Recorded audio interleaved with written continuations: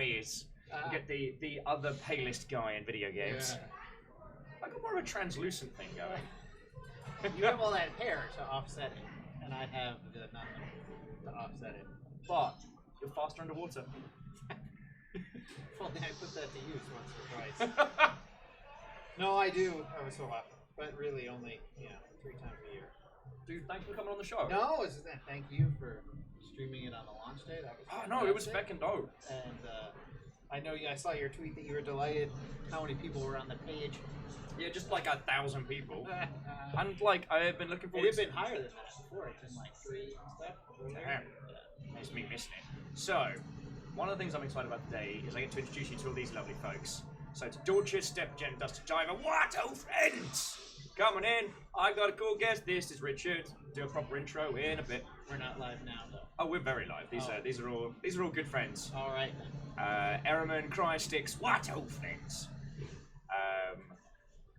So I'll do a little bit of the preamble. I know we've got peeps, but so as you know, I like talking industry stuff. Yeah. If there's ever anything you can't talk about because like NDAs or like money things, you can just be like, no. Deflect. Yeah. And no one will be offended. Right. I mean, apart from myself. Yes. It'll all be said. We can't say all the things. But I can say most of the things. Yeah. So no, it should be fun. Yeah. Tal, what old friend, might need to just give us a little game. Give us a little they game. don't end up hearing the GameWorks noise. Well, that's why I've got the mic set up so weird, because the mic's actually pointed down, so it cuts out the children murdering dinosaur sounds in the background. And do we get headsets or something? Oh no, this is us. So how do you hear the game? Oh, I've got little earbuds. All right. They're having a very bad time at the moment, but we will. Get a sponsorship with some good headphones. I should get a sponsorship. I can hook you up. If you can hook me up, I have a guy down. actually who gave me a bunch of headsets. I'm sure he would facilitate them for you as well. I am more than happy. For a lot. Oh, there was me not paying attention. All the esports headsets. Yeah. So Ehrman, Arden, Watto. Crysticks giving you points for the metal band shirt. Yeah. It's not the freshest band anymore, but it was when I bought it. So I have a wizard with a guitar. Like you're winning. It's a certain freshness that never goes out of style. I mean, it's not Tolkien. It was a wizard. He found a guitar. The end.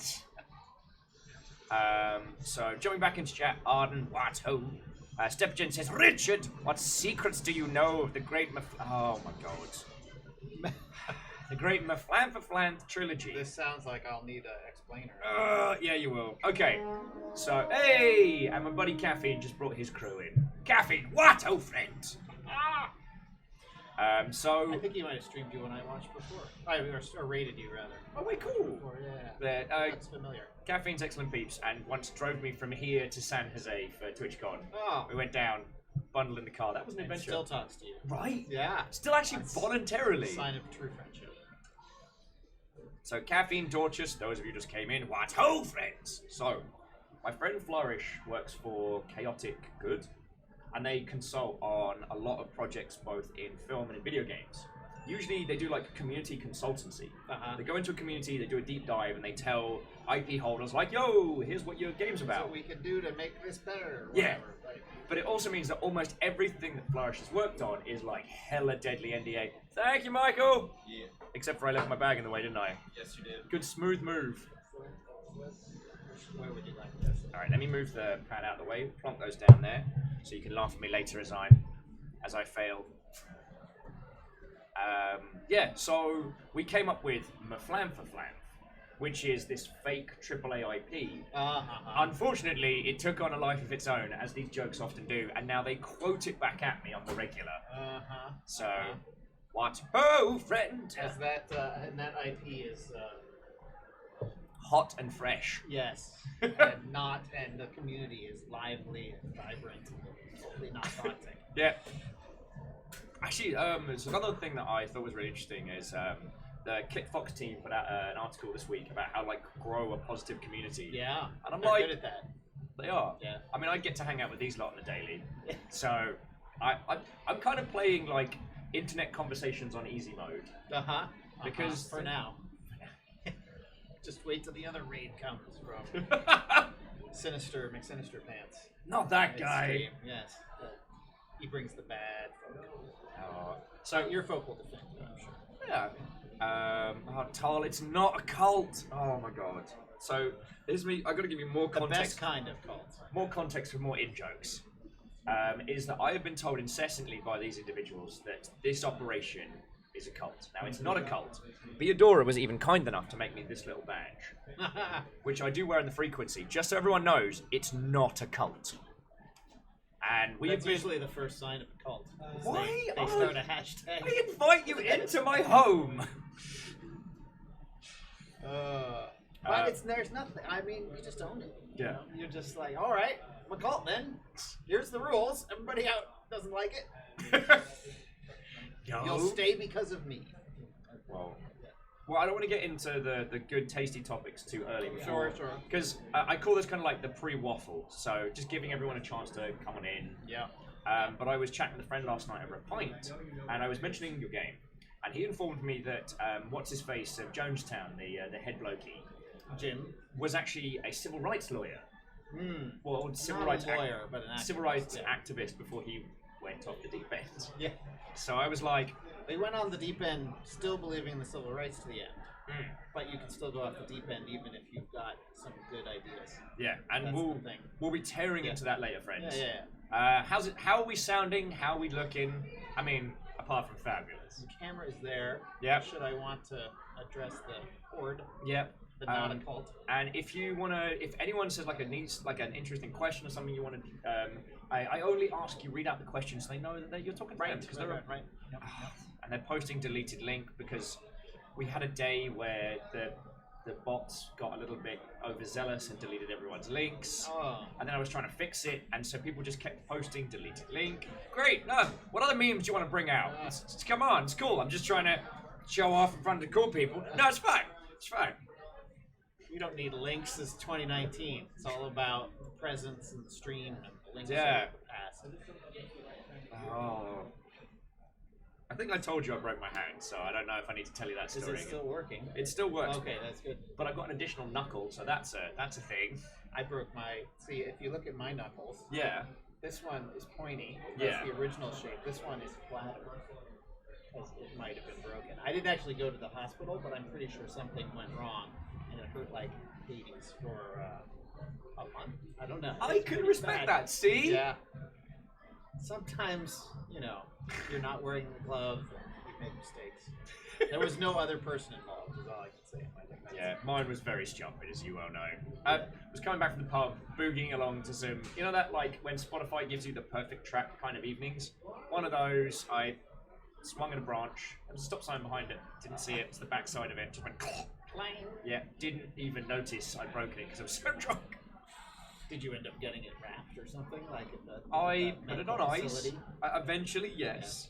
Yeah. I got bullied into taking it out, so Kestrel's like, oh my god, are we cool? Yes! Kestrel, how have you not known this? Cool is a relative term. And in the best way, though. When you're all in agreement, you're the cool people. Yeah. That's when it happens. Self-actualization. Oh, we're going to get into a whole bunch of that. Positive coolness. I meant to ask, do you want a coffee, good sir? Oh, I'm good. I have my own water. I have your water.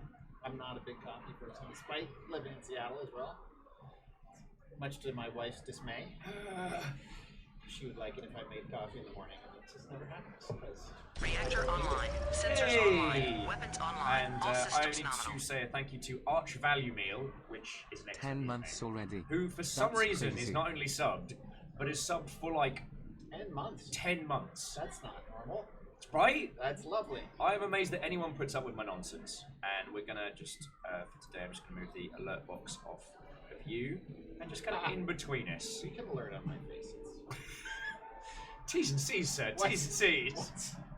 What's this once I consent you? Family friendly. Well, family-ish friendly. Okay. I've heard you use a not family-friendly word once or twice. It was actually more... And the game is M-rated. It is? Lest anyone have any second thoughts about that. One of the main reasons behind that was that I knew that if I just kept swearing while streaming full time, that my swearing would only get worse. I'm actively trying to curb it, which means it doesn't escalate. It stays at normal levels. Yes. Sure, nothing bad will happen.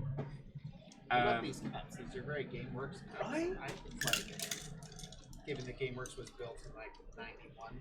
Yeah, Like that. I didn't realise that, like the Trocadero in London, GameWorks was a Sega thing initially. Oh, I forgot that. Yeah, that's right. That's why they have the big like Virtua Fighter guy outside, like busting through the wall. Microsoft was invested in it too, it being a Seattle thing. It had a bunch of corporate stuff happening in the early days. Now has one massive overlord, as all good things must. So let me quickly cook up a tweet that we are live. Oh, great! And I can retweet it. I mean, this is the thing that I do love about doing live stuff, is that you don't have to be panicking at the very... You don't have to be panicking every... Right, if you did a shorter stream, you'd have to make sure it was all good. If you stream all day, you can make some of it a warm-up. The pre-waffle. The pre-waffle. A lot of people for streams do like here's a 10-minute countdown, we're going to go live. And I'm just... All I did during the countdown was sit and talk to everyone. So I was like, dang it. You're your own opening act. Yeah. Dorcas is posting the little... turns out there's an ASCII dolphin. And they keep trying to convince me it's an ASCII shark. Anytime they run it through a text-to-speech, it says dolphin, dolphin, dolphin. So... Oh, I see. I mean... dolphins and sharks are... friends, right? Yeah, I mean, I know where dolphins sit in the grand allegiance of evil. Let's. But they get to leave the planet ahead of the sharks. Let's see if that's a little better. Just making sure everyone can... I'm not quite as loud as you. Yeah. Naturally. So I'll do my best to keep up. Everyone was accusing me of being quiet yesterday, and I'm like, you'll don't want to know what full volume is. Okie dokie. Yeah, let me belt out a tweet, and then we can introduce you proper to all these lovely folks. And yeah, then we can... You look surprisingly healthy for a person who just released a video game. This is all the energy I have left is being used in this stream. At the end, I'll just be a puddle. Bones having liquefied. Like a slow kind of like... That's right. Early 90s. If you see me slipping down during the stream, you'll know it's my life force. But it's done. It's out. Right? But there's patches and... There's always more. There's a Japanese thing I was working on this morning. Oh. To get that submitted, and you got, there's a lot of stuff. We can get more into that later. Oh, hells yeah. Oh, hells yeah. Yeah.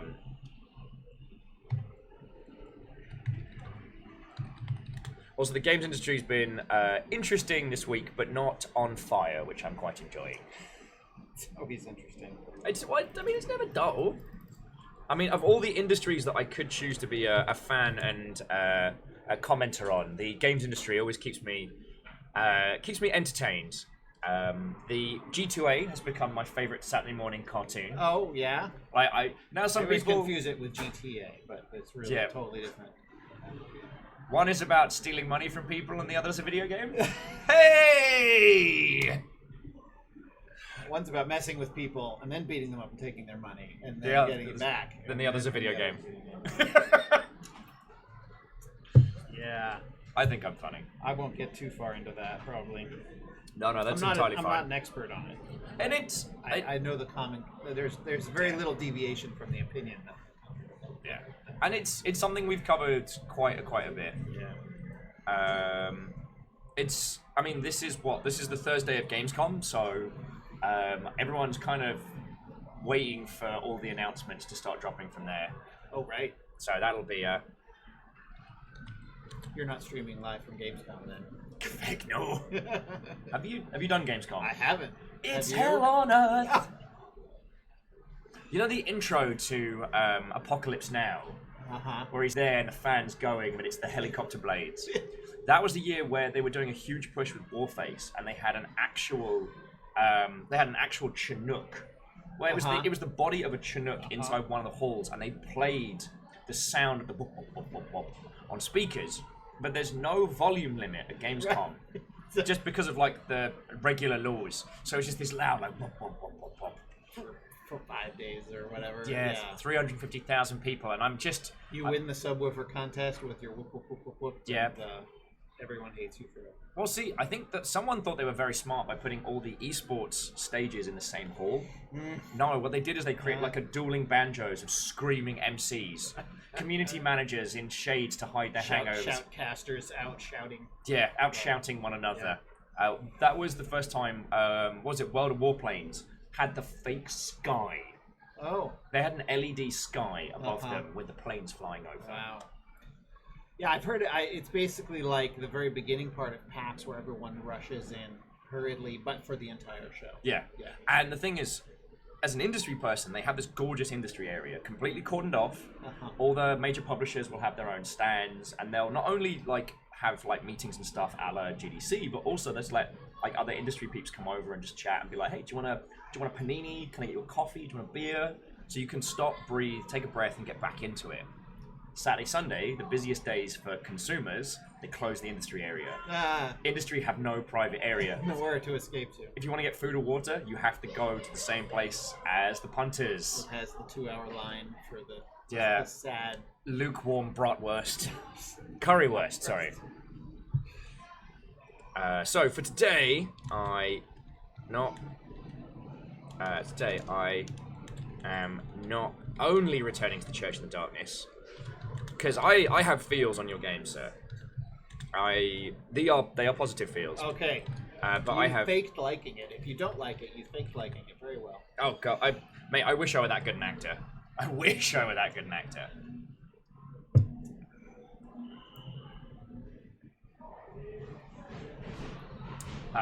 So for today, I am not only the Church in the Darkness. Sorry, returning to. Actually, let me link the game. Why am I being an idiot? A professional Twitter user. It's actually just at Church Darkness. At Church Darkness. I mean, I can link the go. Church of Satan. Why not? It's funny. Running the Twitter account, I get linked a lot of weird stuff. Not to do with the game.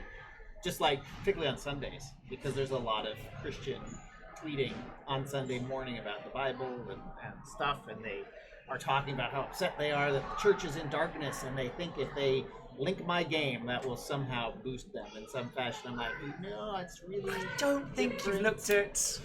Is there another account you meant to? Anyway.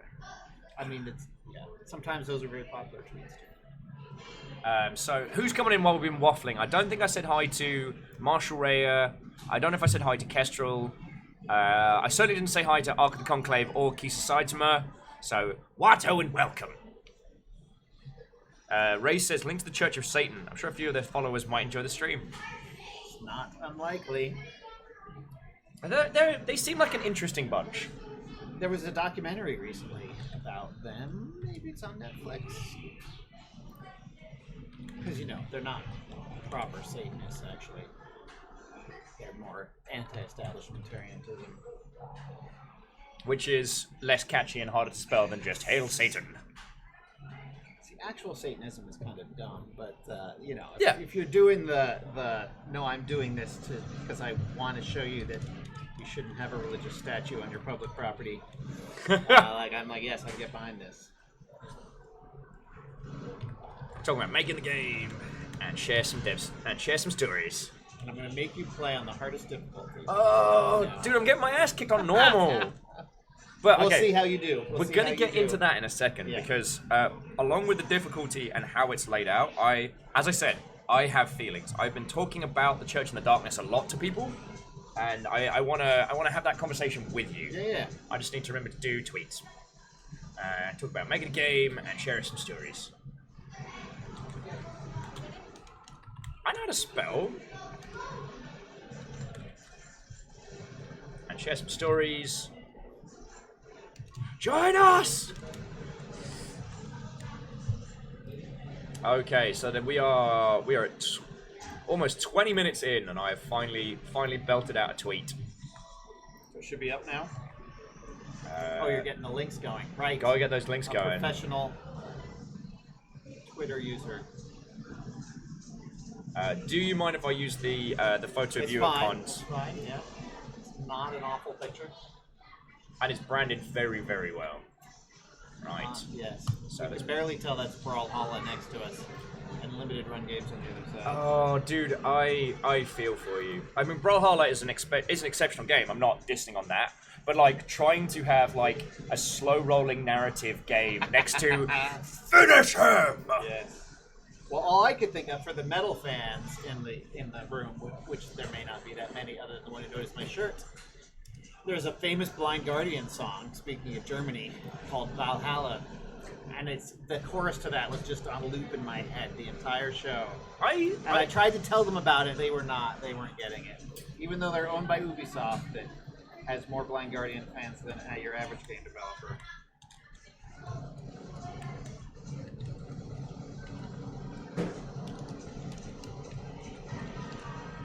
And I'm doing all the things.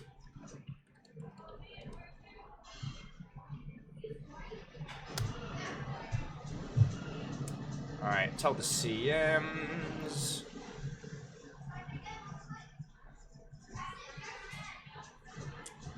Why doesn't Seattle Indies have like a yo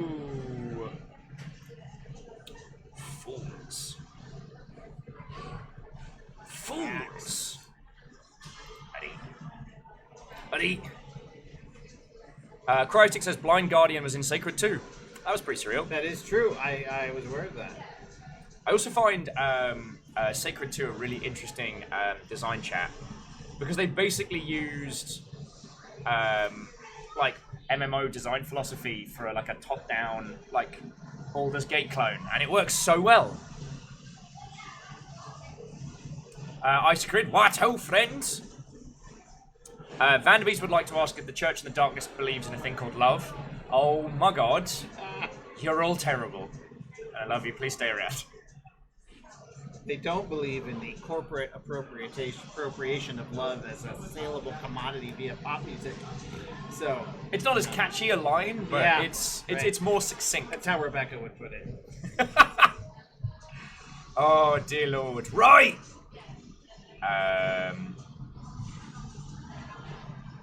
Wow. Me. You don't have a splitter, do you? Because I do have a set of my own earbuds. No. I'm sorry. Also, my audio cable is being a hecking bad word today.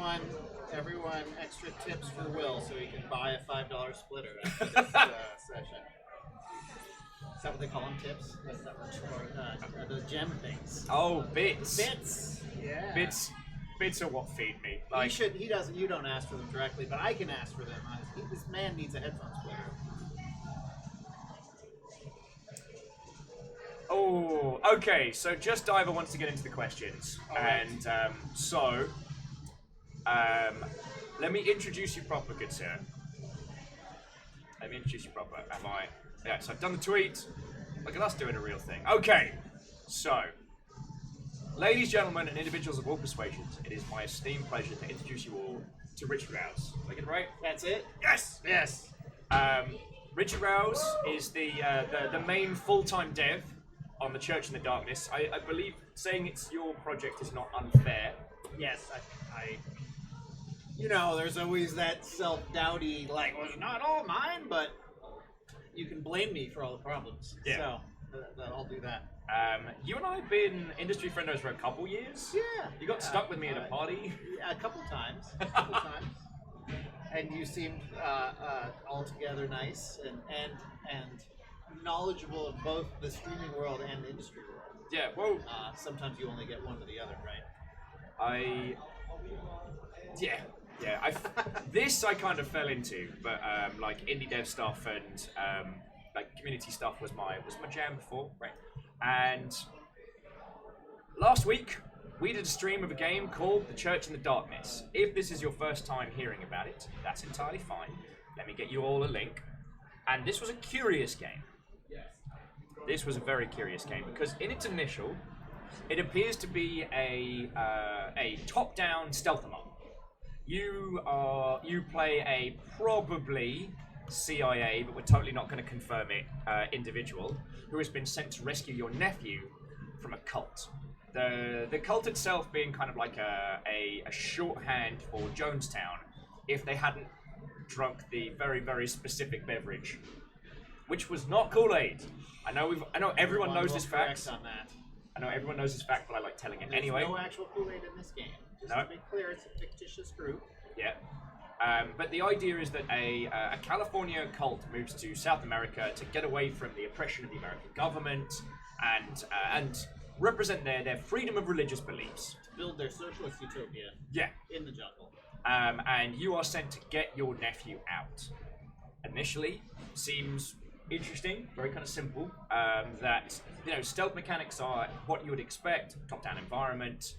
However, how feckin' ever, this game's got teeth.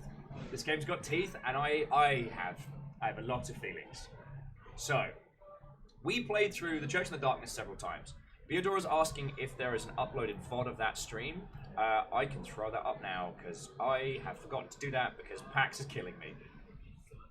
Hasn't even started yet. I know, and it's already doing me a damage.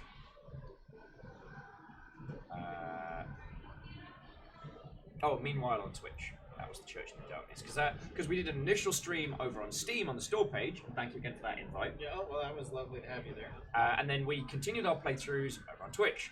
So, when we first played through this, it was everything you kind of expect. There's two very charismatic cult leaders who talk to you throughout the PA system.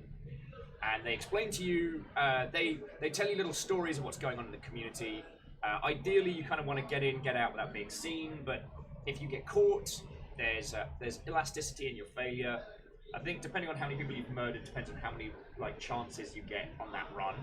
Once you're dead, you start again. I mean, you're all with me so far. Story game, top-down, stealth them up. Seems real cool. But, and this is where Will had to have a little moment. The personalities of the cult leaders are randomized. So on the first run, we had two very charismatic cult leaders. I got us killed, we'll never know. Our first clear run, the first time we cleared the game, the bloke was very, very kumbaya, very believing in his ideals, believing in the goodness of what he was putting forward. And the lass was feckin' militant. She kills him and then arms the faithful. When we got our little nephew out, she locks everyone in the church and burns them. So we're like, whoa, feck, okay. However, You saved your nephew. Saved a nephew. But not anybody else. Yeah, no, there was 100 people dead. So one of the things that we had was the death murder ending. So we go in next time, kill 7 people, find my nephew, we're doing all the stuff, and the nephew seems real happy, real kind of chill. And we're like, okay. Turns out that on that run where we murdered a bunch of people and got our nephew out, the two cult leaders were exactly what they said they were. They were lovely, they were caring, they just wanted to be away. We were the baddies. We went in like a feckin' Solid Snake CIA operative, slitting throats and shooting people. Leaving the body count. Yeah. In your way. Well, we hid the bodies. I don't know how many they found. It's a wise tactical decision to hide the bodies. Yeah. Whichever version you're playing. But that was when it all clicked. And I'm sorry I'm going to say nice things about your game to you. Yeah. I know the usual game dev thing is we all snark at each other, but that was when it clicked for me how exceptional this game was. You don't know going into a playthrough whether you are righteous, whether you are evil, whether you are the bad influence, or whether you are saving people from something evil. There's no way to know until you are in there. In video games, so often, every time we are presented with an cult, we are just presented with, oh, look, here's a leaflet, we're totally good. Oh no, the cult has turned out to be bad and evil. Who could have guessed? But it's so convenient, I can kill them all Yes. without thinking now. I am now justified in doing a murder. Yes. You know, the feckin', be it the Church of the Atom in Fallout, be it whatever the weird one was in Mass Effect. Resident Evil 4, that Yep. was sort of a cult. That was very occult. They were basically zombies. Yeah. But, But with it's sort of culty. strange midget Napoleon as a leader. Still not quite sure on that one. Yeah, yeah. Often used as fodder for a enemy you can stop thinking about. Yes. Other than seeing them as obstacles. And presenting a situation where the user must use critical thinking, where the user must look into what is going on to try and work it out, that is exceptional. Because like there's little clues, like the collectibles that you pick up through each run give you a hint as to the general feel and vibe. How your nephew reacts when you find him will give you probably the strongest hint as to whether or not you're in a good space or a bad space. Though sometimes he's confused himself. Exactly. You're reliant on characters to tell you what's going on, but they themselves have the same information. And this is where this game shines. So yeah, I was good saying Pantheon was a great cult. Oh dear lord, it's not as good as Pandemonium, and you know it. And the reason what prop this. So I will say that since you played it before, Yeah. we've done an update, and there's now independent volume sliders. Should you want to turn down the song, or should you not need to hear it as much since you played it a bunch of times? And we're going to keep working on adjusting the frequency of things, but for right now we put in the volume sliders, particularly for streamers such as yourself, but also players who are just like, I think I've heard the music enough. I did like that. One of the requests that we had was, can we find that woman who sings that awful song and just job her? Just, I'm sorry, love. This is for the greater good. Good intentions, but bad singing. So. Yeah, but it works. There's something corny and unsettling of her song, and depending on the run, that was the hope. Yeah. Because if you're playing with the runs where both the cult leaders are very kind and compassionate, they're like, oh, we're just gonna encourage Margaret. She can't sing for a bean, but she's got a good heart. But if it's a bad run, it's like, oh, this is some messed up propaganda. Margaret, no. Yeah. And I mean, and it's not even levels of like how evil or how good. It's like how insidious, how sinister. We did one run where, now we never got to find out how it ended because I messed up and got killed. But they were keeping everyone's letters before they were being sent out. Right. And people were trying to... Communications director. Yeah. Yes. And people were trying to smuggle out notes. And there was a great one where we encountered a letter where the communications director said, this is a coded message, do not send. Oh, good, you found that, nice. And we had to work it out. You lovely folks worked it out by saying it's the first letter. And I was like, oh yeah, that makes sense. I'm not good with word puzzles. Yeah. What was I doing? Fun fact, the word puzzles were done by, I had some guest writers in the game. Why? And who did a bunch of those notes that you find, particularly if you play the game for a while and you get deep into searching all the deaths, you'll find a bunch of notes and letters home and stuff. And those were written by some classic football authors from back in the day. Because they were big on the word puzzles back then, and they apparently still like to do them. So, we will need to talk about your guest writers at some point, because that's a feckin' all-studded cast. But let's jump into the game now. Let me just quickly make sure that it's the updated version. Should be. We posted it last Saturday, so it's been up for a few days. And if you run it as a version but there's a button. There's a button. I've never used that. I always just quit Steam and restart it. Ah, my QA root's showing there. No, I think actually if you would just update the build as a developer, that button still doesn't do it. You still have to quit Steam and restart it. But, what are your feelings on puns? Because I have a feeling, I'm just reading chat, I have a feeling today's going to be one of those days where we get a lot of puns. I'm not any good at making them, except accidentally. And but I do like them. So. Well, Cryostix throws in, unrelated thought, I have to get out. What do you call a wizard that produces questionable information? It's a propaganda elf. It's a propaganda elf. I should get my son on this stream, really. He's 9. He thinks these are funny. They are funny. I attempt to be family friendly. Sometimes I succeed. Sometimes. He hasn't read Lord of the Rings yet, though, so he might not have gotten that. Still on Harry Potter. Rhymes with me. Sorry, Mr. Ghost being cheeky with question. Does this game have an FOV slider? Yeah, the cheek of them all, I tell thee. I fucking tell thee. Why Streamlabs? Streamlabs, why are you like this? Streamlabs Looks is going. good. Ship it. Thank you.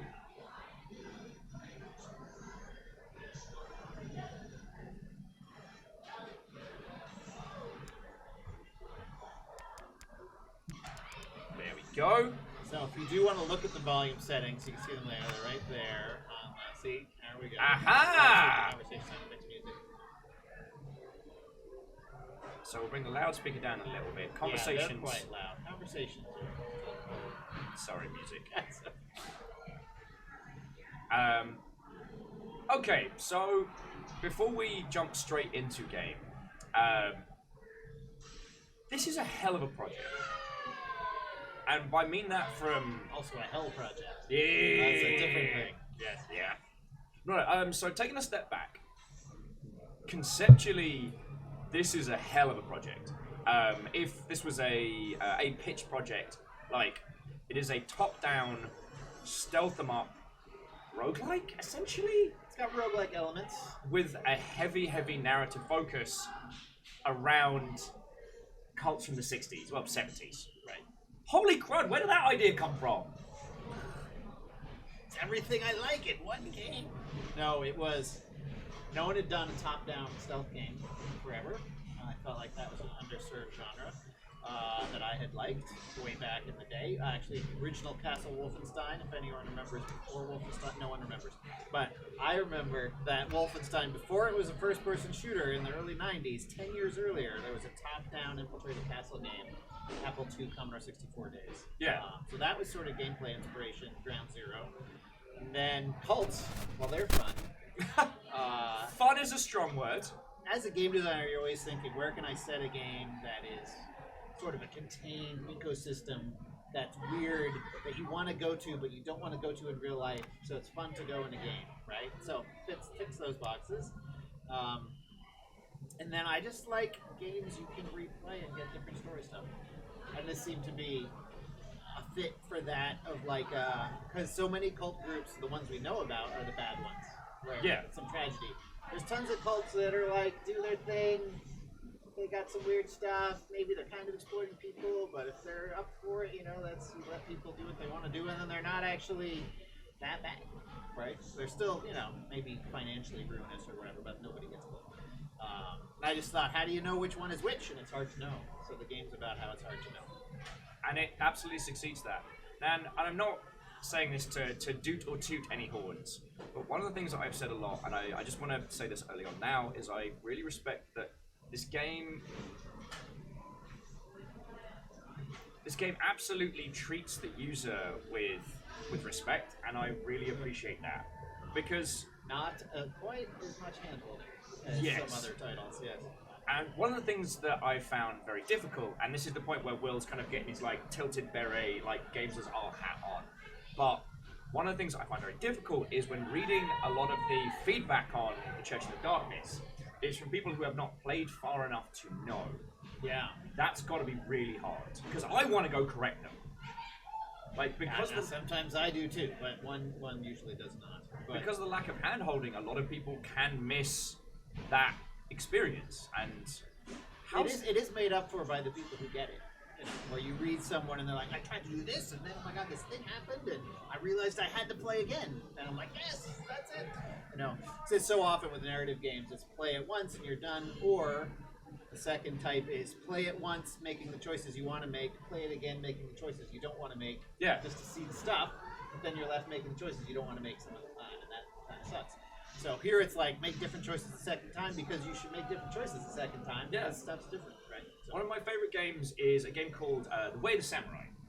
It rings a bell. It's a Groundhog Day hack and slash, where you are a nameless samurai. You walk into town, go.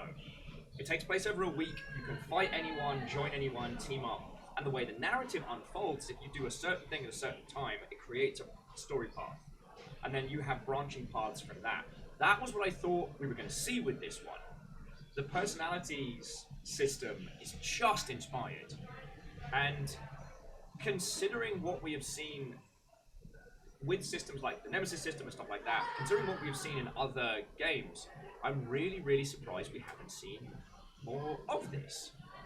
Right, where it's changing the basis. And if you think about it, going all the way back, the OG version of this would be like Clue, right? Yeah. You play a board game Clue, who killed who is different every time, so you keep replaying it, because it's a board game. You don't want to play a board game you play once, right? And there's been a lot of sort of innovation in the board game world, like,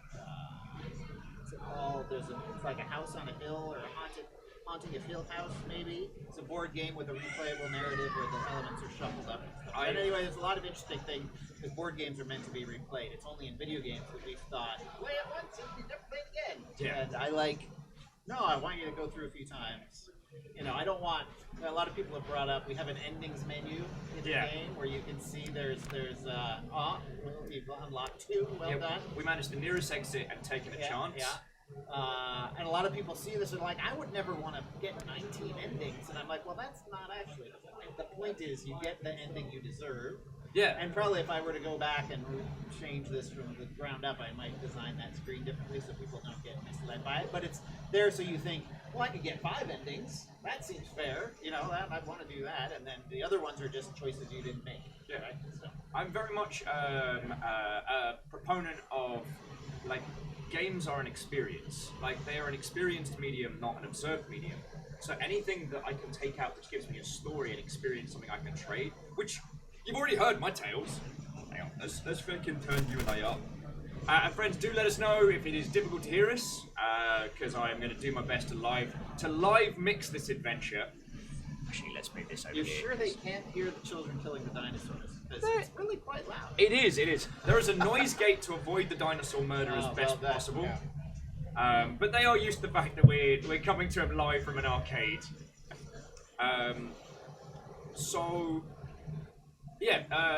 Experienced mediums are things. It's one of the things that I really, really believe in, and this has already given that. Like, all that we may not go through and get. Oh wait, no, that's the case. As cool as it is, we may not go through and get all of these endings, but those 2 that we had have created a story and a narrative which is ours, right? And that's something special. So, before we jump into it, one thing I should have done when I was doing the introductions, because I've been talking to people about the Church of the Darkness so much, I get a little bit overexcited. I'm sorry. I haven't told people anything about you, or given you the chance to do so. So this ain't your first video game. This ain't your first rodeo. It's true. So while we're... things. As gorgeous as the audio is, it is absolutely drowning us out. So let's bring it up. There we go. So, for those of you that have not... So for people who have not met your good self, tell us your tale, good sir. So, yeah, I've been doing this for a bit. Actually, the first games I did as an indie, so that term didn't exist then for video games, was sort of mid-90s. Did a game for the Mac called Odyssey, which was a Ultima 4 style RPG with a ton of different endings, and didn't have a ton of beginnings, just a ton of different endings.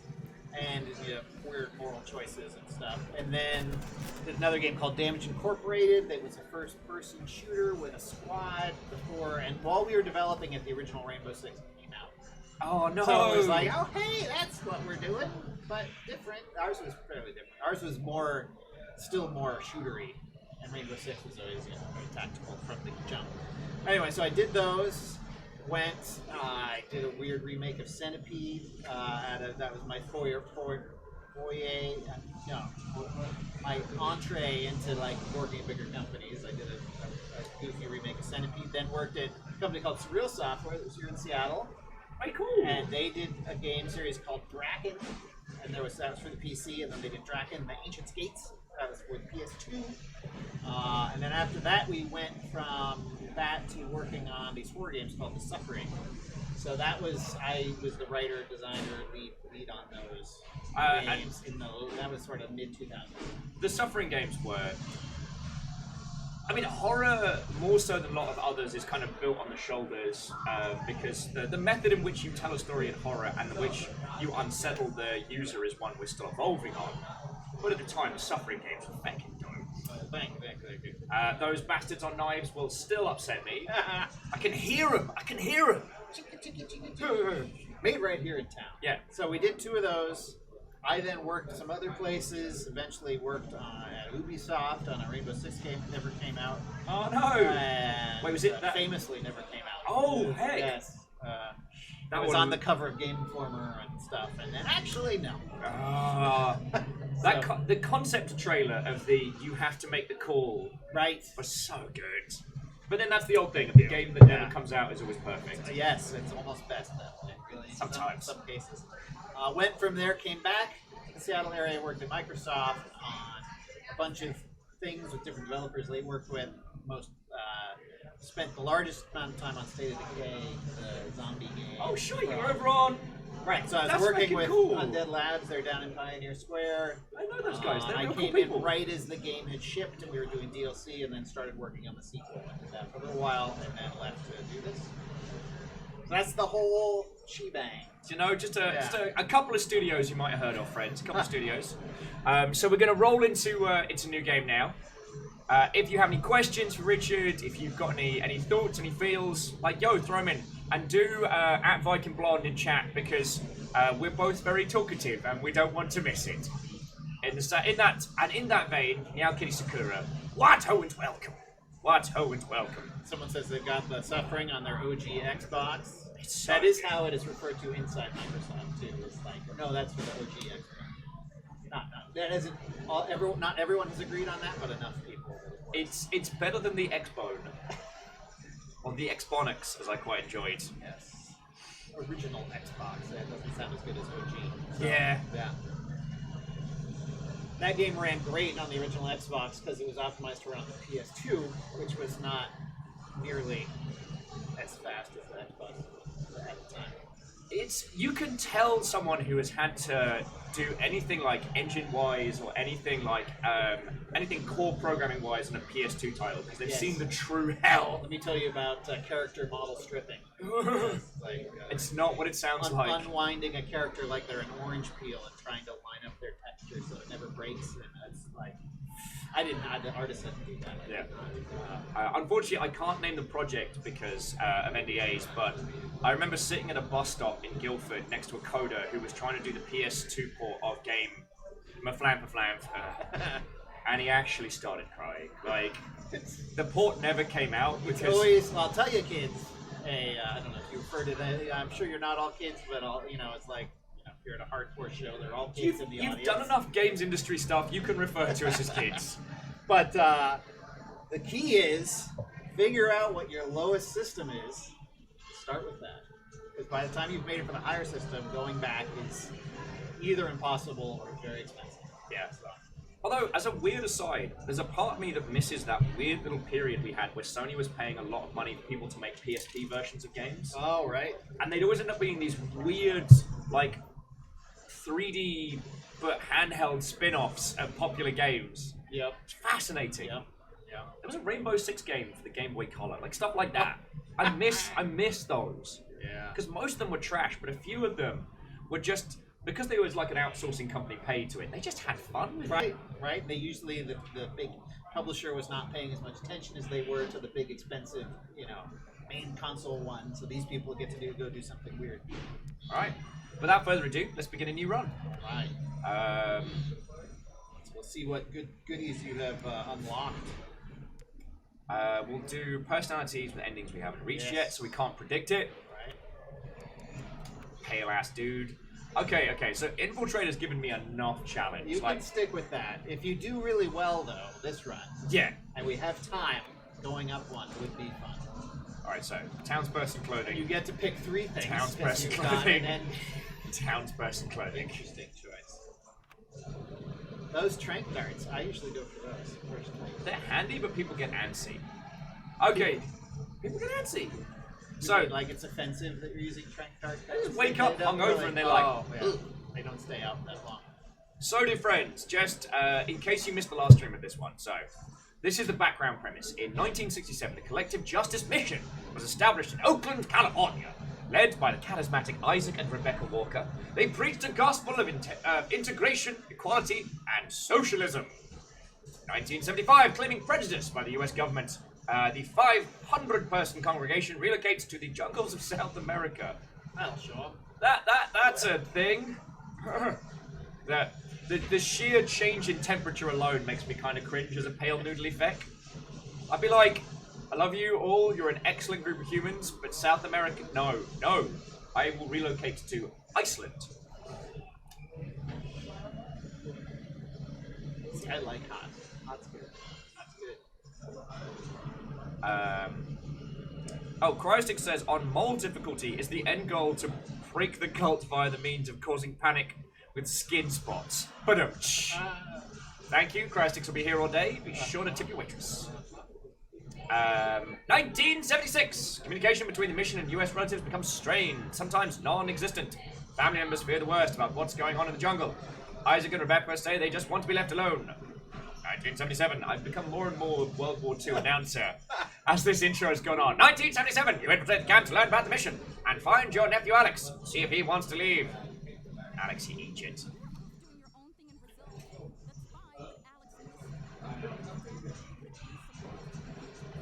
Yeah. Blaming us for finding Alex's. So, let's go on to the other hot topic that I really did want to talk to you about. All right. So, you were the main full-time dev on this. Yeah. Your project, it was put together by a team. I don't make any art, for example. Yeah. Or music. Yeah. And I don't mean to diminish the work of your team wholeheartedly, but I want to talk about the fact that you had some freaking dope guest writers. Holy crap! Yeah, so, when you've been in the industry a long time, you meet a lot of cool people. And I had always thought, I really came from a place of like, these people are some of the most inspirational writers I know. Right? And some of them haven't written anything in a while, particularly the Infocom folks, Steve Moretsky and Brian Moriarty. Famous for games like Planetfall, Hitchhiker's Galaxy, Brian Moriarty made Loom. And I thought, I want to get to it. I wish they could write some stuff for a game again. Hey, I could try and get them to do that for my game. So, look at that, poor soul. So I started with them. Yeah. And then thought, hey, this is cool. What if I got even more people? And then that led to Brenda Romero, who has just been she's a lovely human being, just very, makes you feel part of the community whenever you're hanging out with her. And she was just into the idea, and I knew Mark Laidlaw, the Valve Half-Life writer, was really into cults. Valve, of course, being a little indie studio, you've probably not heard of him. Right. And I thought, well, he likes cults, and he's been writing Dota lore for a while. Maybe now that he's on the way out of Valve, he could do a little cult writing. Then last was Chris Avalon, because he's in all games. Yes. So yes, I just wanted to feel left out. Does Chris ever sleep? Question. No, and he's a great soul too. So anyway, got them. They do some of the stuff as you're searching. You'll find those letters, like the ones you found that have the cipher in them. Yeah. And some of those deep lore ones will be written by some of those cool people. If we find some today, I'll say, ooh, that was written by this person. So I need to hunt lore, not get caught. Search those desks, baby. And that's the funny thing is sometimes, you mentioned the game not hand-holding. Yeah. I've watched some streams of usually people who weren't enjoying the game as much. Yeah. Who are like just never looking at any of the desks. They never search anything. They just blunder through. And I feel some amount of responsibility that I'm not teaching people, no, really, go look in the desks. It's where the cool stuff is. So I'm just going to quickly throw in a few details, because actually let me see if I can get past this guy to just show people what I just saw. So while we were chatting, they informed us that people have been smuggling pills into the cult, and that is evil. That's the poisons they must do without. Right. And they have just started saying things like, I'm inspired by our children. They draw in chalk at the playground to show me we're learning by example. They will carry our mission forward, and we cannot. This is a dead guy tied to an old chair. That person's dead. Yeah. I don't think this is a good cult. I'm gonna guess. I'm just gonna throw this guess out there. This might be a bad cult. So yeah. But he's also got a sack over his head. Yeah, it could just Usually be not what the sleeping. friendly people do, but Sleeping no, there's many conflicting things you'll find each playthrough. So we try to make it not obvious. Yeah. I mean, from the announcements, this might be a clearer playthrough than we've had in a while, because like Rebecca's on the capitalism is a pure fancy spinning. Oppressors, great benefactors, lying and thieves and traitors, and everyone's gonna be an evil. Yeah. That wasn't a great explanation there. I do apologize. But there are lots of lovely people you probably know who feel the same way. Yeah. Who haven't murdered anybody. Oh god. So that was what I get for not paying attention. So Well, good thing you've got the disguise on. So yeah. The disguise shortens the sight cones for those watching at home. Which makes it more possible. Not so much on the red guys. The red guys are more elite, so their sight cones don't shrink as much Yeah. until you get the better disguises, which you unlock later. Yeah. Get another ending, I think you'll unlock some. Or you might find them in this playthrough. I can't remember. I'm always for titles that give you more tools to explore the further in you go, especially when it comes to stealth games. But that's not the story. So, jumping back on that previous one, because kind of like, and I say this with love, dear friends, we didn't have any additional questions. So, the reason why I was like on that list of guest writers is, I mean, Chris Avallone, Fallout, Knights of the Republic, Planescape Torment, Fecking Everything. Yes. Was he Knights? I'm sure he was Knights He of the worked Republic. on KOTOR 2. Yes. Brenda Romero. Brenda Romero's a feckin' ledge, and Going back to wizardry. yes. Brenda has done so much for the games industry as a whole, and as you said, does make everyone feel inclusive. And one of my few claims to fame was making the joke about here we have Brenda Romero and Brenda Romero's husband. Making that joke on Twitter is about the funniest thing I've written in a while. As well, it's nice to see that John is back, getting more involved in game devery after the Daikatana days. We just did that new Doom WAD or whatever that we released for the Yeah. anniversary. Which is feckin' cool. But they're both lovely. Have you met them? I think I've shaken John's hand very, very briefly, but sadly I've Brenda's not, a little more of the extrovert. I than haven't- John, naturally, but haven't met Brenda yet. oh, she's so nice. You know, they're in Ireland these days. They live in Ireland. Yes. Feckin' yo. They moved over, and Romero Games is in Ireland making. Bird. What is the name of the game? Because they did. It's Empire of Sin. No, City of Sin. It's the current game, which was just announced at E3, that Brenda's heading up, but it's being done by their company, is a gangster XCOM. Ooh. Called like City of Sin, Empire of Sin. If anyone can look it up. That would be lovely. Yes. Brenda Romero. It's being published by that German publisher. Does strategy games.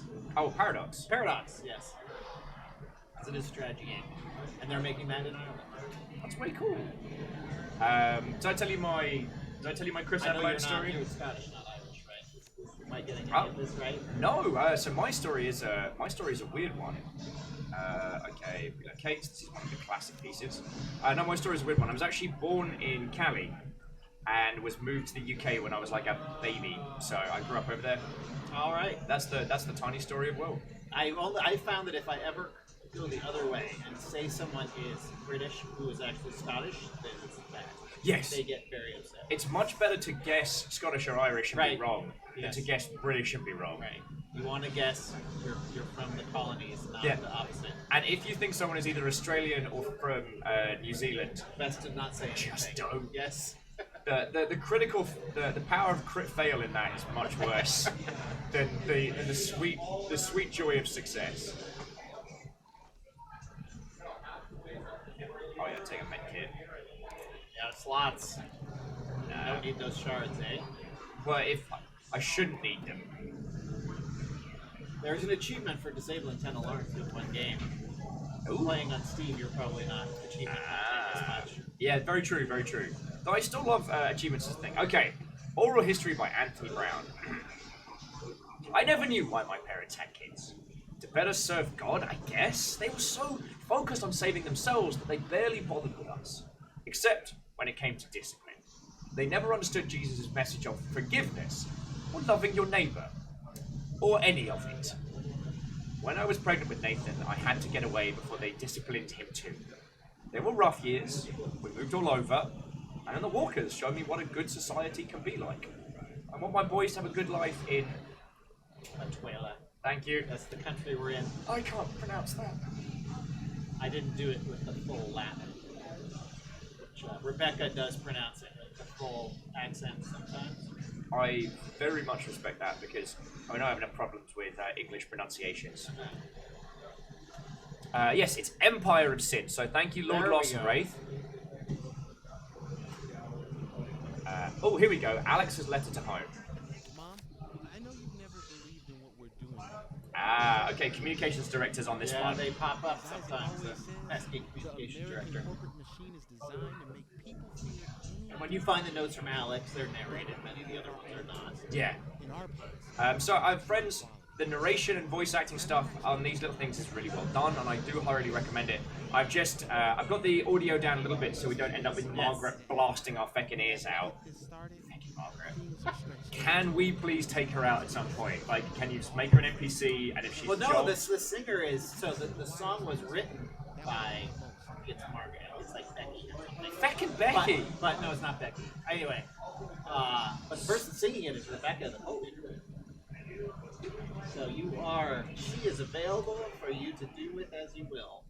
Did someone just hear Murder Run? I just heard, did you hear that? I could have sworn I heard someone saying Murder Run. It sounded like a Murder Run. And for those who didn't know, in other jobs, that same actress played GLaDOS in Portal. Yeah.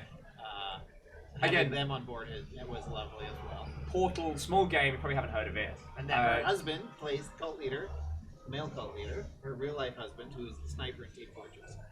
So they're all in here, Yeah. voice acting their butts off. So, I guess, while I'm going to start murdering a lot of people, like a lot of people, the thing I wanted to talk to you about To teach is... her a lesson about the song. I just think this is going to be a murder run. I'm just feeling it. One of the things I wanted to talk to you about was something that I discuss a lot on the show and something that you have now experienced. The games industry is in a constant state of flux. It has been for as long as I've been involved in it. And right now, the industry's weird.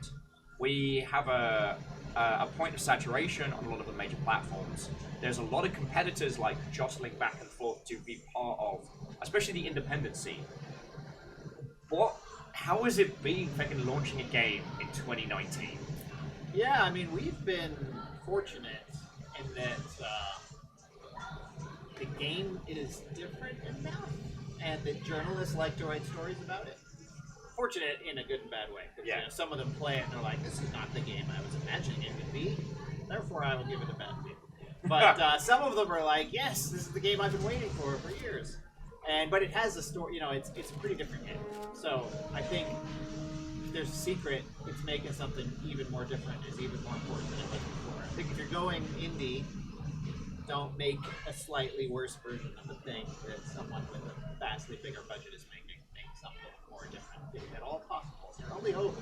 Yeah, I mean, Standing out. it's easier said than done always, but it means that if you are thinking of a title which has some curious ideas or some different mechanics or concepts, just lean into them. Yeah. There's going to be that little part of your brain that's like, but what if we do it like AAA thing? No. And you can imagine, like, this version of the game as made by, grandmother Ray. Oh, I did. Tasty. What, oh, friend? Coming in. Lovely stuff. But yes, you can imagine the AAA version of this game. There'd be a lot less Christ in it. Yeah. If they back away from that, there'd be a lot less dark endings that are kind of like, oh, wow, I guess I should replay, because you don't want to disappoint people, and they get to the end, they should be happy. Yeah. It's If the people sort want a nice... Everything, I shot all the people, so I should get the prize, right? And it's a little different than that. free or die, they say, and they mean it as a threat. That is a quote from one of my programmers. Told to me years ago before the game. It's like, oh, I didn't know he meant that as a threat. My favorite programmer quote is 9 women can't make a baby in a month. Yes. Yes. Looking at you, AAA. But yes, the AAA version of this game would be very sanitized. It would be full 3D. And The blood would be spectacular. oh god, yeah, and you'd be all about like hiding behind things, distracting, and neck snaps. Oh, South America's map. Shows you where Venezuela is. Little did you know that country existed. Yes. Try to fictionalize some things. Keep it not a documentary. Yeah. Well, also, I think if you look at that blackboard, can you read the blackboard if you move your camera over a bit? No text on that one. okay. It does change what's written on the blackboards each play. Wait! So that's a thing. Frickin' wet! You can hunt down when they're. I think the ones that are written are angled so that you can read them from this camera better. Yeah. Do you know you can zoom too? Did you find that out? Click, right click. Thing. What? We don't ever teach anyone that either. It's on the control screen. So when you go into a room like that, that's not a particularly good example. But some of the rooms are more decorated. You can check out. Oh, that's what's in there fucking by cool. zooming in. I'm just. And it auto zooms when you talk to people, and you can unzoom with that if you're like, "What the guard?" or something. So That's useful super both ways. useful. And again, this just goes back to the point I was making earlier. I love any game that respects me as a player. Alright, so we've got the buildings map. Billy might help us finding all South Cottages. Yeah, so I'm just gonna skip You met the dining. Billy before. Yeah. So I'm gonna skip the dining hall and try and skirt South Cottages. I like games that let me plan. But yeah, I love a game that respects me as a user, that is content to let me experience.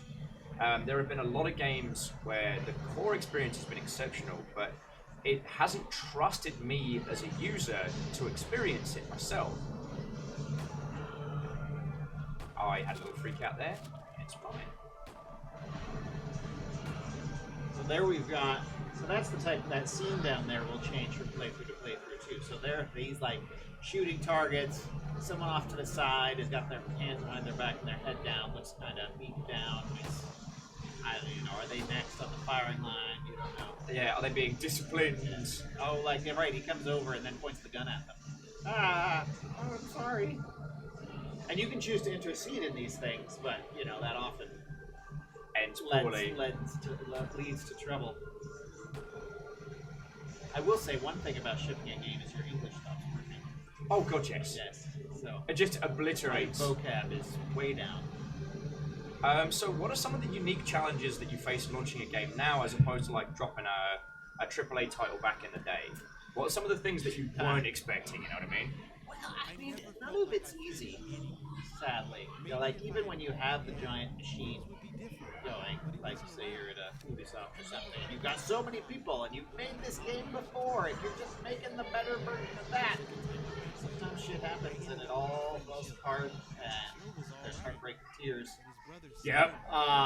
But, you know, in the indie world, it is that density of so many other things. And it's like, it's not only a problem of like a lot of junk, it's like a lot of good games, right? There's tons of good games out there. And the engine stuff has democratized development. I'm sure you've heard that term. Yeah. And that has led to a lot more games that are worth playing. Oh, that was close. That was close. Thinking of adding a targeting thing to throwing the rock on a patch. Oh, so like holding it down so you can Something, aim where it's hold it going. down, then you see a circle where it's going to go or something like that. Wouldn't be against that, except for I One of the complicated things. fecked up on my own plan and I'm now near the dining hall, which is a dumb idea. Oh, you can still find your way. I should probably skirt there. There's another little... Little checkpoint. Learning the map also is one thing that I enjoy games that are content to let me explore and learn. And this is just personal preference at this point. I do get overly grumpy at games that stop the experience to tell me what to do. Yeah. We could probably do a little more. I should teach you the... Have you done the stick-up move yet, ever? Does that ring a bell? Once you have a single guard, I can show it to you. Run! Good Gunner.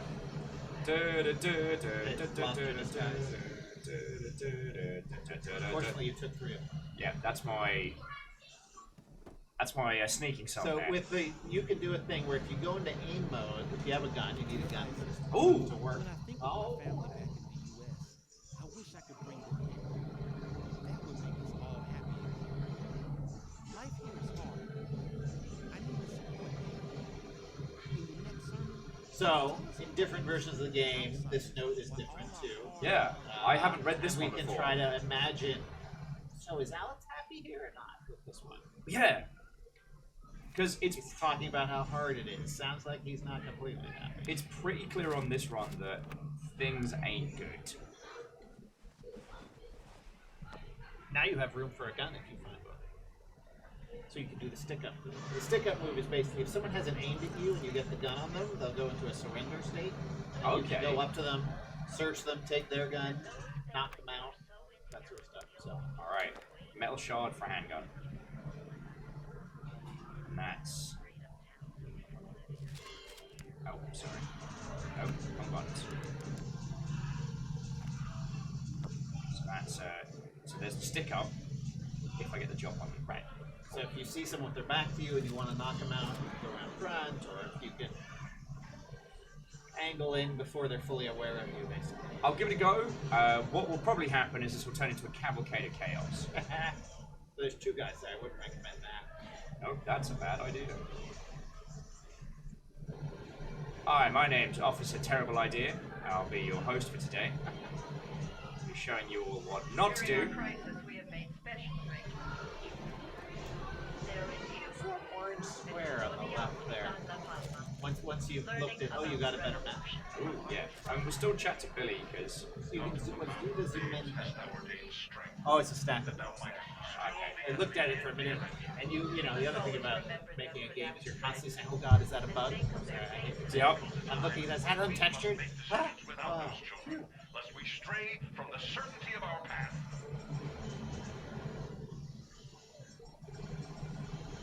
Yeah, the kids as hostages thing is dark but very real. Yep. Once you're there's a big problem with cults is they get your whole family, and then you want to go, but the family doesn't. And Yeah. then what do you do? Postcard from Patrick. What's Patrick saying? Oh, here we go. Enciphered warning: do not mail. Is this the one you saw before? Do you remember? Examination by Natalie, possible public confinement. So last time it was it first letter, wasn't it?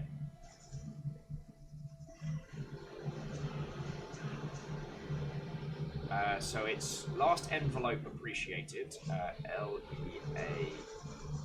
Need cheap ass guitar, extra strings.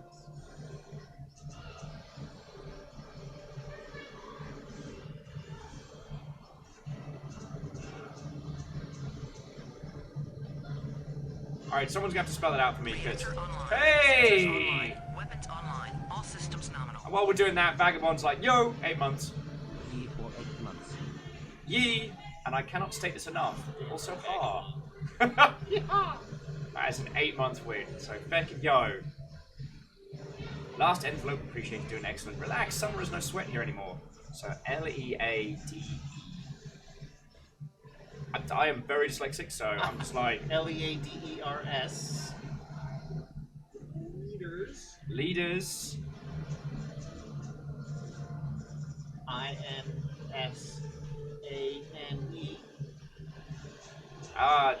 Tasty and Arch Value Milu saying, leaders insane, people in cages, help. There we go.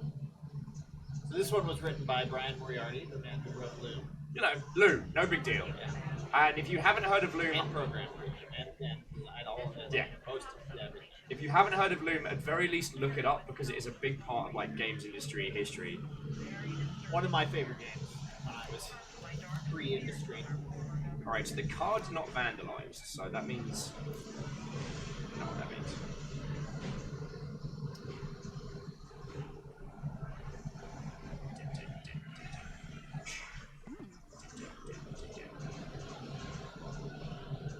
Fucking yeah! Fucking leg it! One guy half saw you, but you're okay. Fine, we're fine. Okay, you can go hang out with the pigs. So, Big Bigs. One of my favorite parts of the game are the pigs and the chickens. The little noises they make as they run by. Big Bigs. How you guys hanging? You guys doing good? That's a massive pig. You can shoot the pigs. No! But why would you? Exactly! Also, it's noisy and it attracts trouble. The bird's also cool. He doesn't make any noise though. As it skims across. That is one of the few problems I've had with this game, is that both the rolling narrative and the amount of things going on at one time does kill my banter. Dealing with permadeath. It's a stressful experience. Those look like carrot. Blind to the corruptions of the communist country. You got one guard, one civilian. So people know the yellow sight cones are unarmed, but orange is the lower level guards, red is the higher level guards. And then there's black sight cones if you get those people. Yeah, they don't feck around. Oh, let's to Emma. There we go. Esme, just wondering how my kid sister, by 3 minutes, is doing down here in the jungle. I miss you. I miss our shopping trips. I miss hiking in Barker's Ridge. I even miss those notes we used to pass each other in school. We could tell each other so much in those poems. Choice final words. Good times, huh? This is a pretty hard cipher on this one. Anyway, because I miss you so much, I decided to write a new poem for you. All are not saved, but it can be. Love and everything too. Years we need alone with you. Please do. Our time is now. Kindness we speak. Always to hold, never to touch. Like, fucking Rick. Now, if someone on the stream could solve this, Because Tasty says they were really into cryptography for a this while. is a much harder cipher than the other one. Which is why the communication director has not picked up on it. Ah! I had that as a title for a while at company, and now I'm like, was I the baddie? Skulls on our hats. Tasty, you take all the time you want, friend. We're in no rush. This one was written by Steve Maretsky, Ooh. the author of Planetfall and Hitchhiker's Guide to the Galaxy. The video game. The video game. Leather Goddesses of Phobos. One of the last Infocom games. That is an exceptional title. You should, I don't know, I don't see a lot of streaming of text adventures. It's a An lot. underserved market. It really is. It's a lot of reading, which is what tends to break me. Like, I really enjoyed doing a few of the. I really enjoyed doing Pyre outside of the basketball nonsense. I really enjoyed doing that game, but sheer amount of reading nearly killed me. So I guess the other thing I wanted to ask was, so how has the title been doing so far? Like, it's been a week. It's been out on Steam and is it Steam and Humble? So it's on GOG as well. All right. You DRM free people. Respect. So we're on there, and then we're on PS4, Xbox, and Switch as well. So how has it been doing? Is there anything that you can share with us in terms of like what space is doing dope, what space is like which audience is really gelling with this one, and which one is being like, It has been, I'll be honest, a little more embraced on the consoles. Like some Steam people really love it too.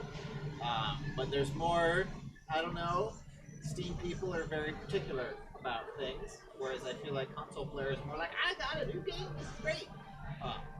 So, yeah, it's done really well on Xbox, actually. It's probably the lead platform at this point.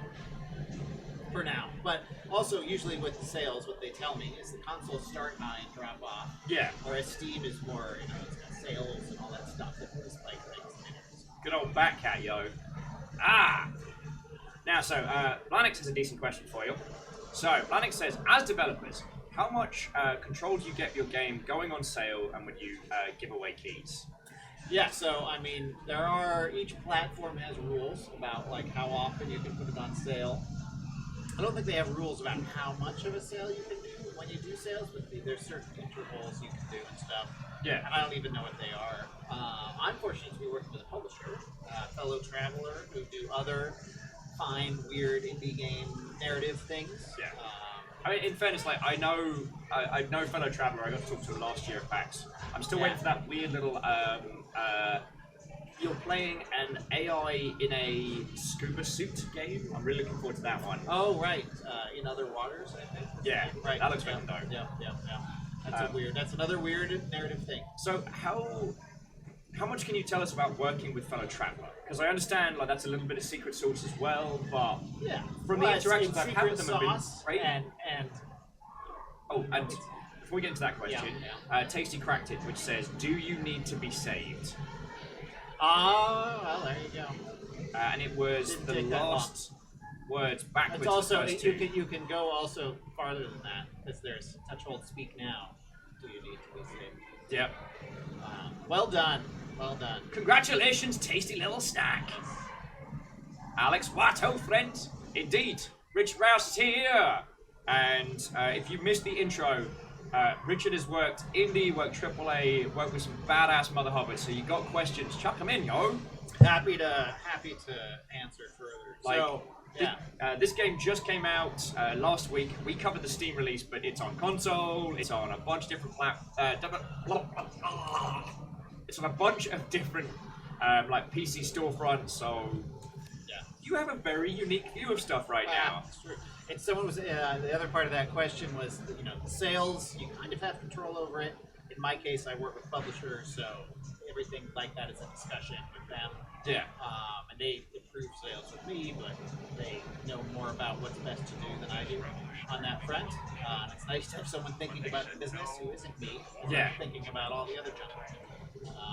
And that's kind of the, a lot of indies will say, That makes us "Oh, you can dangerous. self-publish, it's fine," and I think they're right. That you can do that if you have someone who's going to be the business person. Right? Somebody's got to spend time thinking about how to position it on the store or how to get those promotion. Yeah. And that all takes time, knowing where all those promotions are, talking to people about When that day comes. and stuff.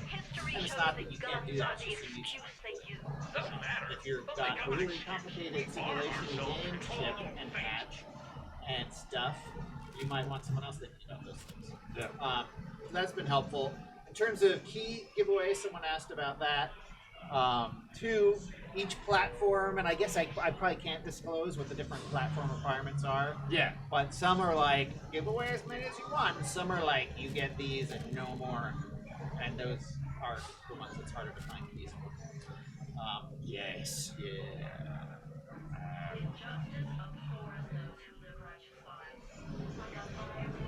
I need some really good long form questions for you because I'm getting into the. Because you're getting into the tense. Yeah. You've been playing a while, you don't want to lose it all. Well, and the thing is, with such with the play sessions being like at a reasonable length, it does mean that you get that risk reward for rolling dice and for trying to guess a whole bunch of stuff, but it does mean that you're not completely boned if you lose your progress. But hey, read after read, my own men. Stooge, what, old friend? Coming in. So there was a question here from Polanix who said, I guess you could say I'm a skeptic about how the markets actually work. It's a very vague subject to anyone who isn't directly involved. I would say it's vague to everybody. Like, not even the people directly involved don't really understand how they work. And it's sort of like, the algorithm, right? Yeah. That serves up YouTube content, say. No one really knows how that works. Like, it's complex enough that there's no, like, if you do this, this will happen. It's still, and the same thing could be say recommendation algorithms in Amazon or Steam or whatever. Very much so. And what we've seen is that the few times where the market's solidified long enough to allow for there to be a common or best practice, it does not stay because everyone learns it and then immediately starts working towards that Or methodology. they realize, oh, here's an exploit I can do with, say, Well, I mean, there was let's- a recent story on Steam about changing your release date to Yeah. get you on the upcoming list. You could basically camp the front page by putting Right. by constantly changing your release date to being like Tomorrow. Yeah. Right, and just change it 100 times. Now you've got 100 more days to get wish lists or whatever. Yeah. And I believe they just stopped it. Yes. Now, personally, I have a lot of good friends who work over at Valve. They are lovely people, so it's my. Me too. I was just there yesterday for lunch. Oh, way cool. And that's one of the unfair advantages we have being in a tech hub. Well, true. I And can go have lunch at Nintendo or Microsoft or Valve. my Valve friendo is off at Gamescom at the moment, so yeah, pour a little out.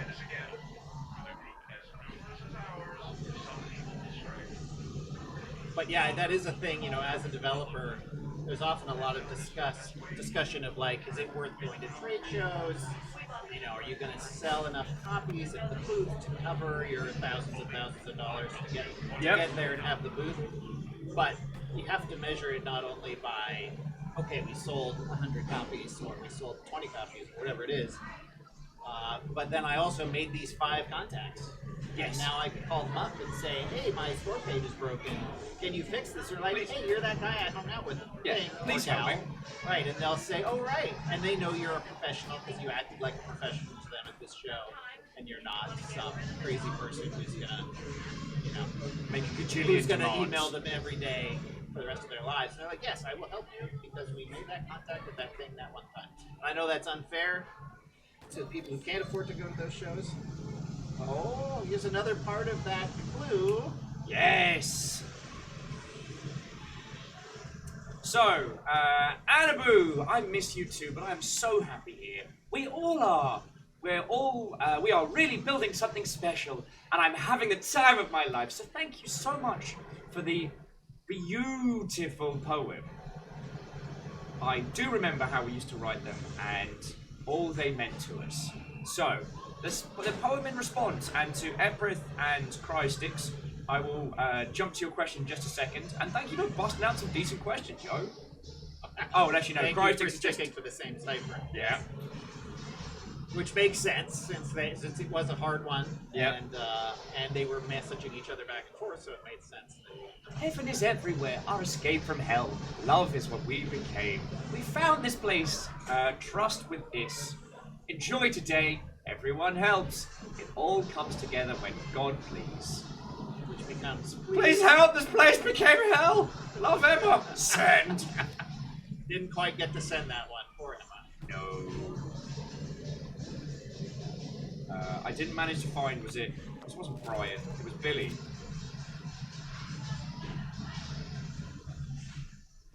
So let's jump to Erica's question while I'm slowly holding my breath so I don't get ganked in a feckin' bush.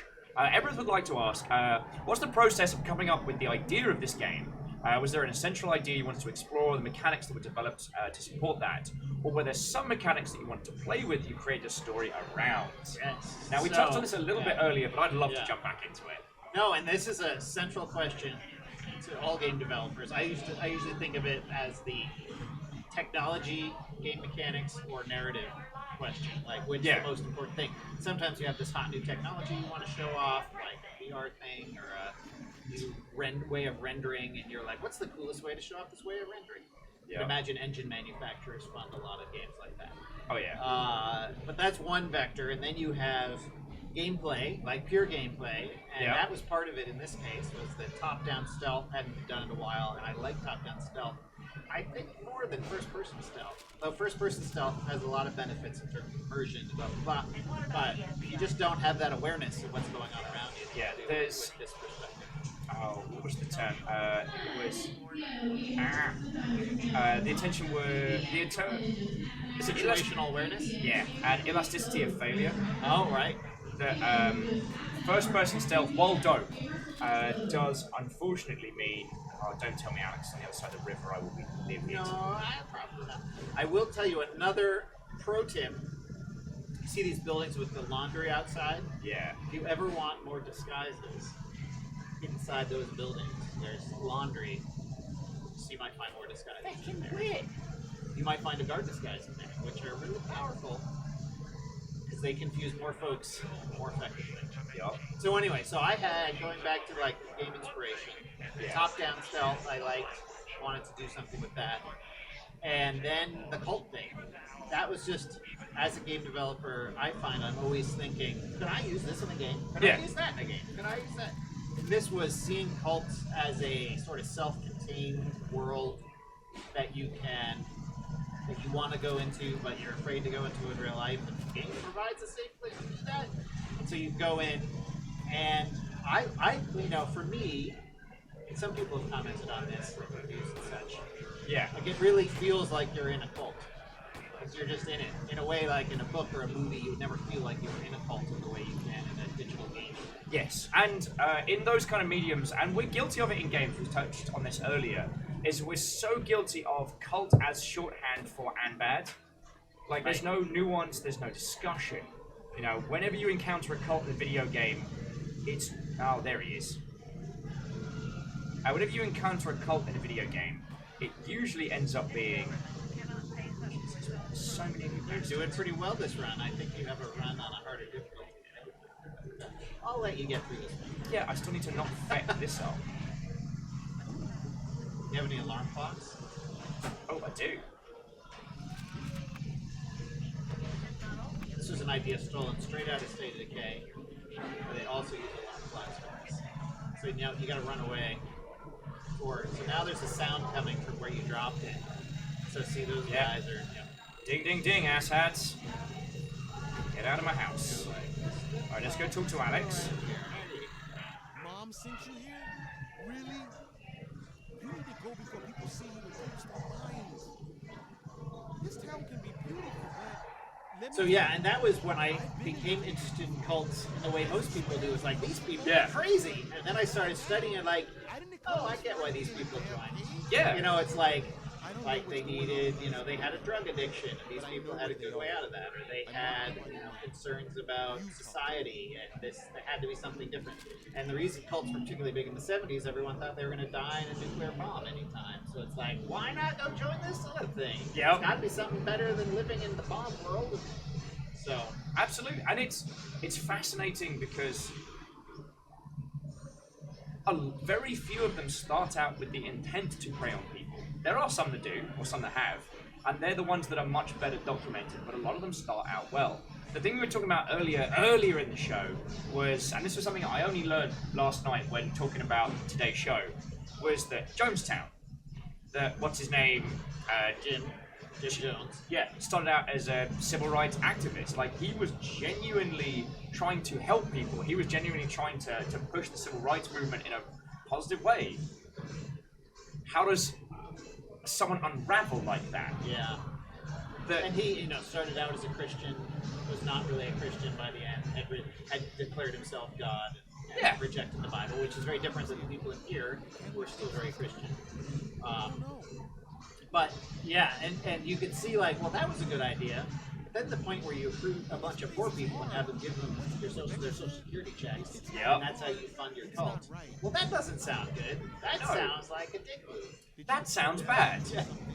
But it's going back to what you were saying earlier, is that, games are an experience medium, and showing us a manner in which we can understand these situations and in a way that we can understand how people become involved in these, that's something very powerful. Now, to those of you who have just joined us, come over from Stooges Raid or from Tasties or what have you, the thing about the Church in the Darkness that's so brilliant is that the personalities of the two cult leaders are rolled randomly from a table. In this one, we got two bad eggs. We got two bad cult leaders. They're putting people in cages, they're having people killed. It's bad. But we've also had runs where they've both been genuine, kind, empathic people, genuinely setting out to do what they said. Create a place that's free from government oppression, that's free for, religious expression. So, yeah. And Stooge, this is Richard. This is Richard Rouse. Richard's been in the games industry for a heckin' long time. It's always strange because I did 10 years, and You consider yourself in the industry right now? That is a discussion that I have had with this lot for a while. I don't know if I would consider myself to be industry these days, but also I try and spend a lot of time helping out indies and Like, I'm technically PR. Technically, I can send out press releases. That's something I can Do do. you want some water, by the way? I actually will. All right. Because I've been. Ran out of coffee a while ago. Yep. Thank you kindly. We love these cups. Cheers all. Best pizza Hut Hell cups. yes. I see you went there. It's not. This isn't a cult.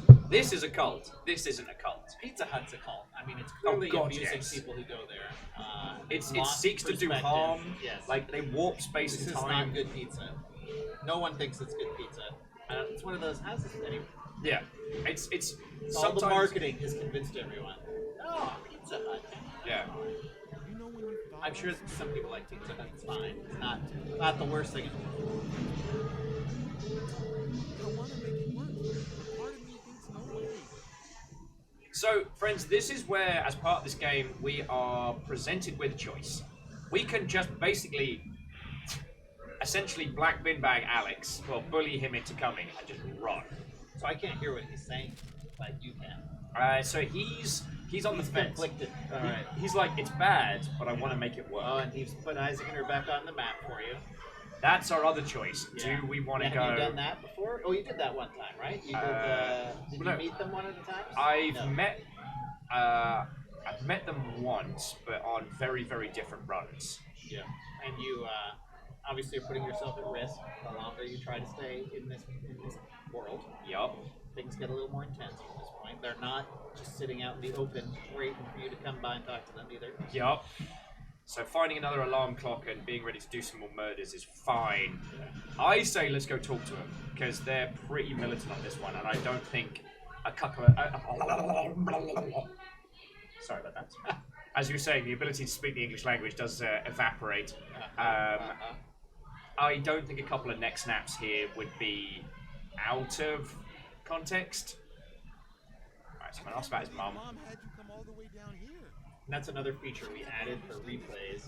What it Is did? that skip dialogue button was not in there before, which is less what you want to do on a stream, but for people who are replaying, they're like, I've heard this line before. Yeah. And that was on the wish list before, but it just came up enough times. So let's prioritize that. And we're going to keep doing that sort of thing, patches and patches for a bit. Alright, so I say let's go see the cult leaders. All right, you can leave Alex here so he doesn't get into more trouble while you're trying to. Because that is a scenario a lot of people get, is like they're leading Alex out, getting us a scrape, And then he gets shot. Yeah. Yeah. He's not wearing a flag vest or anything, so. Alright, let's fucking... Alright. Hang it! There's a kaleidoscope in it! Oh. You do pretty well, though. You haven't been captured yet. Yeah, but that's... You'll notice that my ability to ask you intelligent questions about creativity and game design drop out the fecking window. Yeah, what we need is a long loadout screen section in this game for more streamers Fuck! time. Uh-oh.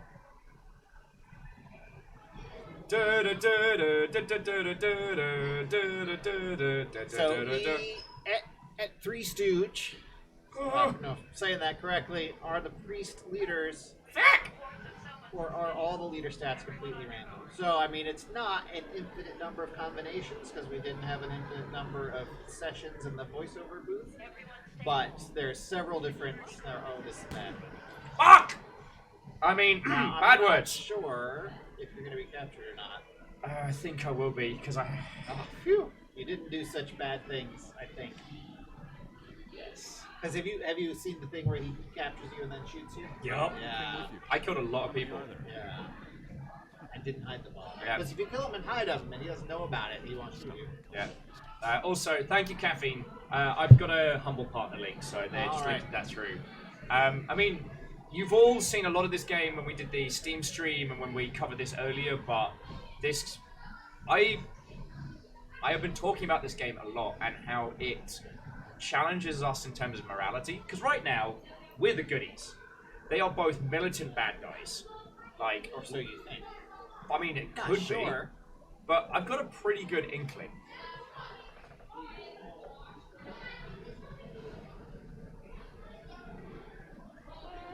It's alright, it's alright. He's gonna do his little thing back, and I'm gonna snap his neck and pop him in the cage. Or you could, not snap his neck, just choke him out. It's Put him in weird. the Like I cage. hear the words you're saying, but I don't actually. It's like I can't decipher. You were just the saying, meaning. I'm the good guy a second ago. And that's not. That'll kill. He didn't do much to you. He could have killed you. He didn't. I mean, all I'm hearing So is the his thing failures. is, if you do the non-lethal takedown and you put him in the cage, he's not coming after you because now he's locked in the cage. Yeah. So do support that. Despite all his rage, he's still just Nicolas Cage. What would you consider the hardest part of the game to implement? Ooh, what was the feck you? This should have been easy, and it's killing me part. So many.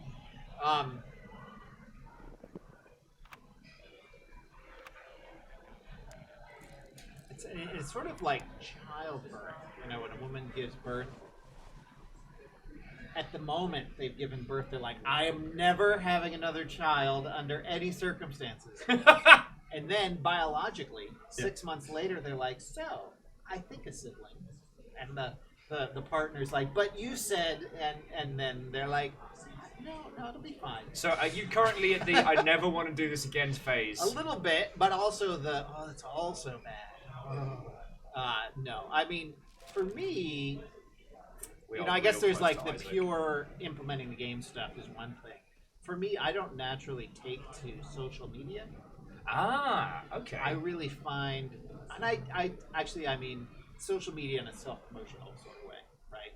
So writing like 3 tweets a week about the game for the last 3 years, I feel like that was the hardest thing I had to do. Which is ridiculous, because people who are good at social media, that would be like an hour's work. That'd be great. They'd enjoy it. But I am not that person. I'm trying to get better. I've been trying to follow the Rami route of No filter, just go. 3 tweets a day, one industry, one personal, one joke. So just like I Yeah. failed to do that consistently. I failed to tweet about the fact that I'm streaming consistently. I just don't think I'm that interesting. So it's like I don't want to fill up people's streams with feeds with what I'm eating or something like that. So, Caffeine is asking, is Will the baddie? Most likely. Oh, fucking no matter what he says, I'm not a baddie. He snaps another neck. We could have tried out that like the subdue, the non-lethal, hands up move on that guy, but so one of them's in there. Is that right? Yeah, Look but at there's the map. Who's in there?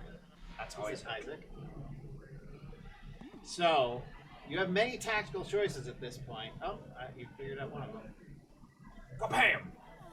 But there is so you can't see it as well because it's camouflaged. But there is a a black ring guy. yeah, there's the military guards. So we're just going to do an old Agent 47 people pile. What we used to call Fidel Castro outfit is how I like to refer to it. see, this is a horrendous term, but in LARP we used to call it Drowjenga. The idea is to kill as many bad guys as possible and stack them up. The first person whose pile falls over wins. Drowjenga. So, what I like to do is pile all the bodies somewhere and then get the transistor radio and use it to play a little wake music for them right there. So the transistor, I don't know if you found the transistor radio, that creates a distraction like the alarm clock, but does it instantly, whereas the alarm clock has the delay on it. So it's sort of like a more fun, less effective version of the alarm clock. Wacha! Wacha! But in terms of the development, what was the hardest? To come back to that question, Yeah. AI, baby. All day long. Because AI is so complicated.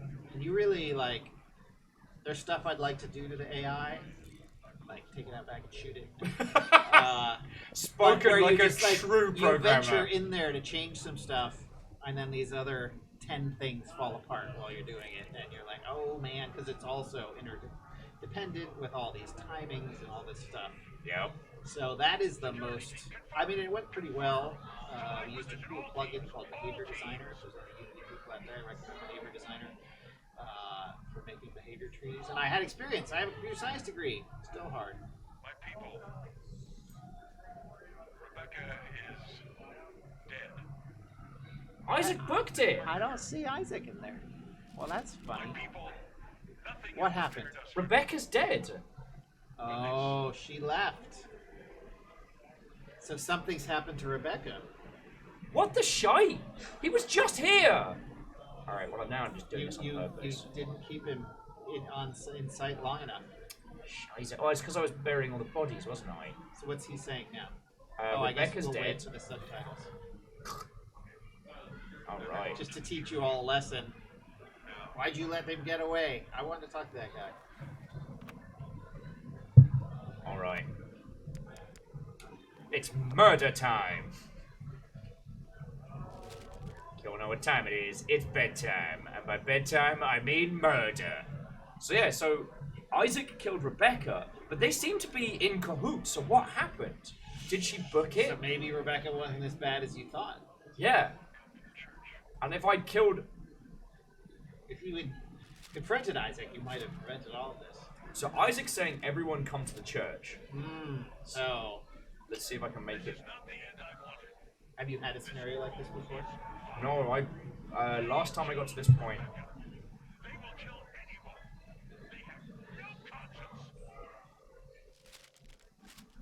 Yeah, see if you can get to the church before it's too late. I'm trying! Oh. All right. Love indeed equals actions. And a cult in the bush is worth 2 in the hood? I didn't say the things on the chalkboard made a ton of sense. I would go to the right. I think you are correct, good sir. That's the other thing that I'm Hoping kind of... you make it through this so we can play without sight counts next time. Yeah, I should be able to make it past the playground.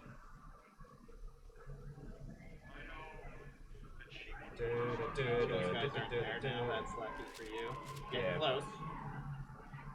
What cost?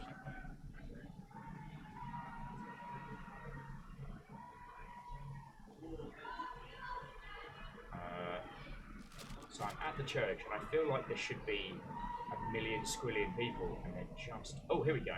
Yeah, there's Isaac. You've got the gun. There's a lot of guards. You might want to find another way to get to them. Got my here. Or if you got the alarm clock. Do I... There's a trunk in there. You might get there's 2 things you could search in there. You might get lucky. On. Nope. I'll take them all. Fried pickle sandwich. Cool. Cyanide pills. Watch out. Look like health pills, but work differently. Piss!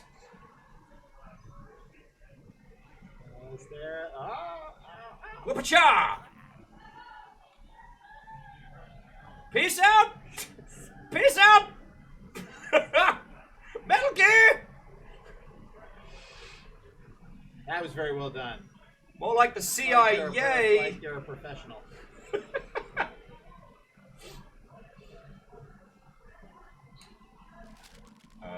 Well, the announcement stopped. Yeah, well, you killed him. Let's not take those. I nearly just quaffed the cyanide pills, being like, oh, boy, sure I'm glad we did that, cult. Now to have a little painkiller sandwich to... Oh, dear. Wow, these smell like almonds. I'm just gonna lay down for a minute. Oh, I'm really tired. Writhing in pain, frothing at the mouth. This doesn't usually happen. This is the worst Tylenol ever. So you remember where Alex is? You found him before, right? Yeah, I'll do it again. So everybody went to the church, so you're easy pickings now. I'll get to him. Oh, there's another letter. Dear Preacher Isaac, after Tuesday's sermon about staying on the path of God, focus moved to... Oh, shite, so this is someone ratting someone out. Yeah. Alright, let's Sort of get... behavior. Often the bird's still going.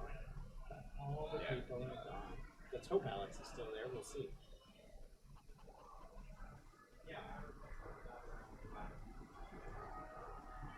Yeah, So Alex that is still one, here. Okay.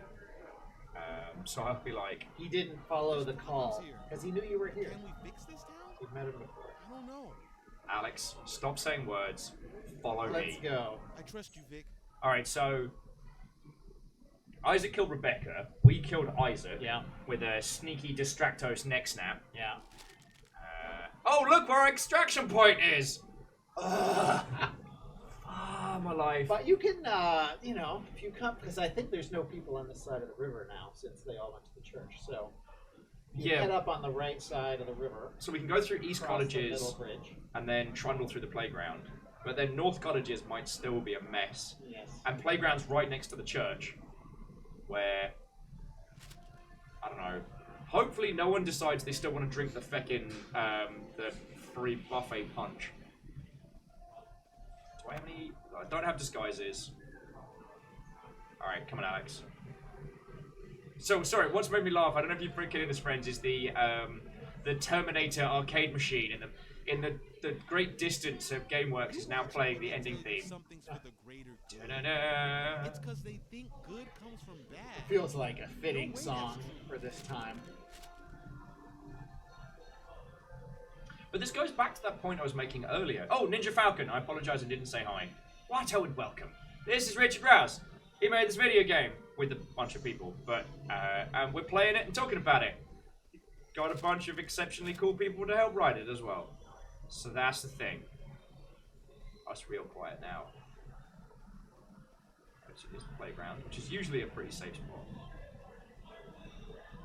In some regards, it's harder when you're playing the nicer environments because you're kind of the stealthing through is the preferable option. You can still bury my Well, you can, you know, all of the people, even in the scenarios where they're more, the leaders are more apocalyptic, the people themselves are, you know, mostly misled, lost souls.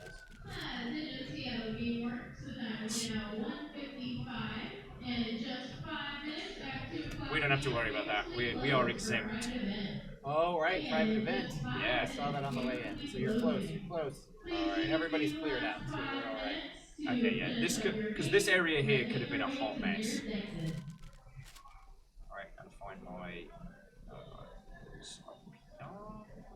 Yeah, there we go. Not between us two. Uh-oh. No. Ah. Oh. No! No! So there is a way out. It's hard for me to All turn is my not back on lost. this. Do I have to knock You him can out? tell him to wait. They need a First chance. of Let me all. know when it's Now safe to you go. cannot kill him, but subdue him. You might be able to push past him too. That's worse, but not right now. Oh, why you am I can subdue jumping? him. Alright, so I just have to hit Y. There you go. Now, Carry him out. carry him out. What needs to be done? It's fine! He's just sleeping! Yeah, it's fine. He's fine. We're all fine here. Even though he was coming mostly voluntarily. Oh, hey, cool. It's all the people we saw dead he earlier. won't remember what happened exactly. They installed some new dead people here. Yeah. Caffeine's like, oh my god, Will, I'm sorry! I get it done. Stooge is like, that's what you said the last time. Details, details. There's your trusty backpack. Yeah, that's all we needed to escape. Swing. Unforgivable. I don't know how this world makes any sense, but I'm glad you're our family. Getting a song, or though she's talking first, right? Getting a song. She's saying, I don't know how any of this makes sense. Okay, So Alex. yes, someone requested, can you please add a backup or something to yes. No, that's a fair point. I'm gonna put it in the list of shames. I keep my phone. Well, it's one of the things you were saying earlier is like AI's feckin' hard, and Yeah, that kind of yeah. It is interesting when people talk about AI as if it is this this component with knobs and levers where you're like, oh, make the AI better. Cool, I'm just going to push the make AI better button a few times. I really should have done that earlier, shouldn't I? Can't believe I forgot. Alright, so Alex Guerrero escaped from Freetown. His mother, Stella, brought the story to the Collective Justice Mission.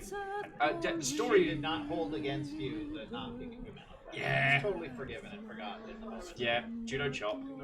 The Collective Justice Mission reported via radio that someone had broken into the town and killed 8 of their people. Oh, it were way more. And Aaron Hawaii, Watto friend! Oh, yeah, Wraith's actually correct. The AI is actually a slider, not a button. You can tell I'm not a programmer. Better, So few sliders. better, smarter. So yes, you did ask the follow-up. You don't want AI, you're asking for a button presser. But when you press the button, that's when the AI comes on that says, walk away from me, Yeah. but not into a thing you shouldn't walk into. Yeah, please don't- get stuck somewhere else while you're doing it, please. Don't That's walk into where the fecking. It is slightly more difficult with a button press. Though I am 100% sympathetic that it should be in there. So, it's on the list. Stooge, that is lovely of you to say. If you ever need someone to belt out some lines, you All have right. my axe. Yes. Let's sing a very sad song in the background. Well, we're making Well, silly they did, jokes. right. So, claiming Rebecca had been murdered, Isaac attempted to gather his followers and lead them on a mass suicide, but was stopped by an outsider. Whatcha! Metal Gear! His followers believed, shaken by everything that happened, the collective mission just disbanded. Maybe it would have been better if Freedom Town had never existed. So they nearly straight up, off-brand Kool-Aided it, and we stopped them with failed stealth and neck snaps. That was good stuff. Yeah. Thank you. You did the flanking and the thing. Yeah, it was more like a. Just Diver says this might be the best ending yet. I guess so. Isaac was bad. Well, taking a chance was okay, right? That was the one where you got Alex out, or you didn't get Alex out? Oh no, so taking a chance is you get Alex out, that's the mass suicide. Oh no, is that the nearest exit? No, the nearest exit that was the fiery church. So yeah, the So mass you got murder. Alex out, but nobody else. So taking a chance was when they're both good, and we got out. But I killed a lot of people. Yeah. Ooh! More dangerous guard will respond to the alarms. Wait, no, that's bad! Damn it! Throw in a few, keep But- things interesting. Adding the stuff there. Okie So dokie. now, if you do go back to the ending screen, you can navigate to the other ones from this. So that gives you the quick summary, and you can replay the song. If you want to hear the songs that played on each of those endings. Way cool. Let me just turn that down so it doesn't drown us out too much, but that's way cool. So I definitely think we should go for another. And rolling on them.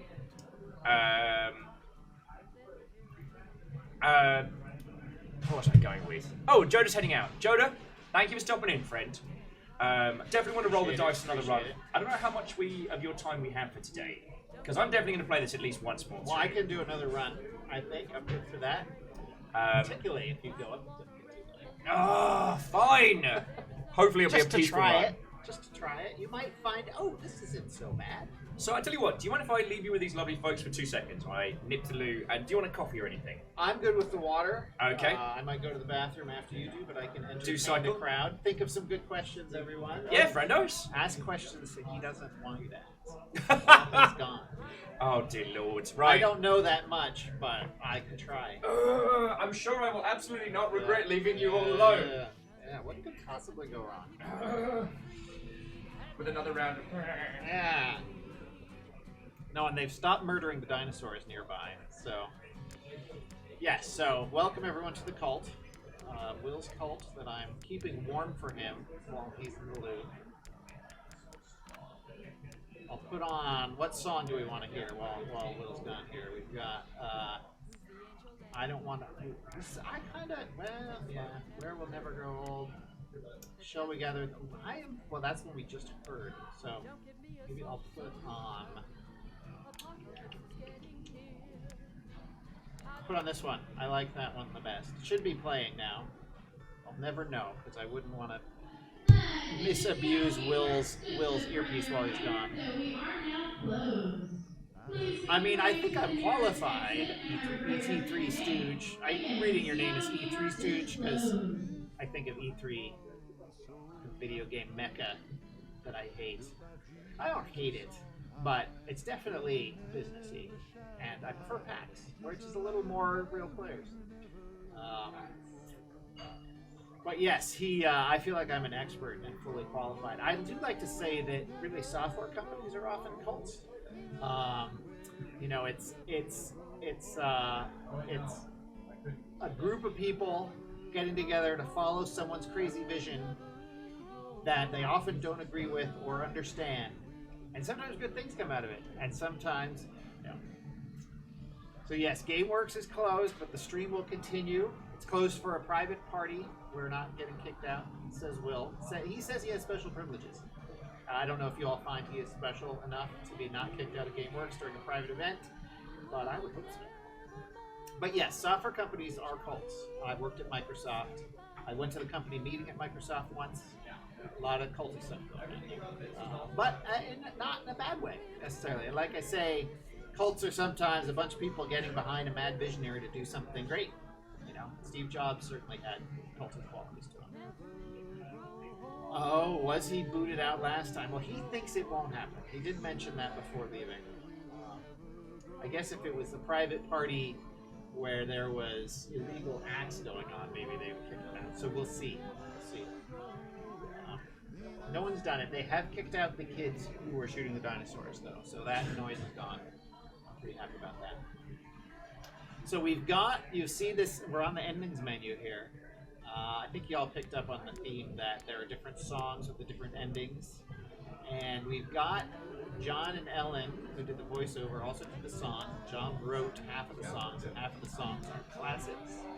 And you get different ones with different endings, and you can unlock them all if you get all the endings, or many of the endings. And having them do the songs was really fantastic, because she's known for singing the Portal song.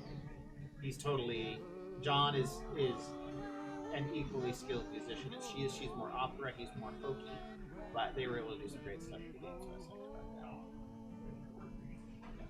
that. Yes, a raging Fortnite, I agree. The game everyone picks. We are right next to, have you all been to GameWorks before? The downtown Seattle destination. Ooh, someone has a question. So if you kill everyone and get the genocide ending, will the song Riot by 3 Days Grace play? There you go. I did not license any 3 Days Grace material. I don't think 3 Days Grace were writing and performing in the 70s. I could be wrong. I mean, I confuse them with 3 Doors Down often. Do you have that problem? Like three words, starts with 3 on the radio. Do I need to worry? Well, we'll see in the coming weeks how the personalities of your followers have changed. Oh my as god! I tuned them up. It's not a cult. It's not a cult. Not a cult. Yes. So yeah, if you want to take a little break, good sir. Oh, Alex has been by to taunt you before. There was some concern that you were going to be kicked out anyway, because apparently you've been kicked out in the past. That did happen. Thankfully, we had a chat with Peoples, and that those worries have been So dispelled. if I leave, are they going to kick me out? So once we walk out of the building, we can't come back in. Okay. So the loo is over there, if I recall. That way, and hang a left. Oh, and you'll need to ask these wonderful gentlemen for the code. Okay. So I talk my lovely Peoples. Hello. How are you all doing? Oh my god! I should have known. It's not a cult. It's not a cult. I'm going to bring my phone. Of course. It's 2019. It's not a cult. You're all terrors. I love you dearly. So I guess to all of the dev friendos kicking it, if you have any thoughts, feels, or questions, like now is the time to punt them across. Because things like Richard has seen AAA throughout kind of like the console heydays. He's worked in all spheres of kind of like mainstream gaming and has now released a game and done really well at a time when indie games really have to fight tooth and nail for space. This is a real good chance to get some cheeky insider info. And I'm trying to think of questions. Let me just move my dumb face. I'm trying to think of good things to ask. Wait, yeah. There we go. Get it below the friendo counter. I'm trying to think of things that will be very, very useful to you lot. But like, yeah. Ebrith was adding, so now this is released. You have a team working on a continuation patch. All right, I will. If Richard hasn't already answered that question, I will throw it over to.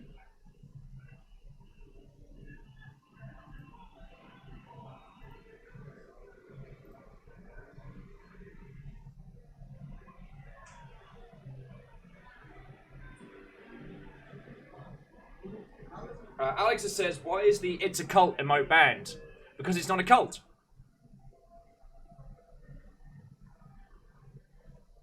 And Ebrith, it's nay worry. Aaron. So one, Aaron. What, oh friend? How's it going? Secondly, it's not a cult. Oh my god.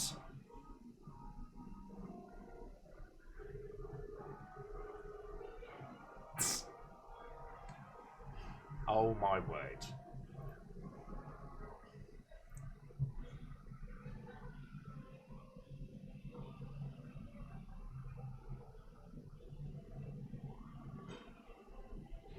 Tasty, welcome back. Everyone's we're on a rotating break at the moment. Oh, cute little bit of news today, friends. You are going to be able to buy Epic Game Store keys from Humble soon. So that's going to be interesting. That'll add a nice little bit of flavour to that space.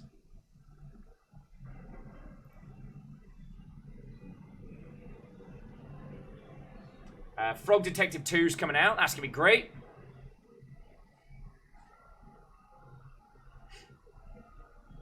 You're all feckin' terrors. Yeah, Tol, that would have helped yesterday, but there we go. I don't know if it's directly being dropped at this point. But it will be nice to see that that space kind of open up. Also, friendos, on the subject of both the Epic Store and Humble, like there's a bunch of stuff right now. So, in case you haven't seen it, because I don't think I got a chance to plug it earlier on today, both Hyperlight Drifter and Mutant Year Zero are available for free on the Epic Store. If you haven't heard of either of these, Hyperlight Drifter is an exceptional top-down Zelda-like game with incredible controls and a gorgeous art style. Mutant Year Zero is based on a, I want to say Norwegian or Swedish tabletop system, and is an exceptional post-apocalyptic XCOM style game with a really, really good overworld stealth mechanic. We haven't streamed it here yet, but we are going to be doing it sometime. It's going to be a long play game, so it's not going to be a one and done, but yeah. And again, Tal, thank you so much for Rogue Galaxy Outlaw. We're going to be playing the hell out of that tomorrow.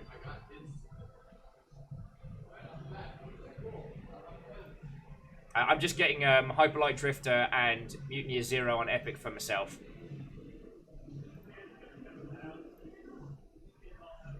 Eric says, question about Humble. How much of the Humble subscription money does the game developer get for the games that month? That is a very interesting question.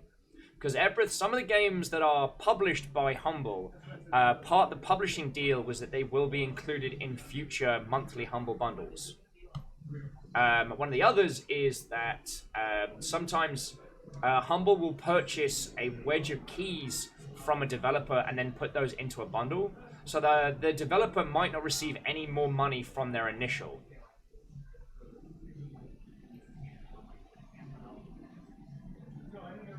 With a lot of these bundle stars, bundle deals, those kinds of things, the deals are usually worked out on a case-by-case.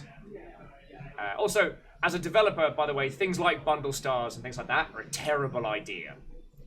Unless you have low market reach and have paid DLC on the way, and you just need a gajillion keys and a gajillion hands, it's not worth it. It's very not worth it. Also, August 22nd, the next free Epic game is going to be Fez. And there's a whole cavalcade of development nonsense to talk about. Scope creep, indie life, don't be an ass on Twitter. God, that's going to be a fun one to talk about.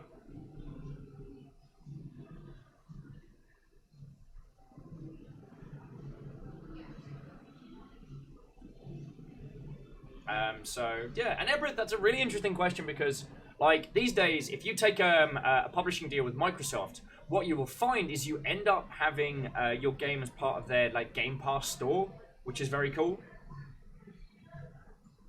Hey, Marvin, what, old friends? Marvin says, I love both games, still hating on Epic. that is your choice. I mean, as you know, Marvin, we tend to take more of an industry focus here, and there's right now, at least from a developer standpoint, Epic are pretty good to their peoples. They're not good for international charges, and they're not good for they're not great for a lot of the like keys and future proofing. What they are good for is that they give you an engine for free, and right now, just having your game on the Epic Store gets you a lot of coverage. They've also started doing things where they guarantee sales, but yeah.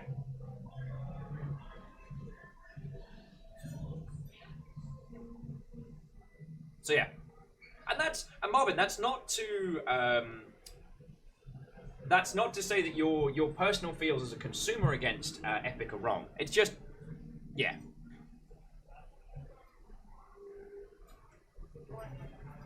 It's interesting, and whether it's coincidental or whether it's purely psychosomatic, I couldn't tell you. But it feels like Epic. It feels like in the last like 6 months, Valve have really made a lot more of a push towards consumer experience and towards making things better. Have they done enough? God no. But all I've ever wanted is for Valve to get back to what I love. To Valve to get back to being the people that I loved and supported all those years back. And Epic's success can definitely light a fire under it. They announced a feature finally on Steam where you can mark a game as I own this on another platform. So if there's a game that you really like,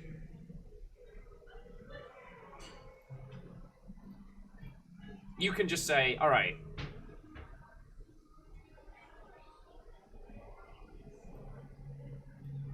I like this game, but don't show it to me because I've already beasted it on another setup.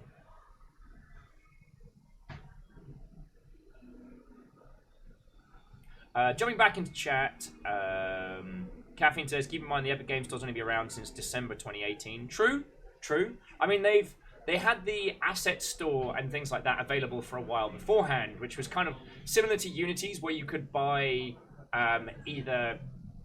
you could buy little features to implement into your game, or you could buy assets for making your game. Ark of the Conclave said, Valve stopped being able to coast. Yes. And Epic have done such a good job that even in a flat structure environment where there isn't one person leading the push, yeah. Kavin says, Shenmue and other late switchovers left a bad taste in other people's mouths. Yeah. And the thing that we'll probably never find out is how much projects like Shenmue got offered by Epic to become exclusive. Because from a community standpoint, I wouldn't recommend it. But, yeah. Oh! So, Eprith had a great question for you. And then we got nattering on about Epic Game Store. Oh, fun. Because they're giving away Hyperlight Drifter and Mutant Year Zero at the moment. Those are good games. They are good games. Now... Oh, yes! Oh, no, wait, no.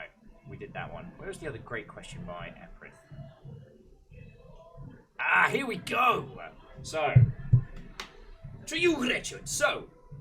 Now that this is released, do you have a team working on continuing to patch this and a different team working on the next project? Or is simply everyone going to roll on to whatever's next? Right. Going back to the childbirth comment earlier. No, I mean, we're small in that there's a team of folks, but I was the only full-time person on it. So I'm full-time working on patchy stuff right now.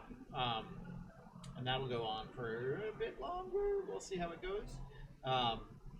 And then we'll see what new opportunities present themselves. But I'm not, I know indies who are able to do this, were able to spin up the other game, at least mentally, while they're making the first game. But I'm not that person. I am the one who's like, this is the thing, I'm working on the thing, I'm working on it, and that's what I'm still doing. That makes me feel a lot better, because I've never been good at the multi-track drifting in game dev. Yeah, no, and some people do it, and I've had it recommended as good for your mental health, because if something goes wrong with the first game, well, I've got the new one going, right? but I'm just all in on that. Yeah. On that craziness. Yep. You're getting the Elder Scrolls V Special Edition. No, I was demonstrating. So one of the things we were chatting about just a second ago was Epic Game Store, and how, from a business standpoint, like what they've been offering a lot of devs and indie devs is very, very good. I mean, I'm not going to discuss the conduct of the Uberlitz development team, but the deal they were offered was brilliant, which is like Epic going, come over to our store, being a PC exclusive, and we will guarantee you sales. Right. Like, hard to say no to that. it's very hard to say no to that. Well, depending how many sales they're offering you, but Yeah. say it's a lot. I mean, Yeah. like, I'd consider that deal at 20k. I would throw someone down the stairs at 100k, and I'd make it look like an accident at 500k. You know what I'm saying? Yeah. Like, It is tricky when, as a developer, you promise people things in the promotion of a game, like it's going to be on this platform, say, and then to not do that is a bummer. yes. But to not do that for reasons that are like good business reasons, but you still, like, I'm sure they even, making that announcement, however they came off or whatever, and I haven't delved too deeply into it, but I'm sure they didn't feel good about it. No. But they were like, we can't not take this because that would be financially crazy. Yeah. Right? Well- And they're not like, it's not like they were going with the evil entity that was, Epic is generally an upstanding company and stuff like that. Oh, and actually, an interesting one which Caffeine mentioned earlier was Shenmue 3, and Is that announced as an Epic exclusive now? yes. Now, they announced as a Kickstarter. They then got additional funding later. I want to say through Fig, but I might be just having like a post-coffee Some hallucination. other place like that. Yeah.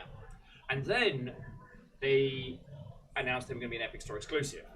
Now, they must have known that from announcing that there was going to be early keys to announcing that there was going to be a platform exclusive, even though it's still going to be available on the hardware, they promised a thing, that thing changed. There's always backlash when that happens, no matter how small it is. We promised we were going to have blue units. All right, now they're teal. Oh my god, teal! Wah! But in the picture, in the concept from the Quickstarter from 3 years ago, Yes. it's quite clearly blue. So, This, and sometimes this is actually a symptom of success. Like, when people are so Right. enthused and They enamored care. with the concept, they genuinely care. In community management, we talk about it like the pendulum. The engagement is the stat that goes up and down the pendulum, and that engagement can swing from positive to negative. Right. But it swings. oh, how often I've had the experience, in another example, of a band I hated. Yeah. Hated, loved. Like, and it just flips, where you're like, oh, wait. But it's the bands you're indifferent to that, you never love them, you never hate them. They're just like, oh, yeah, that's that band. But Yeah. this band, oh, they're terrible, terrible, terrible. Oh, actually, okay, I get it now. Similar thing. But I'm sympathetic, too, to people who are like, Yeah. I want my stuff on my Steam, because that's where I play my games. Yeah. And I'm that person, too. And I have not picked up any of the free Epic games, despite some of them being games I want, just because, I'd have to go get the thing. That sounds like a lot of work. No, of course, I have a lot of games already. 'Cause when you're in the industry, people, you exchange keys and stuff like that. So I don't, and I also have no time. So I've got I have kids. a problem.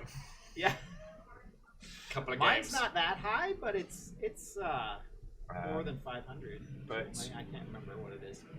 Yeah, so the thing that I wanted to just jumping back to that one, that previous point, was that if you know your user base is going to have a negative reaction to a business decision, like, what's the biting point where that decision, where the negative feedback becomes worth? So for the Shenmue campaign, either they were really hurting for money, Yeah. or Epic offered them silly money. And offered them enough where they were like, we're gonna have to tell our backers that they're not getting Steam keys, they're getting Epic keys. Yeah. They're gonna be pissed. Yeah. And I How wouldn't- much money I is would that? I would never assume, just like when you see someone being a jerk online, say, if they're not being a jerk directly to you, it's easier to do this, where you say they're probably having a really bad day, or they have a bad home situation and they're venting, whatever it is. Yeah. And you might think, oh, Shenmue team, they probably got a lot of money. I'm like, might not have. Yeah. They might have used up that money and be really hosed if they didn't get this. 'Cause Because there's a lot of thought of like Shenmue, they must be, greenbacks or whatever. I'm like, maybe not. One thing that we've seen time and time again is these inspired passion projects, especially in Kickstarter. There is a lot of underestimation of how long it will take to bring to market, and overestimation of how far their money will go. Well, and often teams will see the Kickstarter money. They know it's not enough, but they'll be able to leverage it into another deal. Yeah. They're like, look, we had this successful Kickstarter, and now a publisher will match it, or something like that, essentially.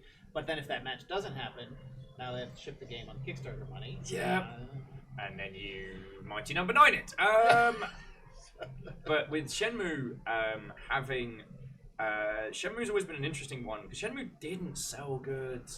It's a cult classic. The original. Yeah. Because the new one's still not out, right? Yeah, this new one's still not out. But Shenmue 1 and 2 had reached cult status. Right. But they didn't sell good. No. And that could have been a combination of being on the Dreamcast. And sometimes it will sell good now, and sometimes it still won't.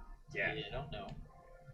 It's sort of like Fallout 3 sold way more than Fallout 1 or 2 every day. Yeah. Even though Fallout 1 and 2 are still the OG ones that everyone loves, and I like them too. Yeah. But the new ones blew them away in terms of popularity.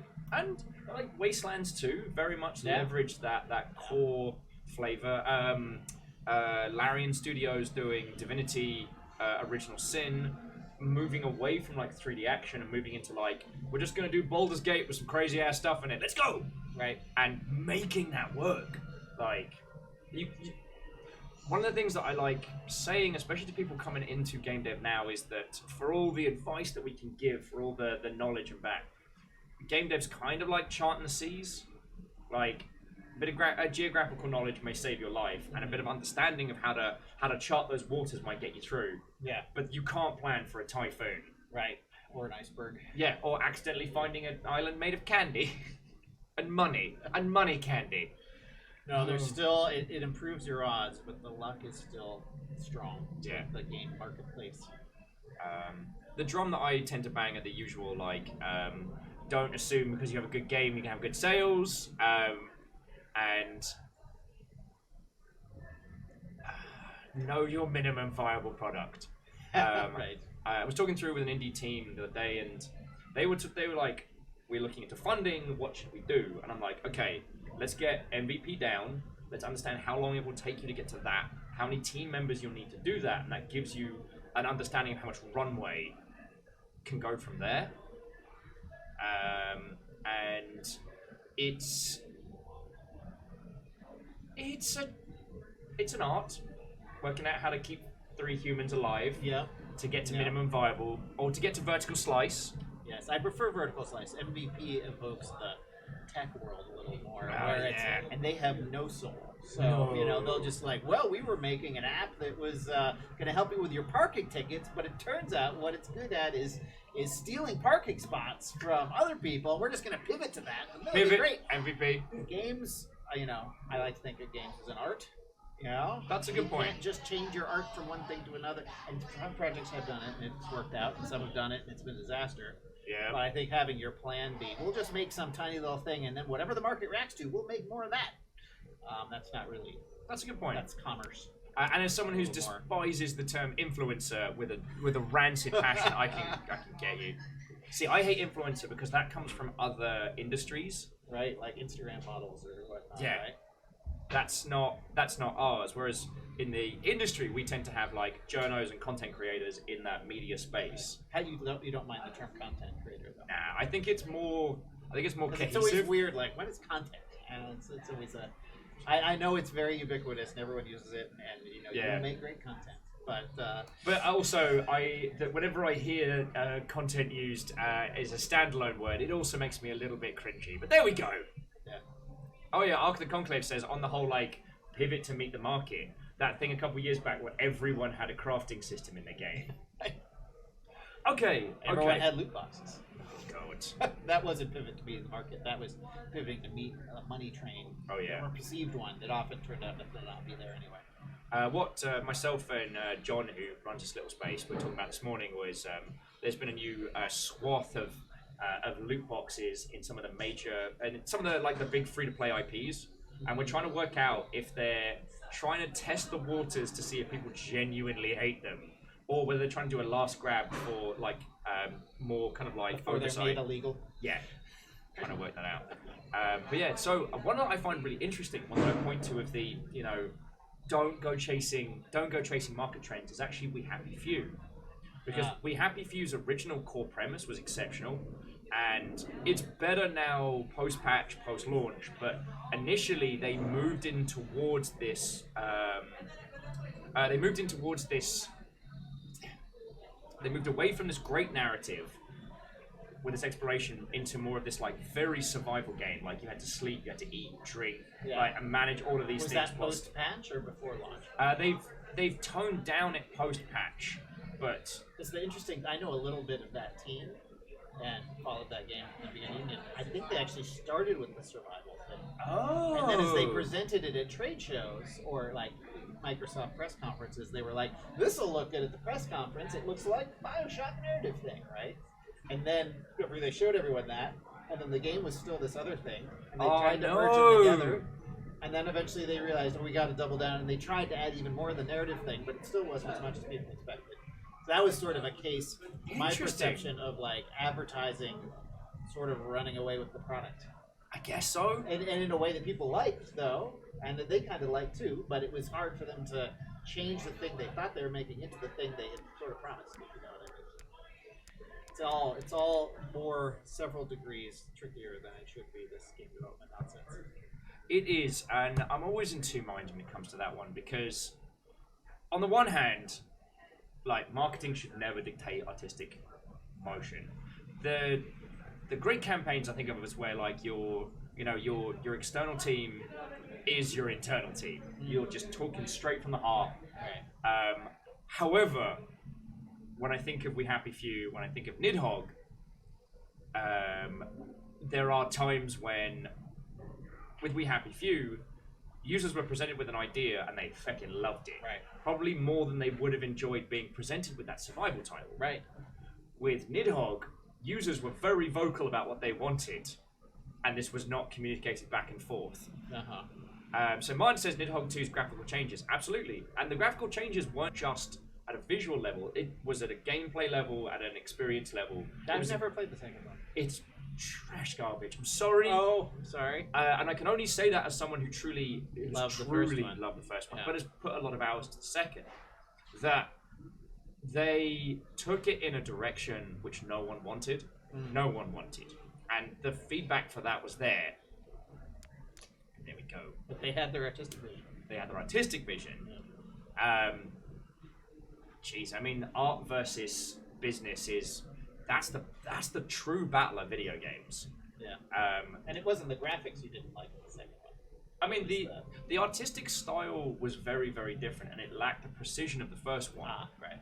But the artistic style also leaned into this like wacky, zany, like no effects given combat system, whereas the first one was wonderfully precise, was wonderfully interesting. It had a pick up and put down that you could put any two people in that game and have a fight and it'd be entertaining. Very quickly. Nidhogg 2 suddenly added like a bunch of rules, different weapon systems, different areas, stuff to learn, and you're like, wait. Sometimes more is not more. Yeah. What? How does a dagger fight a bow? You're like, wait. All right, cool. Don't bring a bow to a dagger fight. Yeah, but I could get into this one. All right, so for those. Right then, we're going up difficulty. Fine. And in case you missed the start of the beginning of this or one of the other ones, the Church of the Darkness changes every time we play. Geraldine, what, old friend? Alright, so personalities with endings we haven't reached yet, so we have no idea how it's going to play out. Yep. So one up. You don't get to see where the guards are looking, and there's more of them. Why? Why? I wouldn't do that. I wouldn't recommend all for you yet.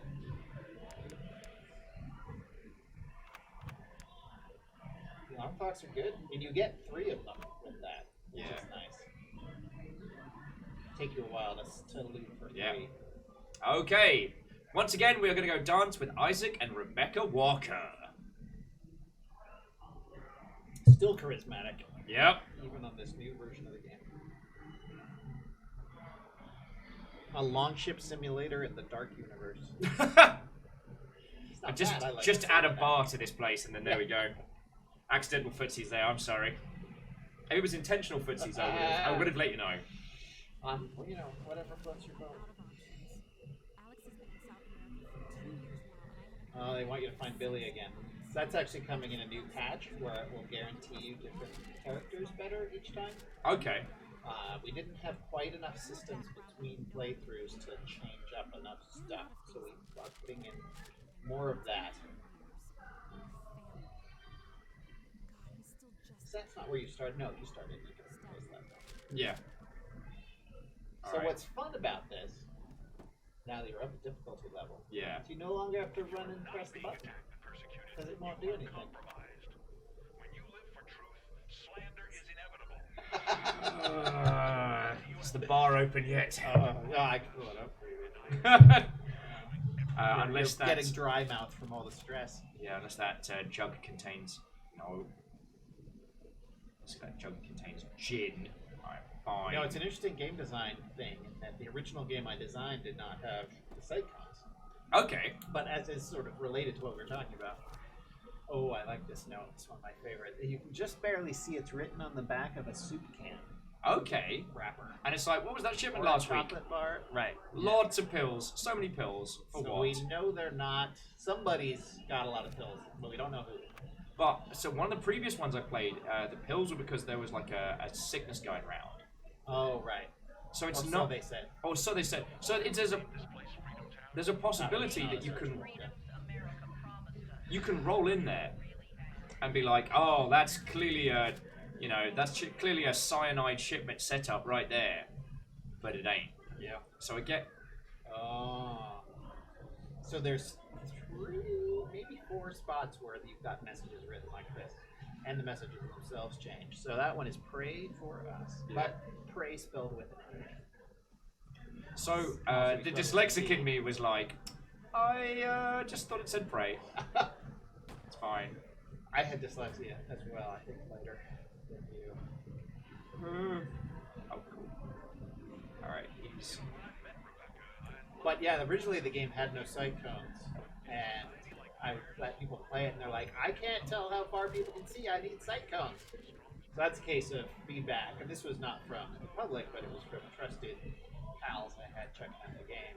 Yes, that's. Saying, you need some sight cones. So I put them in, but only when you're moving slowly. There's If a lot you- of dead people this time. If you play on the easier difficulty, the sight cones are up much longer, which makes it quite a bit easier. Whereas on this one, we get no spot cyclones because apparently I'm not allowed them. Dear Lord. He's gonna murder me Yeah. at the end of this. But you did so well. If you hadn't done so well last time. Oh, good. I'm so happy. See, I almost wish I came with the game and could shame people into playing on the harder difficulty. Also, actually, that's one of the things that I wanted to say. I wanted to ask is, how have you found playing this for yourself?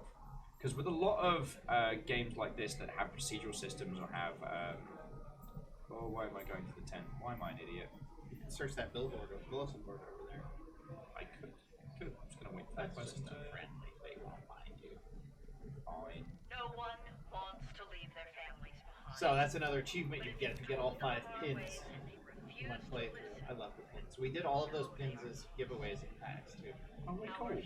I think I have. When I brought you I didn't bring you pins. What did you bring me, Brought you a thing. dude? Why? I'm really good at bringing things for people and then forgetting that they're in my bag, so it's lucky this worked out. I managed to sneak past. So this is a Dude! signed by the voice actors collectible card. Yo!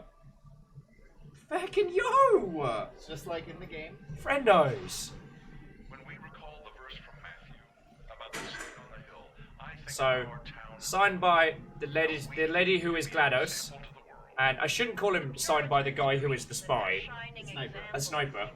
God, tell us the Close enough. But I do quote the sniper on the regular, and of course it's GLaDOS. I mean, they've both done so many voice roles in so many games. Yes, so much characters in Dota 2. And, Yep. John is most of the voices in Half-Life 2. Like, if you meet civilians in that game, he's all of them. Yeah, he's the don't drink the water, it makes you forget guy. Yes. Oh, so you're such a... That's like a top 10 video game lines of all time category. Yeah, oh, see, this is where you can tell the people who came in late. Tasty's like, wait, GLaDOS is the lady. Yeah. So, yeah, the voice actress Rebecca is the same one who did GLaDOS, who was kind of in Pacific Rim as well. Yes. Gypsy Danger. And also in, like, what is that? Oh! Charles Note. He doesn't show up for work So that's, you've met Charles probably. He's the guy on the firing range. I don't think I have. Oh. He might be in the map this time. Some time in a cage may be necessary. Charles. So, Alex may need time in a cage. That means Alex is probably unhappy with this scenario. Which means it might be easy to... Oh, no, wrong button. Might be easier to get him out. Right. But I got to find Billy first, who's probably going to be not in the south cottages, but round the side. Good thing I put it on harder mode, because clearly you know too much. My only skill in video games is... Ah! Someone, tasty little snack, wants to know, is there a voice mode where the lady is literally GLaDOS as the cult leader? Sadly, no, but that would be... Fuck! Not a bad Easter egg. I would almost, we would just need to, well, the interesting thing about her playing GLaDOS is it's a combination of her voice acting, but also the filter. So you can't just put the filter on her other performance and have it sound like GLaDOS. She needs to do it as GLaDOS. You won that guy. You Keystone Copstick. Maybe Alex has taken up UFC as a hobby and gets fulfilling experiences in the cage. I'll see you in the cage. Does no one call it the Octagon anymore? Is that Gauche now? I'm not up on my Well, the other MMAs do not have an Octagon. Do they not? I believe UFC owns the term the Octagon. It's a trademark. Fucking wit! Whereas MMA in general is cage fighting. Oh, right. So that guy's very dead. But you hit him. So now last time, everybody moved along to the church because they were aware you were in town. If you're able to stay more out of sight, leave the it bodies does out. not precipitate that event quite as much. Stooge says dual wielding shotguns isn't very efficient. No, you can't actually do it. Can't or shouldn't. It's you can only have one. The others just give you their bullets after you get the first one. You never go inside the showers, I see. It's always sneaking around the back. I have some decorum, sir. Family show and all that. Yeah.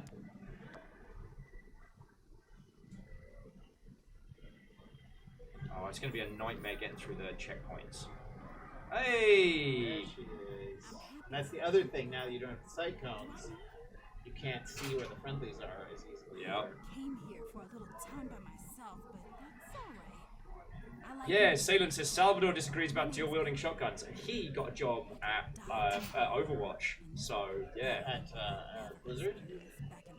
back in the 90s. You mean a different Overwatch? I'm not gonna turn you in, but you should know. Other people here may not be so kind. Maybe you're just Billy's telling You us should some just go tales. for your safety. Yes. I don't know what you're here for, but if you're looking around the town, keep an eye out for an old picture. Yeah, so you can't pick up two, but it just gives you the bullets. Lost it a year ago. I very much appreciate getting it This is a very realistic game. In real life. And anyone who's shot a shotgun would not try to shoot two shotguns. Oh, show postcard. Alex. Oh, you're Alex's Certainly friend? shouldn't. Oh, you should go talk to that boy.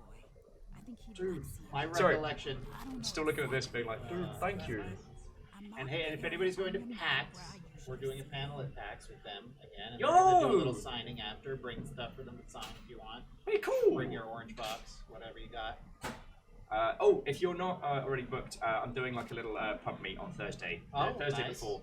I'm just taking everyone to my favourite local pub because the food's real good and they're giving us the back room for free. Oh, good.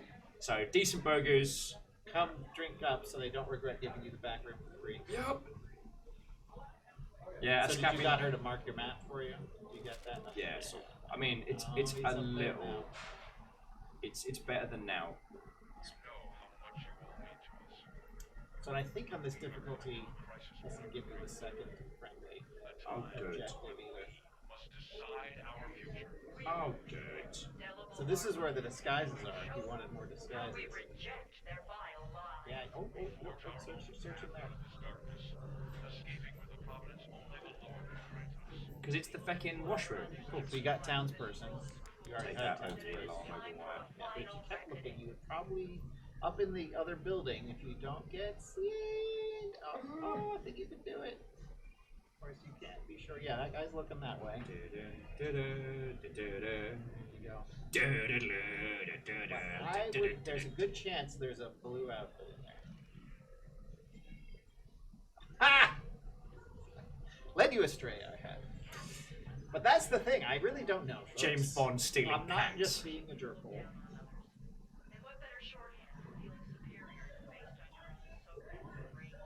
So in this one, it seems like Isaac is in his I'm super tired and exhausted from everything mode.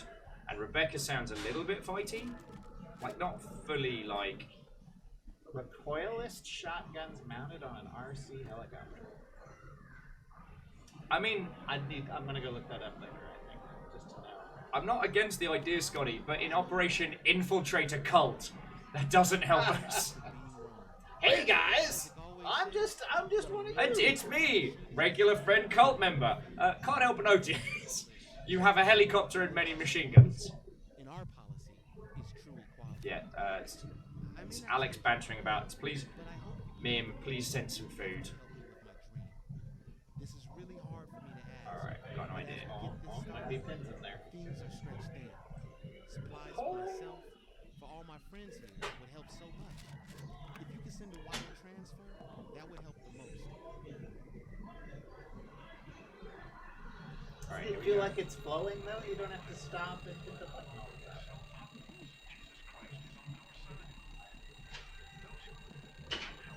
Please go check out that. You're an expert. Plus you'll get a special color when you get an ending on the ending screen. Yeah, but what you can't hear is the sound of my bum cheeks clenching with fury.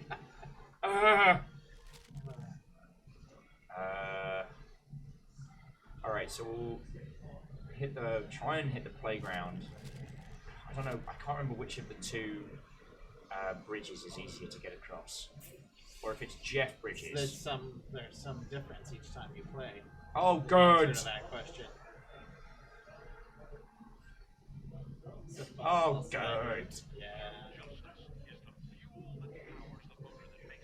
Justice is the fuel that powers the motor that makes the United States run. She's not wrong. Or he's not wrong. I think. Aha! Oh, you got lucky. Now you know just how far you need to go. It's to the other end of the map! Well, you know, you're very good at this game, so But no problem. good is a strong word. What I want to do is I don't want to go past the church, but I want to avoid the East Cottages because there's that little choke point at the top of the East Cottages, which is like a tiny hell corridor. Yeah, but if you take South Bridge, you got to do that. Yeah, and Southbridge is easier, at least usually easier. Yeah. And this is the one thing is that you can make an educated guess in this game. You can never truly know. We don't know if we're the goodies. We don't know where the difficulties are going to be. We can guess. I mean, I think seeing the amount of corpses and the...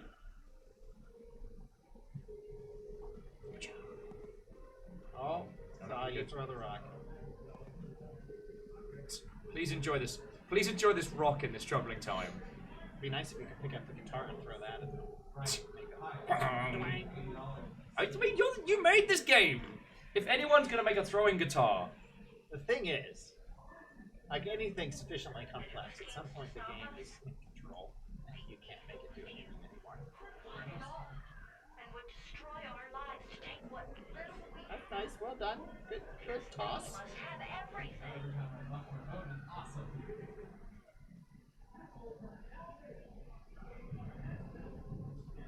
Alright. Welcome to Risky Banditos, Risky Move. Hi, I'm your host, Will Overguard. Today we're paddling through butt-clench infested waters. Oh, Emperor's got a good question for you. Right. So yes, good question indeed. It is. So how much of the actual environment is procedural? It looks like the maps are the same. Are any of the buildings moved, or is the procedural restricted to the individual? So yeah, the buildings don't move. Other visual elements are there or not and move around. And like the ways you enter into the map get locked off, so there are parts you can't get to. But yeah, buildings are in the same place.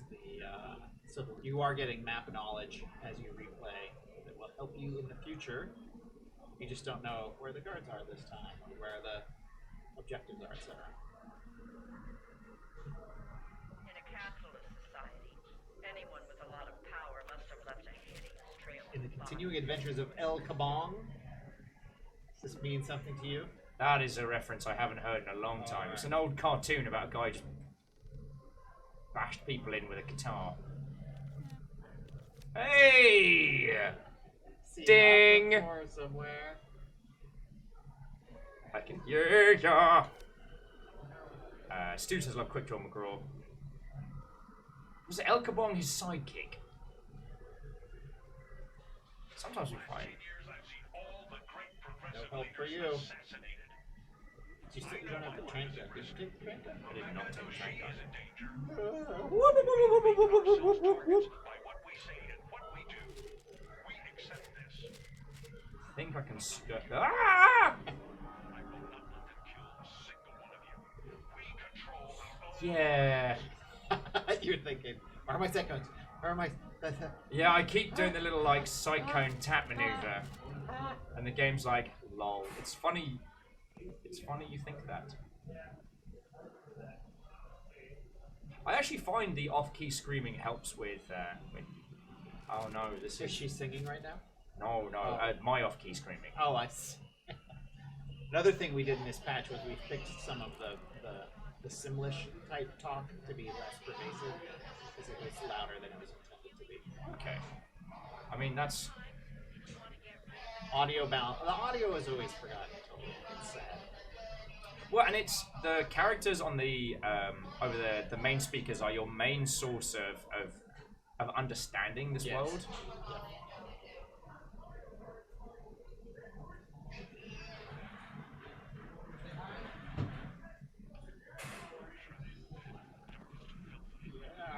This guy's gotta go. Oh, this person, sorry. This tree sure seems. What you got for me? You're gonna Ooh. remember this in the end. They blame you. Someone Details. broke in and killed our people. Details. Well, you were gonna kill them if I didn't. No, you can't be sure. Yeah, I can't get in crap. Like, where? Will killed 8 people. You're gonna fucking. I think you know by now, I have very high standards. So does Isaac. It should surprise no one that people with high standards don't always follow free standards. So the thing we know in this run is that this is an Isaac and Rebecca arguing. Charm. Yeah. Apple throw in your yard. Papa charm. Why does he come down here? Oh, that's a bad. No, we're good. Why do they fear us? I will tell you why. Whoop, whoop, whoop. See? Whoop, whoop, whoop, whoop, whoop, whoop, whoop, This whoop. side done. I really do. All internalized. They see us as a You're a threat wizard. to their own lives of I'm a idolatry. what? A wizard. A threat to their Mercedes and their swimming pools and That's a their wizard. illegal Yes, Harry. Ah. all of it. A threat to their A fix heck out of you, the fucking wizard. segregated marriages That is one of the other things I find is that when talking about especially games like this, having like talking about very serious themes like how this portrays like the human level involvement in like groups and situations like this, and why people would become involved in the first place. Oh, that's a gun bloke. No! No! That's a You've gun been bloke. wanting to stretch your legs. Yeah. Alright, and hide in the bushes. It's a nice spot up here. Yeah, it is. Nice spot for a little. Remember, if you set off the alarm, a more advanced guard will come to light you unlocked. I'm so happy about this. Alright, just gonna. We will inspire others to realize this world is cruelty, and it is time A little for murder, final but mostly, why am I waking up in the dark truck? You may ask yourself, how did No! lost the costume, getting shot, getting the alarm clock.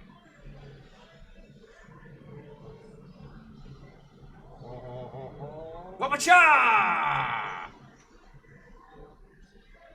He was like, I just saw him run in here. Oh wait. Wapacha! That's my neck snap.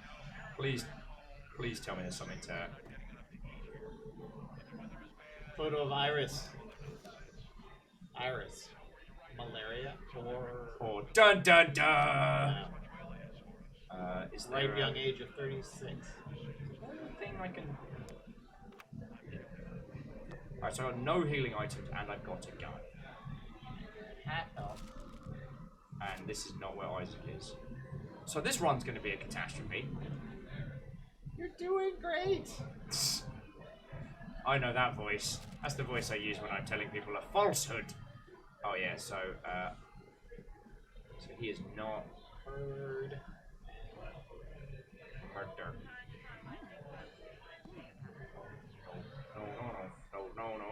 No. Shot through the heart. Shot through the heart, and I'm to blame. I give stealth a bad name. Go on, ring that clock, ring that bell. Then. Ding, ding, ding, ding, ding, ding, ding, ding, ding. Alright, talk. Yeah. There's the visitor for you. Oh, come on! Malaria, right? But those friends didn't die from malaria. You gotta keep your situational awareness. He was about to tell us something about not dying of malaria, and I'm just like, excuse me, what was that? Kablam! So let's see. I think he took me up with Oh, some water. yeah. How many are there? I don't think he's gonna shoot you. I don't know the talk, but it doesn't matter. You can't stop what comes next. Stay right here. Alright, we're good? We're good. Get a good look at what's coming.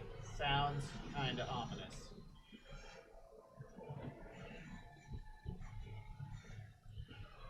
Those pesky military guards. Everyone's asking about the birds. Are those 3D models or just textures? No, they are 3D models. And one of the more elaborate animations in the game is them collapsing their wings. They go like this is fairly easy to animate. I've been told. I'm not an animator. Yep. But getting this to go into the body is actually fairly involved.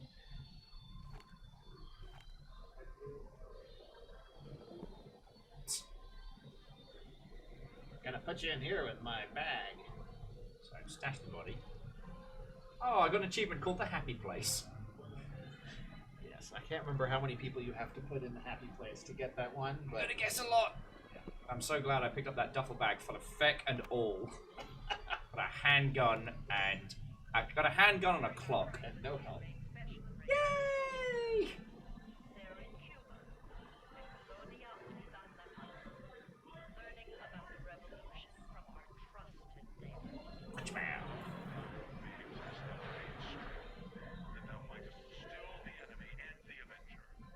Another bullet. You're set now. You got 5. It's alright, I'll just leave him in the jungle, let nature take its course. That was cut from the game. There was a Ho, ho, ho. previous Merry scenario. Christmas, long ship. Okay, so firstly, me from the future just donated me $3. Sincerely, thank you. Also, I will not acknowledge it's not Christmas, it's August! The crap is wrong with you people? We've just had Christmas in July. Surely.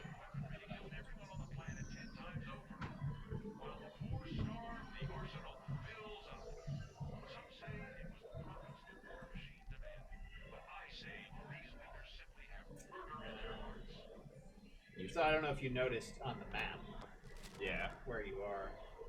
This is where. Oh my god!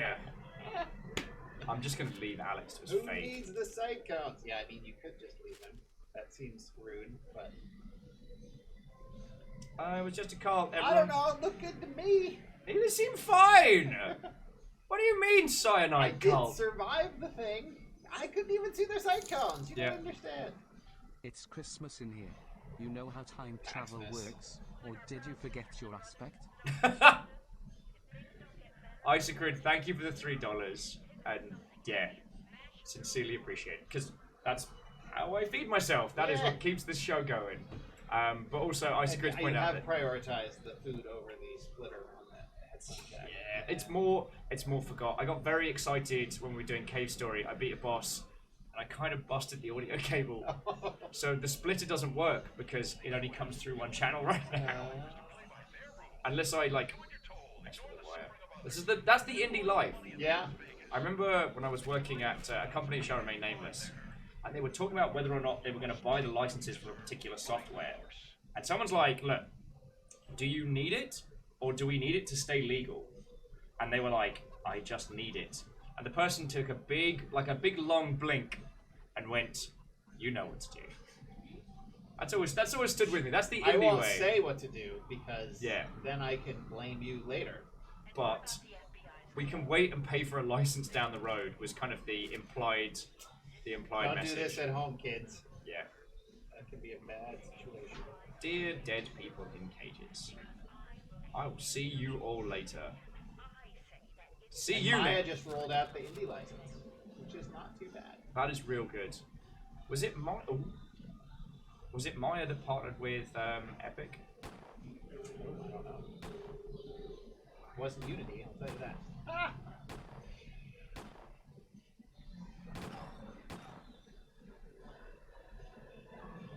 Oh, you shot the other guy too. Sorry. He's like, I've got 5 bullets. I've just got to use them. I mean, you don't get to take them with you. They're burning a hole in my chamber. They're burning a hole in my gun.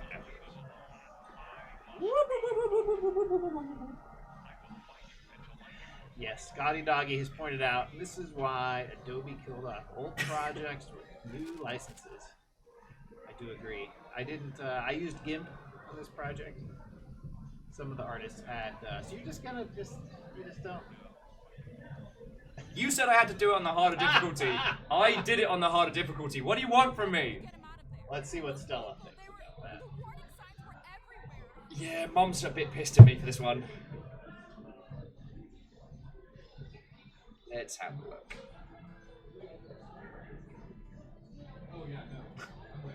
Or look at him. He's spreading in his He's cabin. fine!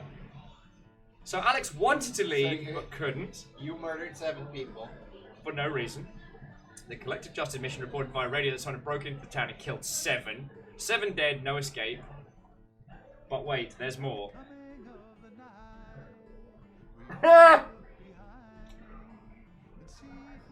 Only 5 people escaped, not the ones you murdered. Yep. People wonder why no one stopped Eisenberg from killing all these people. You get anything like that, we really shouldn't unlock more content for the next playthrough, but I think you can get more unlocked still. Yep, each ending. Yeah, because So- we don't judge. Yeah. You know, whatever ending you can live with. So yeah, basically, Rebecca and Isaac were like, let's have a cool pool party. The punch is free. Yeah. The punch is cyanide. Everyone died. Everyone died. No punch, just pills. Yeah. Totally different. There was a question for. I mean, okay, 5 people made it out. I killed 7. What's my KD ratio? what's my KD here? Okay, you're outclassed by the walkers, I'm afraid. Yeah, unfortunately they are top of the leaderboards there. So- Kilimanjaro. Efrith had a good question, which was, so there are alive people in those cages. No, wait, you were alive in one of those cages. Other people are. Can you let them out? You can. You can let the people alive in the cages out. There's an achievement for that as well. I'll tell you if you free 5 people in a game. Then there was a question about an achievement from Scotty Doggy. Is there an achievement for killing everyone in the village apart from the friendlies? We don't reward killing in achievements anyway. That's if you enjoy that on your own, that's your business. Or your business, as the case may be. Well, it's actually touched on something that I talked about with people yesterday, which is that like Does this make Will the salesman arsenic and old lace? Have you seen arsenic and old lace? it's fine, it's fine. But no, your previous point is something I did want to touch on, which is that the combat system is very rudimentary, and at first I was kind of curious because I was like, okay, well maybe it's as gadgets are going to be unlocked. You know, why aren't we getting like better weapons, better firearms? But that's not how you're supposed to interact with this environment. You can choose to, Right. but this game promotes you to, I don't want to say think critical. This game promotes you to look at each run through with a critical eye, trying to work out, are these people evil? Now, we found the whole, they've been shipping pills in, could have been the malaria one, because there is a run where you do this whole thing, and it turns out, no, it was malaria pills, like the cool. Or you get this, where they had a cool pool party. It wasn't that cool. Didn't invite you because you murdered their people. Yeah. They wouldn't invite you. Somehow I will feel better. I'll find a way to feel better about this. You know, Alex didn't. You wanted to leave too, though. You didn't even. Sorry, Alex, it's too far away. Sorry. I came all the way to South America, but Maybe- that's a clear half mile. Maybe so. leave the punch. Spoo Twitch channel says please only kill in your spare time. Uh-huh. I mean, technically, I think we're doing this as pro bono, so. Marina Joyce. Do we know who Marina Joyce is? I don't get that reference. It's a reference to an obscure cult. I usually get the obscure cults, but I don't get that one. Please only spare in your kill time. I want that on a t-shirt. But yeah, so it's interesting. Like the shooting is definitely not like top tier mechanics shooting, right? Yeah. It's like not as good as a dual stick shooter, and that's really a function of time. Like I would have made the shooting better to do, Yeah. but you've got all these things you want to do. You have to prioritize. Well, the true. game's not about shooting everybody. Well, yeah, see, and that's the So- point where I want to once again take the artistic barrier and pop it back on, which is that if the shooting mechanics were more functional, no, sorry, functional is the wrong word. I apologize. But if the shooting was more kind of It's like a fair word, I would say. reactionary, more satisfying, Yeah. Visceral. Chambering every round, like hearing those gun crack across the echoing across the jungle. Dramatic deaths for everyone. Yes. All that's really going to do for the user is promote them to go on mad, crazy gun kill sprees. That nearly went somewhere else. And that doesn't, again, all that really does is promote you to do more murder. Whereas this game's not about that. This game is about kind of putting yourself in that position, critically thinking about what you're coming against. Also, Scooter! Catch a ride! Sorry. I know it's not that Scooter. Gonna make the reference anyway. I can only think of Scooter from the Muppets, but it's a different Scooter too. No, you're right, and I always thought of the game as, I mean, obviously it has Navy systems in it still, like a health bar, but it is intended to be more like what would actually happen. Like if your nephew was actually in this group, Yeah. would you go in and just kill everyone until you found him? Probably Yeah. not, because that probably wouldn't go well. Like, just never mind whether that was a good thing to do or not, probably you would get shot at some point. Versus because as it is now, if you get in a shootout with 3 people, you're in real trouble. Yeah, you're Like, pretty much one toast. person, if you're adept, you can handle 2, maybe 3 bad. So I felt like the fact that the shooting's a little bit harder helps make you not so good at it that you can just pick that as totally your way through. Yeah. Which would never happen. And it was something I started thinking about a lot after watching the documentary on Subnautica. One of the interesting things about Subnautica is they actively made the choice to not have firearms in the game. That was one of their core design philosophies. But one of the more subtle things they did is they never reward you for killing either. Right. If you kill one of the big monsters, which is technically possible, you can like time freeze them and then like stab, time freeze, stab. There's nothing. There's no achievement. There's no rewards. You can't scan them when they're dying. There's no drops. There's no fanfare. It's sad and tragic. Like they don't even really give him much of a death anim. They can just go, ugh, and they just sink. Yeah. To symbolize the fact that you haven't really achieved anything. Whereas if you try and hide from them, if you get seen by them and try and get away, then there's flashing lights, stuff gets exciting, it might explode, it might not. Use like decoy torpedoes to get rid of them and stuff like that. The game rewards you for playing in a certain way. It doesn't punish you, which a lot of conceptual design tends to do, and then very rarely comes across as fun. You know what I mean? Right. Fish and Mailed. I despise games that are like, you absolutely cannot kill someone, and then something happens outside of your power, and it's like, no, game over, done. Yeah, right. The old capture point. No, Like, I think the point too about rewarding players even in indirect ways is important. Like I always have used the example of in Red Dead Redemption, the first one. Yeah. There was a dastardly achievement which you could get by tying up a woman and putting her in front of a train. And so Red Dead Redemption in general is like a pretty immersive story that feels more believable than Grand Theft Auto, say, even. And Yeah. if you get into it, I only got this achievement on the side where you have to kill a woman in front of a train. And it's like, if you're playing it, you're like, hey, I'm into the narrative. Oh, and I want to get the achievements. Well, I guess I'll go kill this chick. And then it's like, wait, no, that's cross purposes with the actual narrative of the game, right? Yeah. So here, like, there's an achievement for firing all of your weapons. Like, if you fire all 5 weapons in one game, you get an achievement. But there is no achievement tied to actually shooting somebody. So that's very cool. And there's achievements for doing the takedowns, but you can do either type. You can do lethal or not lethal. So you can get the same achievements, never kill anybody. Okay. Yeah. So that was something I did think about a lot. Because often, I feel like game narratives are then undermined by these gamey systems. Okay. Achievements and stuff like that. So. Way cool. And it's nice to see it working. Because I know, talking about Subnautica, we have this real bad habit in video games where only if something is a massive commercial success do we even start critically looking at its design philosophies. I tried not to go on a Twitter rant and succeeded. That there was an article doing the rounds recently which is like, video games writing is as good as books or films. And the examples they cited were Red Dead Redemption and The Last of Us. And I'm like, oh my god. And the only reason those examples are being used is because they're so widely done. Right. I mean, Red Dead's able to brute force it with, hundreds of people making teams across. And it's nice going into these mechanics at this level. What's interesting about the Red Dead one is that Red Dead's design philosophy on the first one.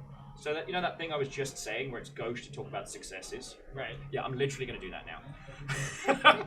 Well, it's Ghost. Okay. With Red Dead, Red Dead Redemption, not Revolver, because Red Dead Revolver aped a bunch of media about the time. Red Dead Redemption tried to put you in that world, and did a real good job of it. Yeah. But a lot of the achievements and extra stuff were not from the time, they were from the media representing the time. The woman in front of the train tracks that wasn't a thing that happened frequently. Whether or not people were left in front of train tracks to be murderated, I couldn't tell you from a historical standpoint. But that, woman on the train tracks with just enough time to survive is a silent movie trope, Right. which is something that came far later. Right. So it's not from the grounding of the period, it's from the media later which represented the period. You know what I mean? Yep. And so much of that, I mean, that's I'm going to do another game. when I try to talk up to people about, coming up with inspirations for their games. Do I have to do Spy again? You don't have to. You saw how much fun it was. If you want to deny yourself that fun, you can. You didn't have to tap the button anymore, and you did really well until you chickened out.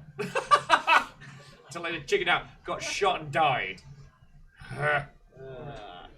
There was a question. Do the guns make noise in the same way the alarm clocks make noise? As in, can you distract with gunfire? Yes, the guns definitely draw people to you, and you can use that to your advantage if you're smart about it and you have the bullets to spare.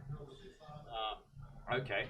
Stooge was saying Subnautica devs figured out how to get players to play the game they wanted. Reward the way that you do. Well, okay, so when I talk about reward and punishment, there is a third state which is very rarely talked about, which is the lack of acknowledgement. Like, in Subnautica, you can kill almost everything and do a full playthrough. You can just be a murder hobo. But the game doesn't reward you for it. It doesn't acknowledge it. You can do it and you can feel like justified in it. Whereas there are games where by doing or not doing something, it punishes you with a failure state. One of the first things that I put on XCOM 2, mod-wise, was removing the turn timers. Now, this is one of those examples where, so in Subnautica, they don't want you to do a murder. They want you to learn how to survive in that environment, how to understand the ecosystem. In XCOM, they want you to feel like a guerrilla force. You're not this, like, international agency with shit tons of cash. You're a bunch of haggard bastards hanging out the back of a feckin', like, oversized Humvee, flying around the world, jumping in, doing a mission, getting out. And that's how they want you to feel. With Subnautica, they encourage and reward you when you do it good. In XCOM, they punish you when you do it bad. You fail a mission if you aren't able to complete it within X amount of time, but you still have to exfiltrate your team. Right. Or you lose them for future missions, right? Especially if you're playing on Iron Man, which I'd argue is that. Which is sort of what spawned more the Iron Man of this game. Exactly. And I always want to discuss that. It's the elasticity of failure is very important when discussing these kind of things. This game not only reacts to your failure state, but the elasticity is based on how aggressive you've been playing. At least, I know mechanically you know the states, you know the numbers, but as a user, it feels very organic, it feels very real, and that's what we're always trying to do. Not to go all feckin' highbrow and crazy out there, but open world games are little sandboxes. GTA and Red Dead are very much the simulacrum, the very, very complicated wind up. What am I trying to think of? Like the clockwork diorama. It's lots and lots and lots and lots of systems all working simultaneously to make you feel like it's a living world. But Red Dead and GTA have very little simulation behind them. They brute force that. They brute force the crap out of I've it. always found, and I didn't play enough of the latest one to say for sure, but they've always felt like two games. There's the one game that is a simulation that has like the town, people walking around that do things, direct what you're doing, and little things pop up. Yeah. And then they have a narrative, which is like completely scripted, like really can only happen one way. But there's little tweaks to it, but mostly this thing's happening. Yeah. And then you get sometimes the simulation and the narrative thing collide. Yeah. In fun or frustrating ways, where you're like in the middle of some mission where if you blow it, you insta-fail and have to go back a long way, and da-da-da-da-da. And then, this simulation part wanders into the middle of your mission and causes you to accidentally shoot someone, which shoots your wanted level up, which does a thing, and now makes the mission impossible to finish because you're now being hunted for some other thing you didn't even need to do. Whereas this is, like, obviously doesn't have the highly scripted story stuff to the same extent. Yeah. But I also hope that because it's all simulation, you always have that chance of not insta-failing. I mean, you can insta-fail because you get shot too many times, but you still have that recovery option where you can flee to the jungle and they'll forget about you, or you can get captured. And I want to touch on what Stooge and Kathy were joking on, but is a really, really good point worth making in this, which is that in XCOM, once you remove the turn timers thing, and you have Iron Man, you have this kind of like, there's always a risk you can lose people in the field. And then the cost of bringing them back, sometimes you just have to leave a person behind. Sometimes everything goes sideways. People get captured. Like, when we did our XCOM 2 campaign, everyone was someone we knew. It was a character, it was either someone in chat, someone you knew real. You name your characters after real people. Actually, okay, if you don't mind me being a little bit self-congratulatory, I saved XCOM 2 for when we were finally able to have subscriptions and bits and stuff like that here. And we had what I said is, all right, we can now finally have subscriptions. It's been a while, we can finally do it. everyone who subscribes will make a character of. They took this as a personal challenge, messed up me and Caffeine sat for 10.5 hours making soldiers in XCOM 2. We did like 210 characters, it's ridiculous. But that then meant there was a grounding and a story. So we had this whole thing with, Vertrope, Wato and welcome. So, I'm here with Richard Rope. He made this game, along with a bunch of other peoples. We're talking about video games and making them. How you all doing? Wato. Yeah, we had Bob Ross and Mike and, fucking Mike Cox. Because at the end of it, I'm just bashing out characters, not even reading the names. So Mike Cox made it through. And the thing is, he got captured. We had to then go in and get him out. The jokes never ended. Get my Cox back. Yeah. But then, like, so we had the whole thing with the famous, who died in the tutorial mission when everyone just turned and shot him. And then we had this whole thing with Straker, who ended up becoming a real powerful sniper. But everyone she went out with ended up, like, messed up, shot, dead. Like, she was like the unlucky superhero. Her superpower was always making it out alive. Everyone else did. Those kind of like emergent narrative elements, those can only come when you have an elasticity of failure, when you have ways in which the game reacts to what you're doing rather than just bopping you with a newspaper and saying, no, go back to checkpoint. We had that back in the day, in that second game I did, Damage Incorporated, with the stick with it. That's good. That's good. However, that second game I did, Damage Incorporated, had the squad that could actually die during the missions. It wouldn't be available for future missions. And it was small, totally far from XCOM. And there were certain missions you could take them on where if their politics didn't align with the politics of that mission, they would turn on you and stuff like that. Had a bunch of goofy things like that would be like, what? Or if you brought someone on too many missions, they would get combat fatigued. And then they would just stop functioning on a mission. Which is things that like Darkest Dungeon would go on to articulate on. Except for, you'll then get the respect for that one because of course that game came out much earlier, and Darkest Dungeon was much huger. A lovely game. I understand. I haven't played it. I should though. It's right up my alley. It's really good. And again, the Darkest Dungeon's elasticity of failure is really interesting because it presents you with this idea where everything's always going to go feckin' sideways and that you can lose everything all at once. But actually, it's fine. It's fine. Like, you just get a new bunch of characters, just rolling through. But that one's... Have you played State of Decay much? Heck yes! There's another good example of that. So the one thing I wish they'd carried from 1 to 2 was in State of Decay 1, if a particular character became aggressive to the community because either you've taken them to new missions or they haven't slept or fed, if they get to the point where the rest of the community wants them out, you have to take them on the walk. And as you take them out and you have the conversation, it's then up to you at that point whether or not to deal with them and say like, look, you need to buck up your ideas, or whether just be like, clack, oh no, zombies! Oh no! Ignore the bullet wound. It was zombies. Gun zombies. Zombies. I've never seen one before or since, but time. Totally 100%. What did they do something different in the second one? I haven't played enough in the second one. You had to manage people's personality types, and sometimes you have to eject someone if they're toxic. But every time you eject, take them on a walk. You know, you don't take them on the walk. But this one has more of like the base build and defend. The more gear you have, the louder your base, and that has some emergent nonsense. All right, so nonsense in the best way. Oh, in the best ways. So once. No, they're not.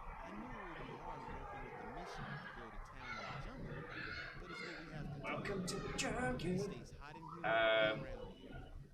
Cryotix says, do you know about these bullet ants? Turn zombies. The zombies have bullets. Honest, totally.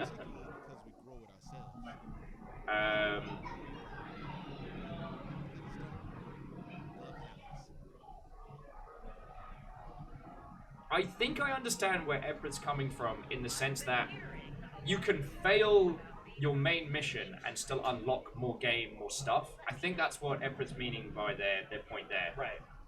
J-Punch well, says, the only stated mission you must do in this game is find Alex. You don't have to make him leave. You don't have to not kill him. You know, because you can still get endings where he's dead. Stella's not super happy with you in those scenarios, but...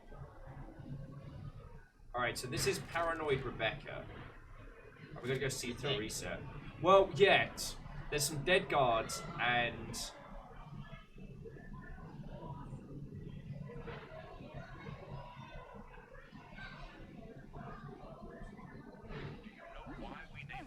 Fuck! Where? Don't keep moving. Don't go. It's alright, I'll stun him to death. It's fine. You threw him off. He's all baffled. Ah! God darn it. So J-Post, thank you for the 100 bits, yo. And J-Post managed to snipe. We've been doing this thing now where we had like a bit boss that had like Jarl of the Day. Snap it, Did you say Jarl of the Day? I did say Jarl of the Day. This is going to be a very short run. This was not a good strategy. Well, now you're captured, so... They know you. This will be the run where Isaac's like, nah, blamf. Well, that's based on what you've done. You haven't killed him. Just the one of them? I was expecting a score. Him killing you is not random. That doesn't matter. Soon, nothing you've done will matter at all. That sounds pretty ominous. I don't know what you mean. No, that seems fine. Everything's fine here.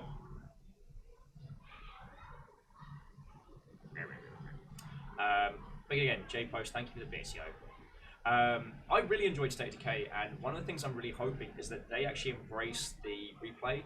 One of the things that I liked about the new one is there are 3 maps. Right. And you might get one of them at random. Yeah. And you have the option to rotate between them. So you basically just like, if you farm all the resources in your particular area, you can then book a DeWitt into the next map and go from there. Book a DeWitt. Yeah. Book a catch.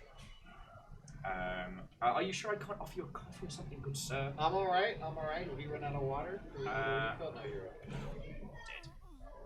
I have not, although I am regretting it because I am gonna have to run to the bathroom in a second. So the people here at GameWorks have been great about keeping me alive. They bring me water, so I remember to actually drink during the day. I have a penchant for playing like this for streaming for like 5 to 10 hours. So in the warnings, if you were on Mixer, when I use that word, it would come up with some quality of life warnings. Probably. No, it does. No, I'm not against Mixer. I want it to be a viable place, but right now I absolutely could not make a living on Mixer. Yeah. Because of the way Twitch is set up, because of all the lovely people we got in chat, like, I can do this full time. Yeah. But if I went over to Mixer, I would not be able to. It doesn't get the traffic. Sorry, Greenfire. What, old friend? Sorry's been lurking because they're on Akami. I love that game. Oh, right. Has that been recently remastered? There is a PC HD remake available. Good. Another PS2 gem. That did not sell well at the time. No. I believe a commercial failure. That was that whole thing where Platinum just released hit after hit on the PS2, and they sold like trash. Yeah. Godfist, Akami, Aiko sold poorly on gotcha. PS2. I don't mean to bring that up to be a jerk, and I am going to nip to leave. I don't mean to bring those up to be a jerk. Oh yeah, Gitaru Man, these bangers that were released that did all right in Japan and did trash in Western territories like Europe and the US, and like they're talked about as like and discussed as such gems, and they sold like dog shit. Yeah. I mean, I'm happy that we now are in a situation where games that have a very specific message or a very niche audience can find it without needing mass AAA backing.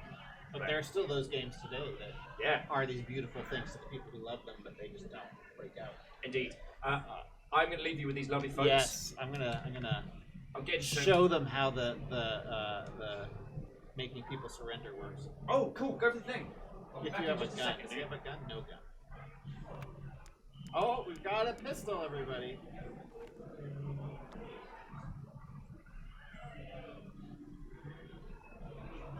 Let's see. So instead of subduing this guy, I can do this move. Oh, keep it on him. Oh, look, he surrendered.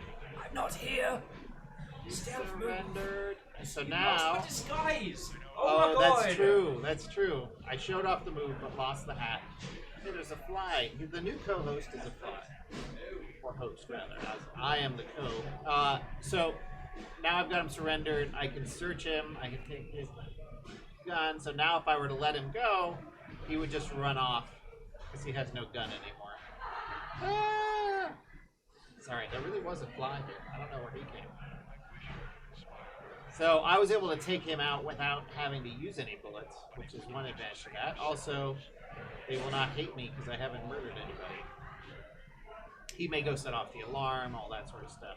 But I could have also knocked him out there. Put him in the warm trunk. My favorite thing, so one of the last sound effects to go in was the eating sounds. So if I was using the headphones, I would have said, oh, I love those eating sounds. Is there a radio in here? There is. If I turn this on, oh no! So now I can zonk this poor guy. Oh dear.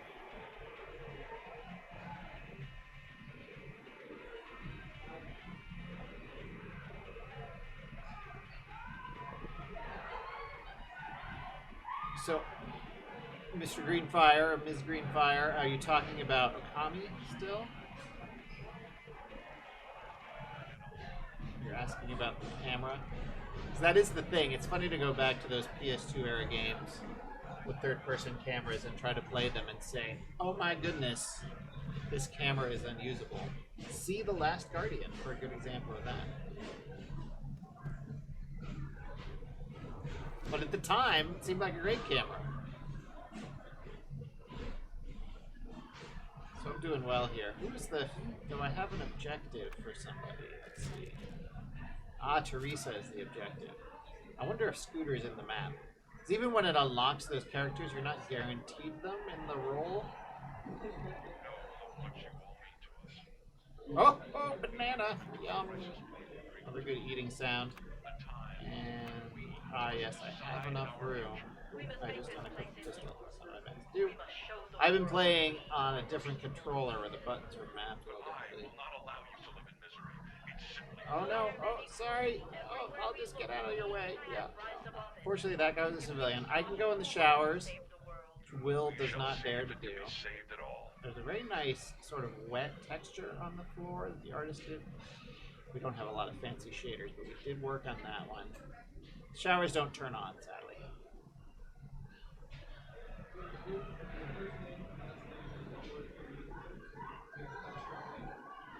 And much as the camera in like Ico and Original Shadow of the Colossus was janky, it did set up nice camera angles. Like I liked the framing they did and stuff. Like they're gonna freak out. Oh, he saw the body. He's freaking out. He's running for the alarm, I think. Oh no, he's not. Phew. Those guys don't always go for the alarm. And now, even though I've put him in here, I can search. And I don't really. I'm not gonna take this.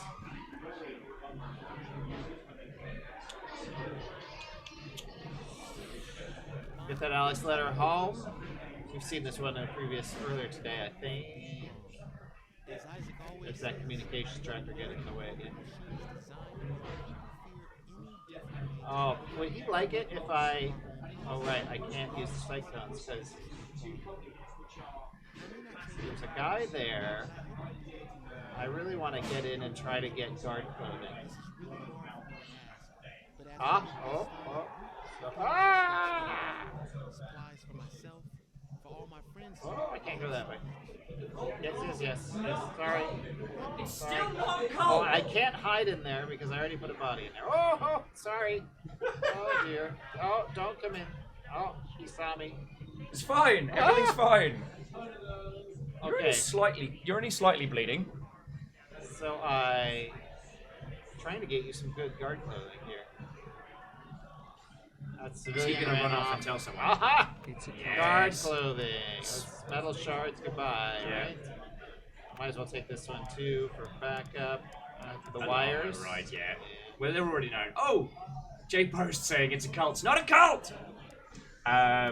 So now, of course, you can't. The sad thing is, I got you the guard clothing, but You have their side counts, so you can't see how they've gotten smaller, but they have gotten smaller, even smaller than the townsperson clothing.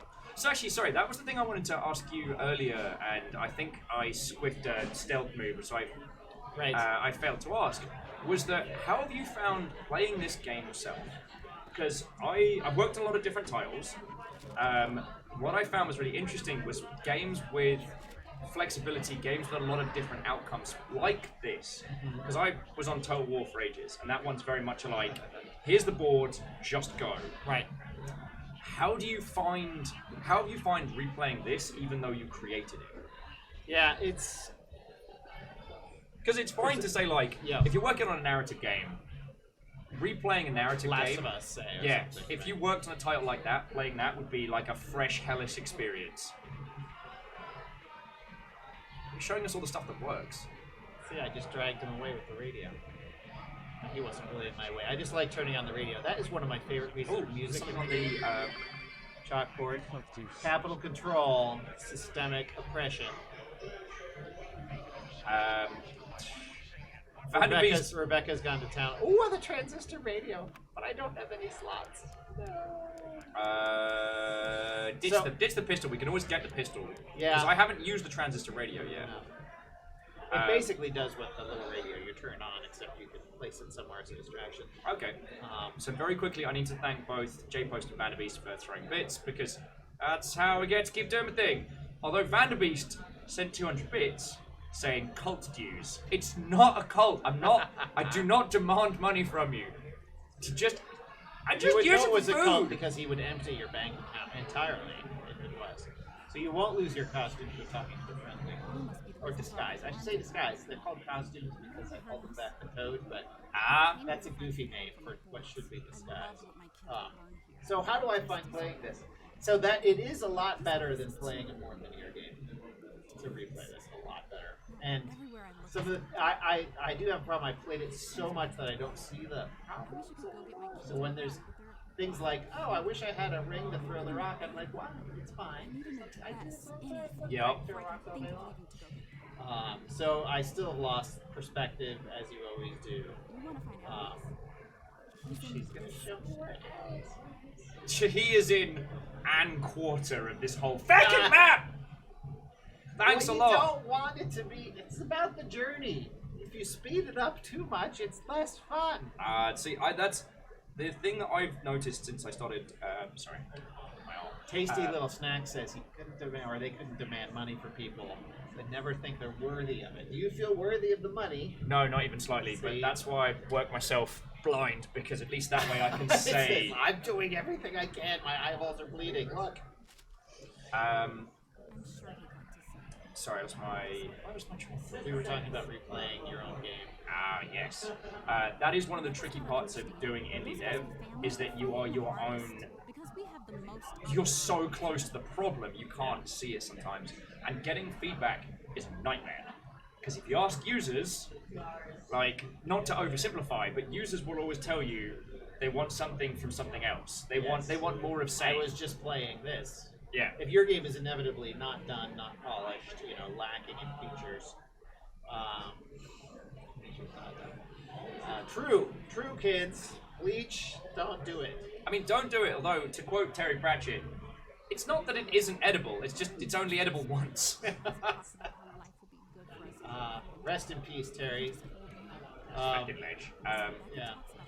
But yes, you're so close to it. Getting feedback from users, they're not used to looking at a broken thing. Yeah. So it can be tricky for them. I find getting feedback from friends is better. Yes. If they're also developers. But you can only ask them so many times. That's true. And usually that number is once. So you show them a build once, and that's great because you're getting their first impression, and that's lovely. Yeah. But then you're like, hey, I fixed all this stuff, and they're like, I'm busy making my own game. Yep. You've mistaken me for someone, because to give good feedback, that's the thing. It's very time consuming. Because you have to play it, and then write up feedback in a way where you're not being a jerk, but you're being constructive. It's Sorry, I was sitting hours of work just to make as one does. Sorry, friends. I realised why I was uncomfortable. I was sitting on my nuts. Just wanted to punctuate that actual useful piece of advice with a terrible joke. Some mirth. Some But yeah, giving people feedback, giving people advice, and things like that does eat a lot of time. It's one of the few things that I get grumpy now that I'm independent. It's Good, a good, mistake. good, good. Don't want to lose your blue hat. It's a good hat. There's a red hat too. You get later. But yeah, it's one of the few things that I get grumpy about is when people are like, hey, can you do this whole day long thing? And I'm like, that's a lot of my life you're asking for right here. And sometimes you say yes. And sometimes I say yes. And sometimes you're like, oh man, I'm so swamped, or you just don't answer anything. Yes. But yeah, you need to, because yeah, when you're working at somewhere like Microsoft, say, Microsoft has an amazing usability lab Hells yeah. where they pay people to come in and they pay someone to study them while they're playing, and that person has a PhD from Stanford, Yep. and they can write it up in a very like, users were stuck on this, and here's why I think that was. And when we did the next test the next day with the B version of the build, then you had this other thing, it went much better, and here's why that was. And they can they're very good at interviewing people to get, like, what would make this better? That isn't just, well, if it was more like the game I just played, it'd be better. Well, so I'm going to take off my wanky arty beret, and I'm going to put on my very serious community manager's cap a little bit, because this is one of the topics that I really enjoy. External and especially user feedback can be really vital to see areas that you might have missed. Yes. But you never listen to the opinion, but listen to what the opinion is about. Right. If loads and loads and loads of people say, you should add ducks. You should add ducks to this game. What you need to, and this is my personal journey quest. This is my personal opinion quest. I don't expect people to come with me on this one, but it's not that the game needs ducks. It's what has promoted people to think there is a lack of ducks. Right. What niche would adding a duck fill that would have, and what is the pain point that needs solving? What is it missing? Night Vale, and we are not adding sharks. Can you confirm there are no sharks in this game? No sharks. I had alligators on a wish list at one point. They're still in a Trello somewhere, lost. Yeah. That was a good snatch. That's the power of the hat there. There's a great Neil Gaiman quote about this very thing, which is, when people tell you there's something wrong with your book of this space, yeah, they're almost always right. When they tell you what to do to fix it, they're almost always wrong. Yes! He just puts it right into that little soundbite. That's why he's a writer. He's exceptional those. Although I made the mistake of mentioning ducks.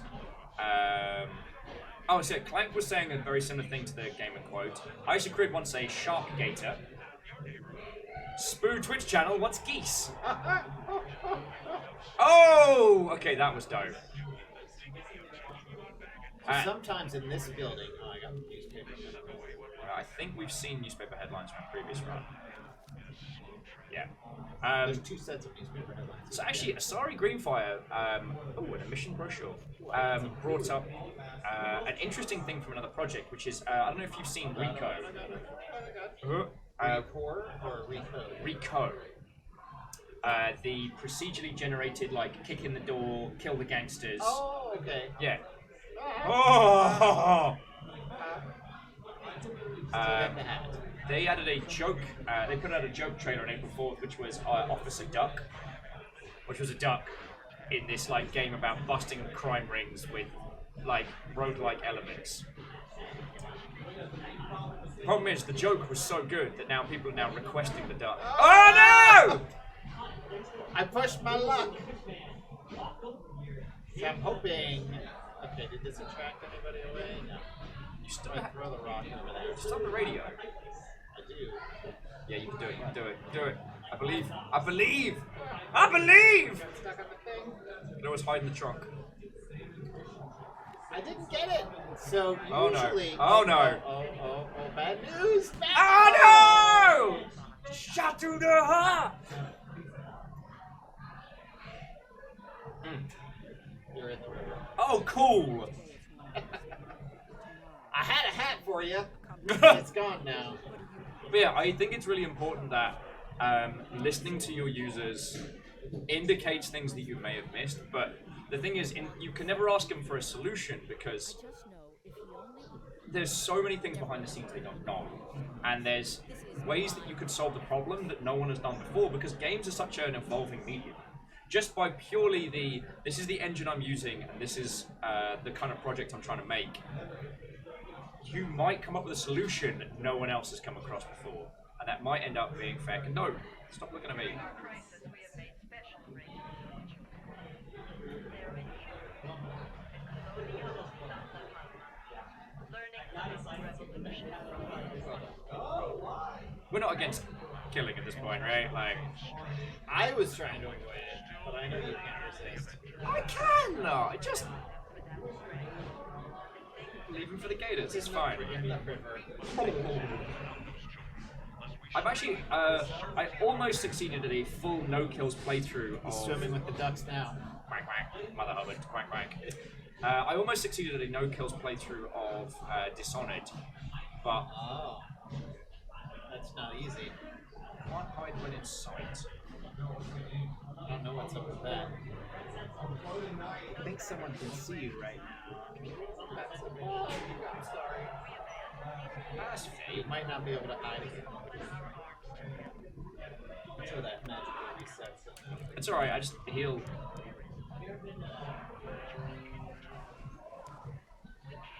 I got a transistor radio and a dart gun. Let's equip that. Is he dead? Ride us all down. So I'm surprised so many people know that song. Which one? Shot through the heart. And yours blame. What's that name? What's the actual name of that song? Is it Shot Through the Heart? Anyway. That's an old ass song. Y'all shouldn't be listening to the bad music from the 80s. You should be listening to good music from the 80s. I like my personal experience has been anything that contains. Can't hide one side. Well, I got good You already news. put a body in there, didn't you? Or no? Yeah, it's all the belters, like all the ones you can scream out your like no one. There's good music from the 80s. Oh, child. 80s, that was Metallica's glory period.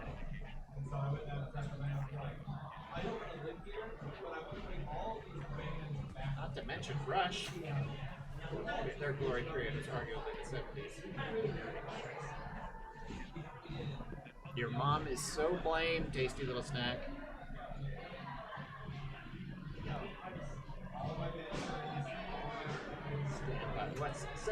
There's Metallica was apparently not an answer to what the good music in the 80s was. The Cars were big in the 80s. They got tunes. Depends what's Depeche Mode, people like them. So did you find Alex? Cure. Did I find Alex to be agreeable to leaving? Did you find Alex? Oh no. He's still in the wild. Because this has Get gone yourself some really, bullets. this has gone really badly, really quickly. Yep. Did anyone? Are they shouting at you about? Oh yeah. Yeah. Oh yeah. Yeah. I never felt like I fit in anywhere. Maybe if So none of the friendlies will talk to you. Yeah. But Alex will still come. Probably. If I find him. So you can find his location by searching for death still. Or you could just say, he's in there somewhere, I'll just look for a while. So at PlayStation Experience, which is a lovely show, where I've got the opportunity to go. I've never actually gotten the chance to do it because I've never worked with on a PlayStation exclusive, but They've it looks They've awesome. stopped doing them, but it's like, it's just a lovely, like everyone there in Jazz Dress PlayStation. All the games that are on the system they have.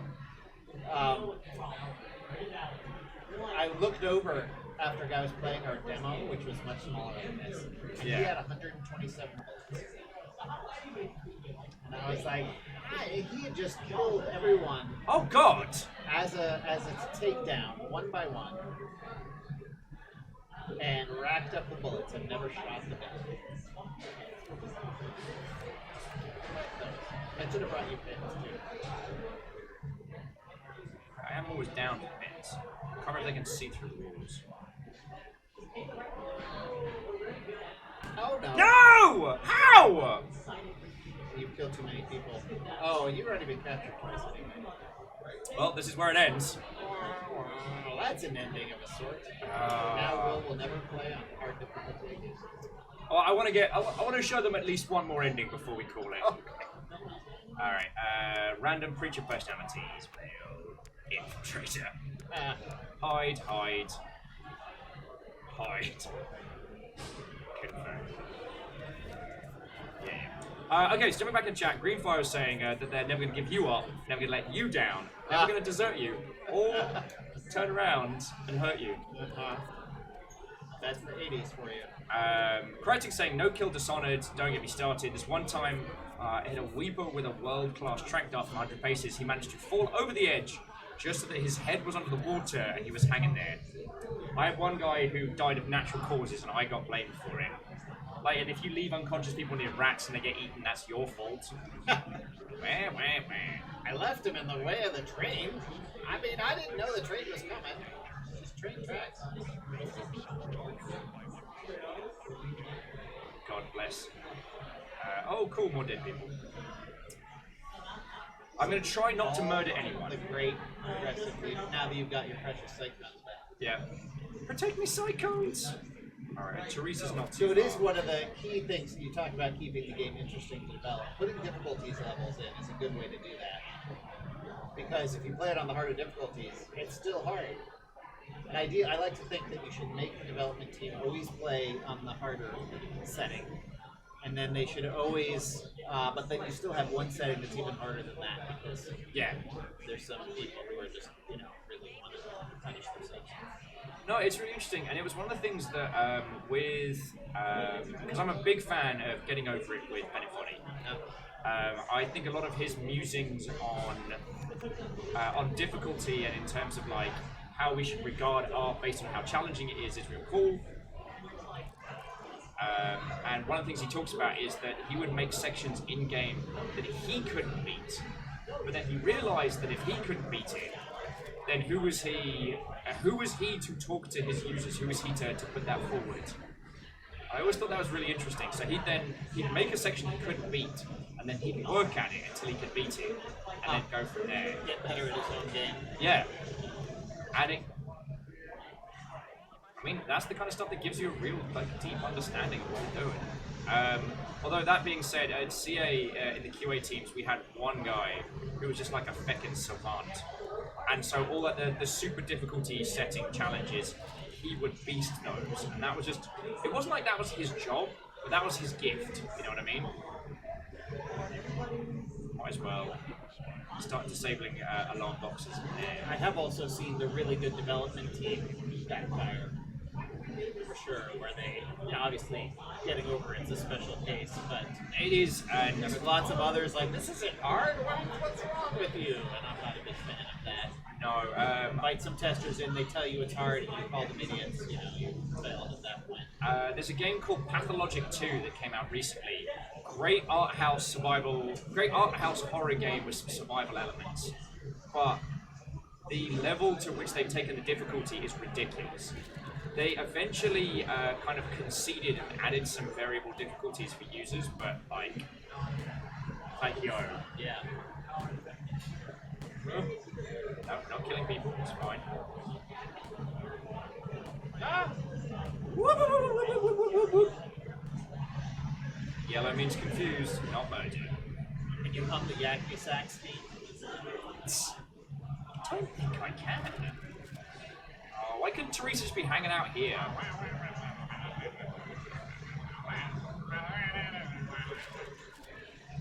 You can't really do it audibly over the hail of dinosaur gunfire. They really don't like those dinosaurs. Have you ever thought of just streaming yourself playing the dinosaur TV game? It's like a meta thing. Yo! Yeah. Getting from there to here. So, firstly, what? Oh, and welcome!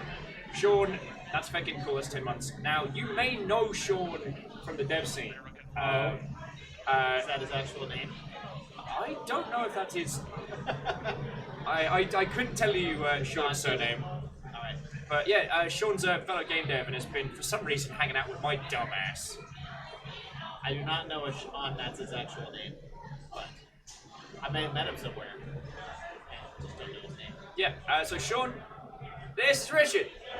Richard was the main dev on this, The Church in the Darkness, which had a bunch of cool peoples in. We're trying to do some more endings where I don't murder people. How are you?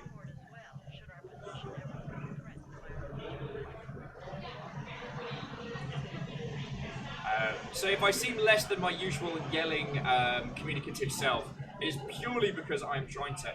Ah. Hello, friend. Light sobbing.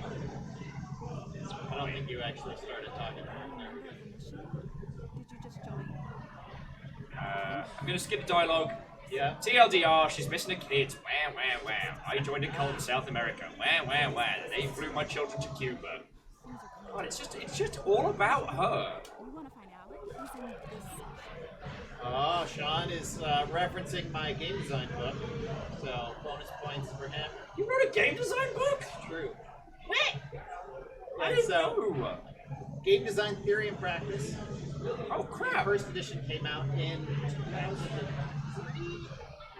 Crap. We had a second edition in 2006. Dude, I think fucking Brian Hicks recommended me that book and I forgot to buy it. I am a bad friend. Yeah, so I forgot to buy your book. still buy it. Still available. I will do You it. can pirate it from a lot of places too. Don't do that. Just him. He's special dispensation. So my publisher. My publisher was acquired by a publisher who was acquired by another publisher. Anyway. Ah, the Sea Monkeys publishers. Yes. The- Right? The Suffering. Yeah. So the second edition has the Suffering design document as an appendix Ooh. for Suffering fans out there. I forgot about that until he mentioned it. Because the first edition came out, the Suffering wasn't out yet. And the second, then I did the Suffering and did the second edition. Yeah. And I know I was talking about this a little bit the earlier. first edition might have been earlier, like 2001, 2002. Personally, I love the Suffering, and it was one that I used to kind of like tout. One that Caffeine's found it immediately. Thank you, Caffeine. Fucking ledge. The Suffering was exceptional. The thing that I find interesting is that we have learned so much. There's been so much evolution in how we tell stories in that horror, survival horror space. Yeah. That it's something I like to get into the weeds about. I played a game recently called Lost in Vivo, and it's brilliant. Okay. At first, it presents itself as a new school jump school meme game. So it uses binaural audio. Your dog gets washed down a storm drain, and you're in these identical drains trying to find your dog. You whistle, your dog barks, and you listen, and then you kind of like, okay, it's over this way. So it seems like one of those games like you're just going to keep going round, and oh no, ooga booga, something jumps out, Slender Man says hi, whatever. Then it articulates on a dime and transmogrifies into a PS1 style survival horror. Limited bullets, coloured switches, easy maps, bad guys, you're like... And then once it sets the baseline of these two and blends them, then it fucks with you. It uses very much its understanding of these elements to mess with a whole bunch, and I'm like, yo! And Lord Lost is playing Astroneer. No, I've never heard of it. Never heard of it. I lost like nearly 9 hours. Not made. Have you had them on the show? No, not yet. Should do. I have been meaning to invite one In for a town. while. Yeah. Them, the Slay the Spire peeps, like there's so many cool people. And as Sean said, did you suffer? It will be soft long. The puns. I actually really liked working at Ubisoft until I didn't. Said we blockers really do. There was a good period, and there was a brief bad period, and then I was not starting. Yeah, it is. Another thing that's worth discussing is that publishers... Redstorm. So you know Mr. Dansky, my good friend. Richard Dansky has been at Redstorm since it opened, I think. Dang. Met Clancy once. There's a secret about Tom Clancy games. He did not work on them. My God! Work schedule... Ever so often, there's another secret for the audience here. These are great. Whenever you see a celebrity associated with a game, you should assume they did nothing. Particularly if they're not, like, obviously if they're an actor or something, well, yeah, probably did the acting, sort of. probably half of it is like a voice match with somebody else because they had to get more lines redone and they couldn't get that person back anymore. Yeah. But so a writer or a director or some graphic designer, they really didn't do the work almost all the time. Yeah. Right? And so Tom Clancy's son, named Tom Clancy, Thom. I've never met him. Oh my god. Tom Clancy. Thom, it's not pronounced Thom, I don't think. It will be in my head. Right? Cryotix is like, we mean Bruce Willis didn't himself create Apocalypse featuring Bruce Willis with the worst I've flat heard texture. that Tom is a very nice kid. Yeah. The one that I liked was it Rogue Warrior? A unbelievably... Dick Marchenko. That one? No. No, that was Mickey Rourke. Oh, right, the one where Mickey Rourke played Dick Marchenko. That was Rogue Warrior. Yes. Right, Sorry. Dick Marchenko is the creator of the Rogue Warrior IP. Dick Marchenko's a famous ex-Navy SEAL who wrote a bunch of books about the Rogue Warrior. I don't even know this. The only reason I know that game is that one, super generic. Two, Mickey Rourke's cussing made that whole Right, game. and it appeared that the dev team knew it because the credits was a supercut of him cussing. Yeah, to like a soft like hip hop beat. Yeah. So good. All right, it's fine, Alex. Alex, where the bloody hell are you? But what I'm gonna do is I'm gonna do. 6 because it's more threatening.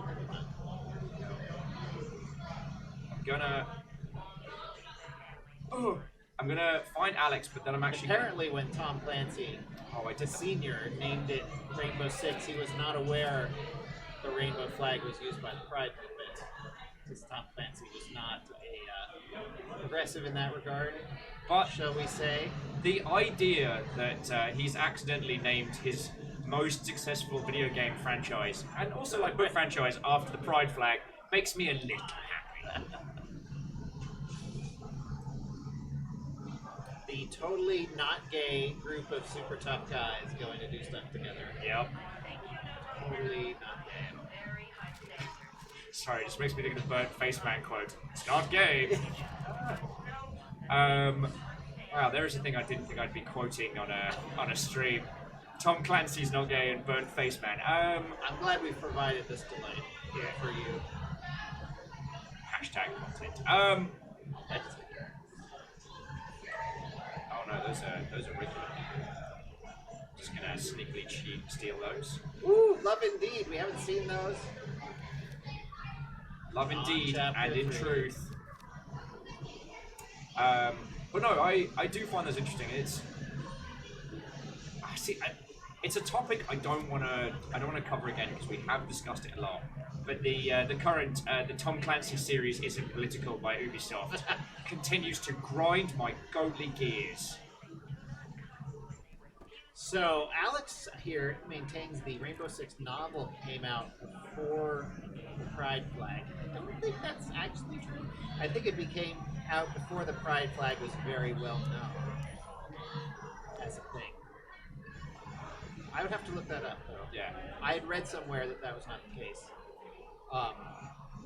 And then Wraith here's a good joke of, I wish they'd use numbering system for Rainbow Six so we could now get Rainbow Six 9.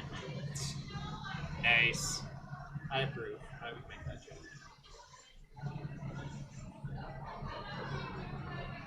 Sorry. Oh. But I believe the Rainbow Six novel was written at the same time as the game, and was written in order to have characters for a game, partly. And the characters from the novel are in the original game, but not as written by Tom Clancy. Okay. Yeah, the book came out in '98, which is, if I recall, when the game came out. Did the game come out in '97? I feel like it came out. Because I remember where I was working in '97. I remember the game coming out. Then. Let's see if I can find something to. I don't know.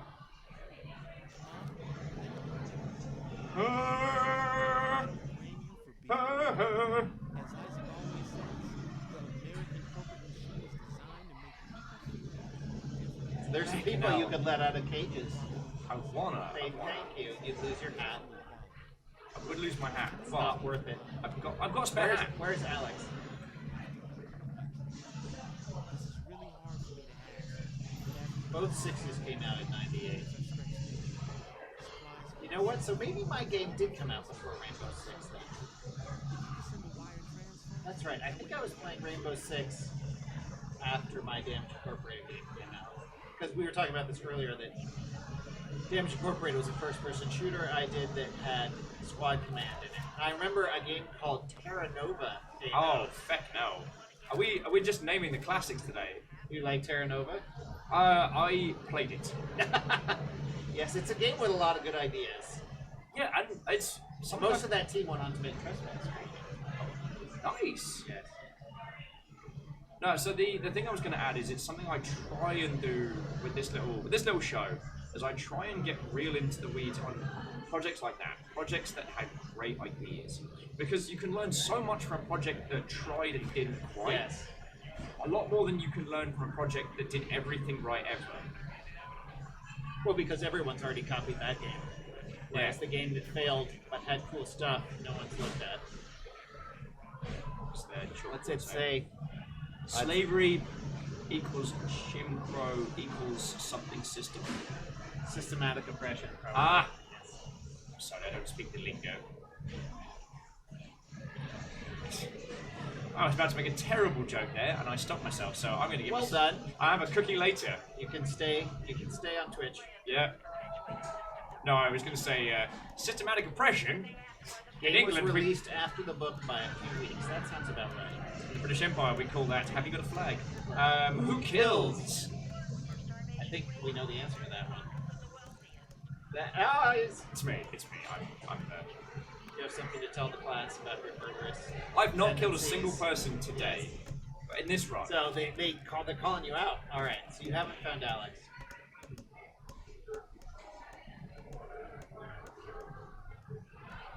I think you might. Too high up.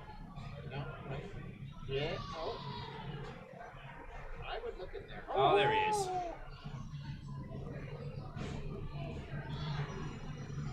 Watch out for the bird. I'll give you away. Heckin' birds, man. You pulled everybody away, except for. I've got an idea.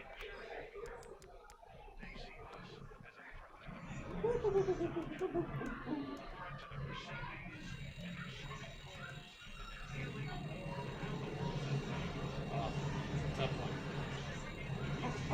Ha Now the key is when it I recommend the technique of zooming yourself out once he starts talking, because then you'll see if someone's coming up on you. Yeah. But I know where they are. I marked them on You don't want much, do you, feckin' Alex? Told you where Isaac and Rebecca are. Alright, but I've still got to go through the middle bridge, so Do we have cool. do we have a theory about which one of them is bad? Either of them are bad. I don't know. So I think he's undecided. Oh, you're just gonna leave him there? Yeah, we're gonna go talk to Alex and Rebecca.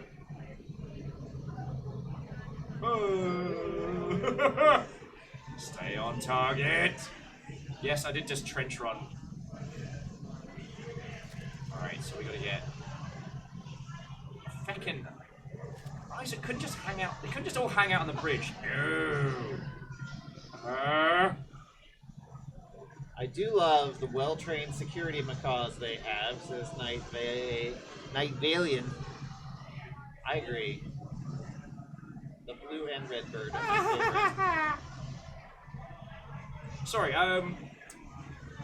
the Tom Clancy series is one that I do find fascinating because it was such a departure from what was considered like the only way to make an FPS back then.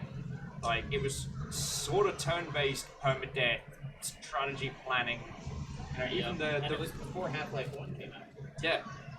So back then, FPSs were all, how many secrets did you find? How many guns can you have in your person?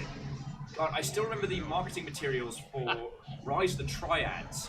Ah, right. That you could dual-wield rocket launchers was on the back of the feckin' box. Yeah. Decide our future.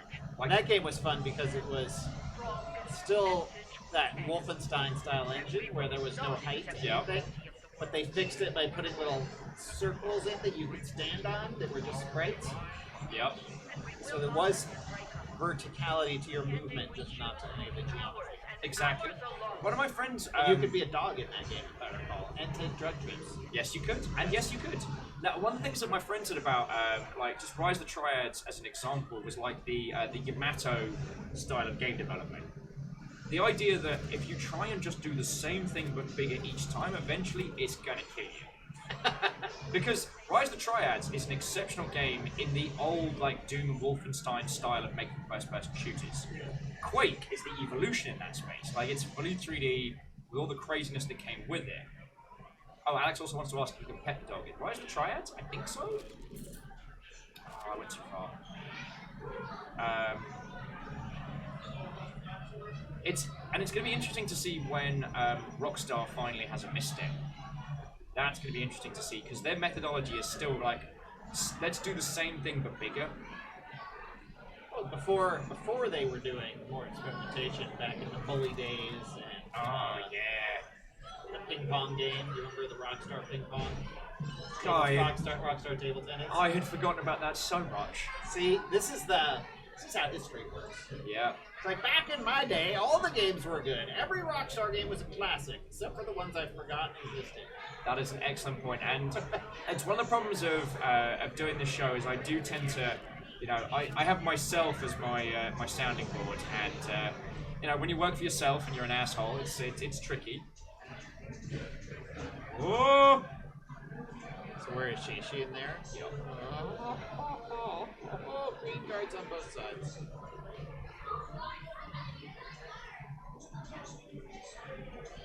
Now, once you find the Trank rifle, which I believe is not unlocked yet, that keeps people out for a long time. You're lucky you haven't lost your costume yet. Disguise. Disguise. Use the word disguise.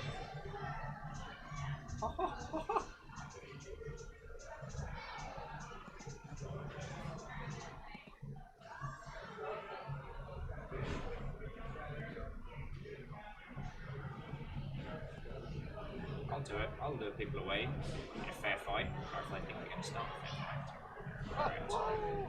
Next to talk. CIA's found us. Don't tell me. It just lies. We knew this would happen. The life of any one of us doesn't matter. What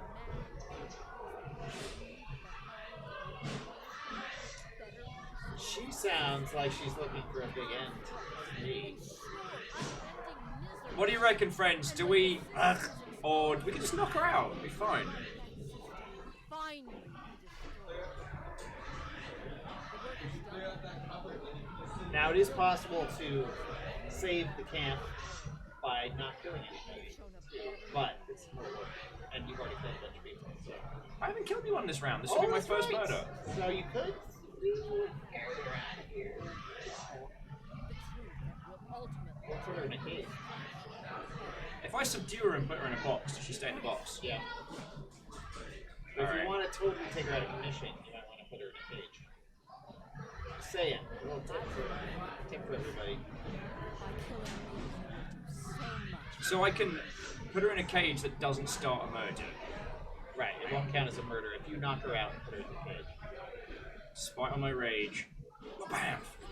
I'm still just Nicolas Cage. So Cryostix says, I think Rockstar is on the verge of misstepping. Red Dead was pretty vocal criticism for having archaic gameplay design that drags the game down. It hasn't translated to review scores, but Red Dead 2 feels like it came and went in a public space, unlike GTA 5. Which may be true, however, people have criticized Rockstar games for having archaic mechanics forever. Back to GTA 3, baby. That game was so broken, but so delightful. So, that's what pacifism gets you. Dead! Pacifism gets us dead! I was doing so well! Subdue! Don't do a murder! Oh, I'm gonna go into the next round just like chain drinking heavy machine gun. I'm gonna basically play 40 hands but with a helicopter.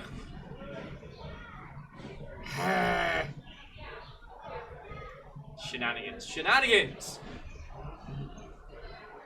So how much more of your time do we have, Fred? Like, I could probably be another like 30 minutes. Okay, So, okay. Yeah. Reset map, new game. So I have the problem whereby I stream an inordinate amount, and I don't want anyone to feel trapped in the box with Will, because I'll keep going. I'll keep going. Can't stop me. Can't stop me. I have all these lovely people here too. So. Indeed, indeed. At some point, Rockstar has to collapse. But well, and the thing is, the games they're making now, like back when they made Bully, Yeah. the budget was substantial, but not like enough to fund a small country for 5 years. Yes. And now, if a Rockstar, if Red Dead 2 were to fail, that's a lot of money. Yes. They're not making back versus like whatever Bully lost. So it made I don't think they can afford to make a misstep like a Bully or a table tennis anymore. Because while GTA 5 is making money hand over fist and Red Dead Redemption, the sheer cost of creation. When I talk about brute force, when I talk about the battleship, oh, you've got to be fucking kidding me. The battleship method and things like that, it's just the sheer number of developers required to make that project. Because human beings are the most expensive thing in game development. The more people you have in your studio, the more people you have to. That's why you put some of your studio in somewhere with a much lower hourly rate. Yup. Spread your studio out over different countries that have different tax breaks. But one of the things that was really interesting about working in a studio based out of New Zealand was that if you're funded in USD and you're based in a country that has that is not strong against the dollar. Add things up here, That's a hit. including a dead chicken, if I'm not mistaken. Oh my god, it's gotta go. That's for Fluffy. Kill the people, not my chickens. Yeah, I was fine until they started on the map. And when they came for the chickens, I answered the call. Ooh, painkillers. Loaded up with the good stuff.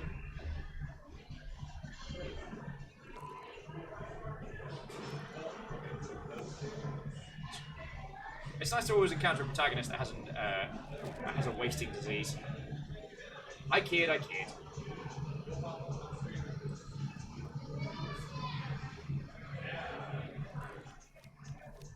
So I guess the other thing I wanted to ask is like, so with indie now becoming more and more viable, now the goal seems to have shifted from, yo, I can't wait to get enough experience to be able to join a big AAA company and work for a big IP.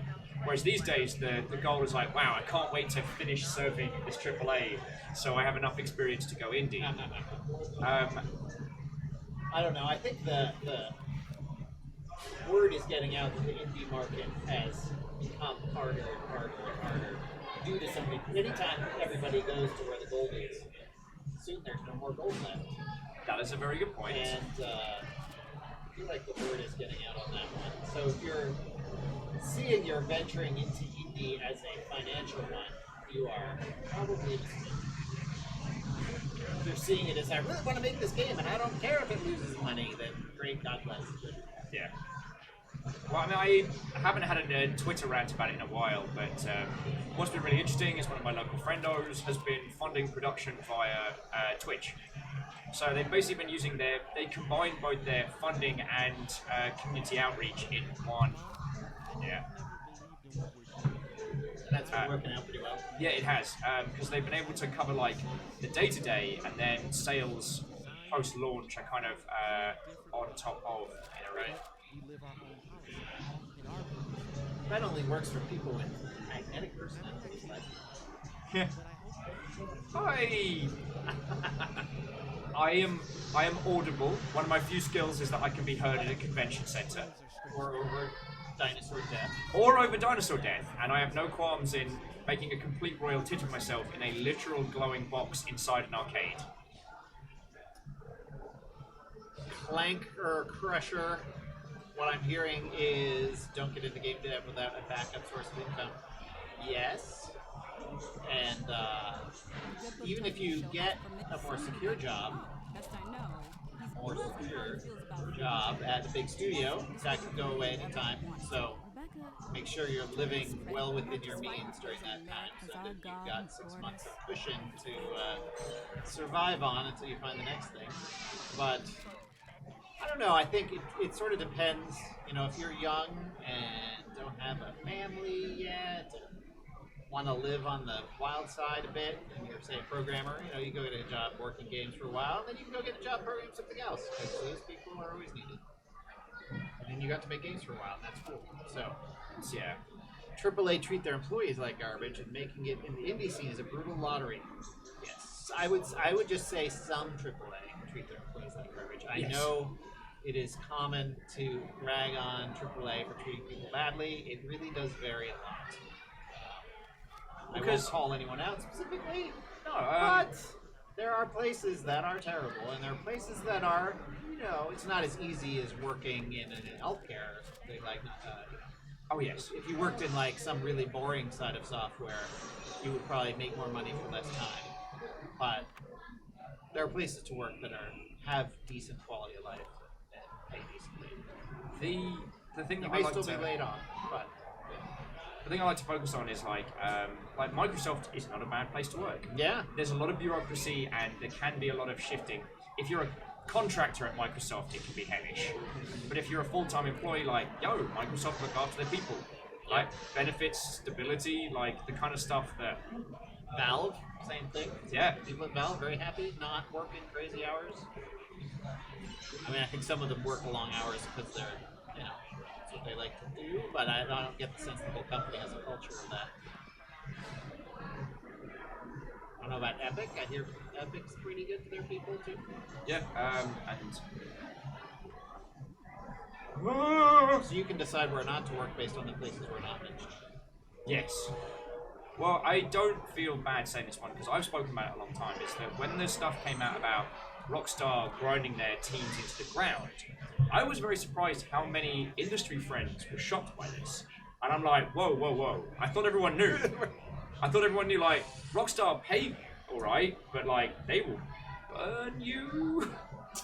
And I was very surprised. Yeah, I won't comment on that specifically since I have no first-hand knowledge, but I definitely know people who are at companies that go out of business. They are where, you know, the last game didn't sell well, and everybody knows, and you know, they don't have a new deal signed and whatever, and then the company goes out of business, and everyone's shocked. What? Oh What my do you mean god! the company went out of business? I'm like, yeah, it's pretty obvious that was going to happen. So that's the other thing. If you are working at these places that may actually be very nice places to work, you just need to be aware. So are we actually, where's our money coming from? Do we actually have, and I've asked that in interviews in the past with working in small studios, so what's the financial situation? Where's the money coming from? What deals are signed? Is one of you independently wealthy? Do you have investors? You know, that kind of thing. No, I'm gonna get my past the church. No, and those are all very, very important questions when chatting with. Because the thing is, like, I'd love to say that I'm some feckin' super smart business brains. I've been hoodwinked by studios. Yeah. Usually led by very charismatic people who could be great streamers if they weren't great schmoozers at business. Yeah. I and this is one of those ones where I can't say what the company was, but what they promised me was both fiscally very good for myself and creatively great, and I should have known. Because if I sat and thought about it, it was an environment where follow the rocks! It was an environment whereby, if I had considered where the funding was coming from, it would have made a few of those, a few of those promises slightly less genuine. And that's on me. Also, Baron Sheep, what? Oh, friends! Baron Sheep's excellent dude is running the D&D game we're running on here, Oh, which is nice. where the two lug nuts on a string comes from. It was very funny at the time. Baron, I hope you know. That's how D&D works. Very funny at the time. Very funny. That is a lot of people. That is not a small number. That is a large number. You all good? Yeah. Just gonna worship the pond. Oh, We all come from the water. yeah.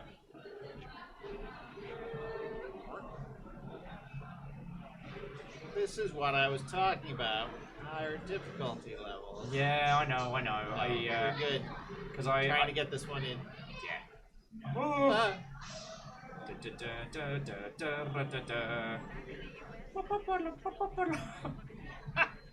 It's better than Yakety Sax. So there appears to be a man running around singing to himself the Duel of Fates from the Phantom Menace. Is that one of ours? Probably. You're lucky you're just streaming and not posting this on YouTube. Yep. Oh.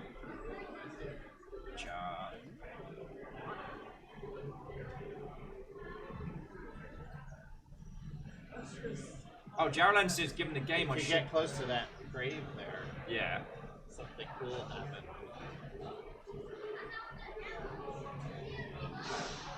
Did it not happen yet? Oh, maybe you already got it.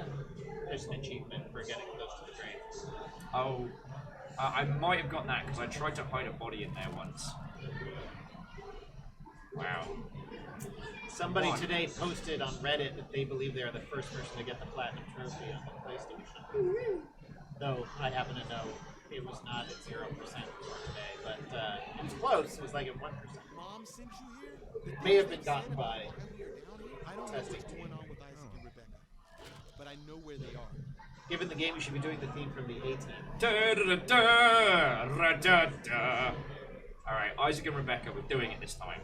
If they're creepy, we'll kill them. If they're nice, I'm just gonna run away and leave them. And they're near the exit, so they're sort of on your way out. I don't know. I don't know. So it's one or the other of them, probably. Generally, when he says, I'm confused, it means somebody's bad and somebody's good. Oh, creating this kind of like... Okay. Generally. It's not quite that easy. Yeah.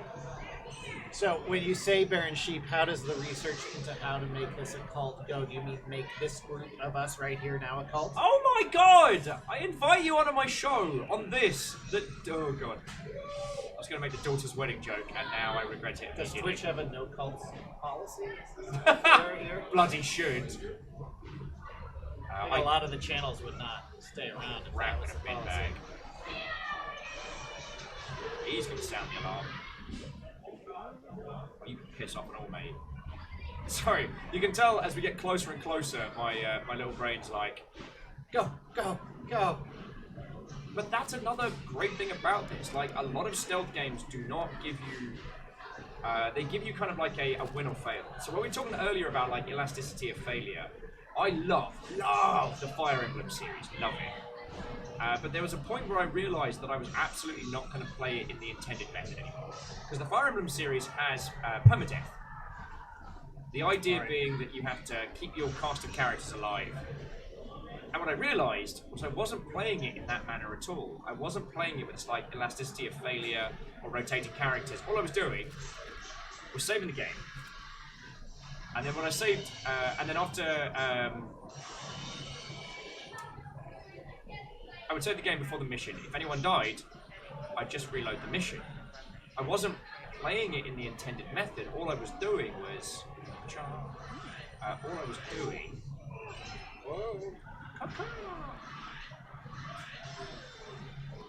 oh crap. Thanks a lot. Tree. Yeah, go inspect that chicken. Aha! Oh! Oh!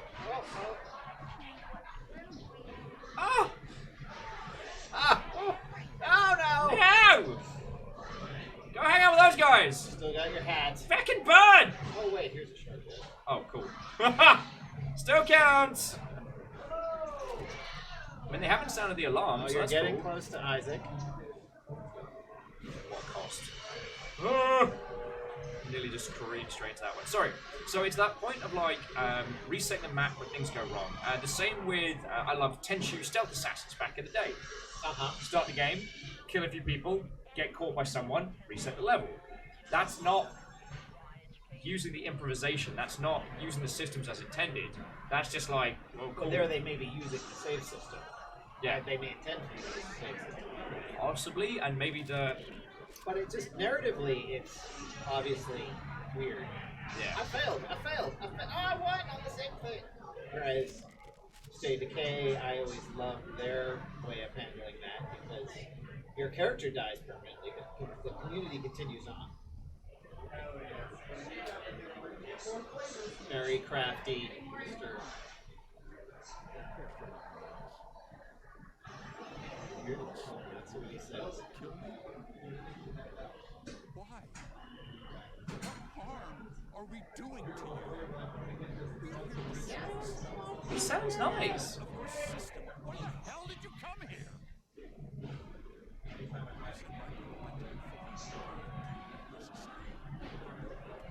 Just like it did before. Just like it used to. If I just walk away from him now, how effect am I? Well, I mean, you have to not get shot on the way out. What fucking lies did they feed you? Maybe Rebecca's the bad one. Did you non-lethally? Yeah. And carry, slash. He's fine. He's in a trunk. He's gonna have back problems for a week, but help me! Help me! I'm in a trunk. Man, that trunk is talking. All right, so I like to think it's just so warm and cozy in there. he's just gonna have a little sleepy sleep. They will sleep for days, at least as long as this game. That was something we were talking about the other day in a lot of stealth games where, like, there's a tranquilizer dart that knocks someone out, or you, like, judo chop them and they fall to the floor. My friend's like, man, that's not realistic. Like, to sleeper hold someone, you've really got to put the effort in. It takes a while. I'm like, mate, I'm working a minimum wage security job, and a secret agent is clearly sneaking around. One, I am, until I absolutely have to, I'm going to pretend I don't see him. Like, Sam Fisher glows. He's got glowing goggles.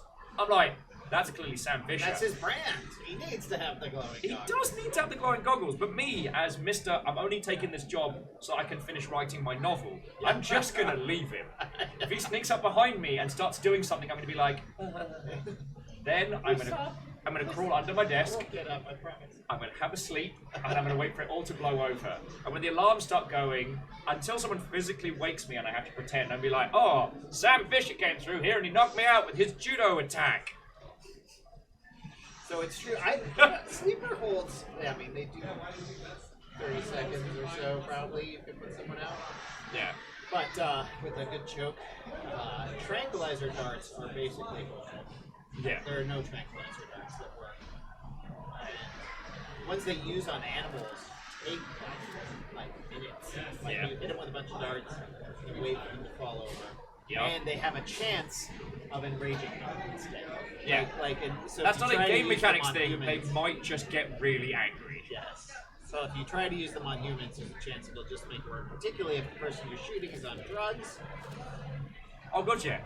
which is, why law enforcement doesn't really use tranquilizer darts. They just don't. Yep. But I will say, going back De-escalating works. I'm in favor of all that, but hells yeah. tranquilizer darts, not so much. Watch out for that guy. And net guns. Net guns are hilarious. No, he's not! A good bola. Isaac's not dead. I knocked him out. I absolutely knocked him out and put him in a trunk. Well, Rebecca is maybe not the most reliable person to talk to.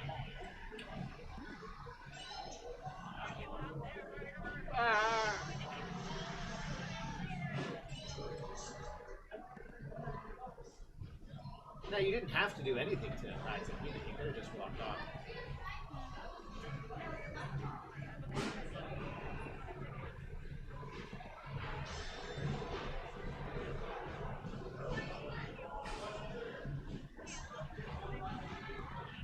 Follow the bloody rocks! But you were too delicious for that guy to fall on the rocks. God, I hit that person in the face with a rock. Who's this I asshole? saw where that came from. Who's this asshole throwing guns? You're probably better served going that way anyway. Look where Alex is. Look where my fucking insertion point is. Well, if you manage to take out Rebecca, though, you can leave Alex here and everything will be okay. Oh yeah, because last time, didn't I kill him and take Alex? Well, last time, the ending you got in this, you've only gotten one ending today, right? Oh yeah, the last one, the ending we got so far was the cyanide bad times, wasn't it? Take this off me.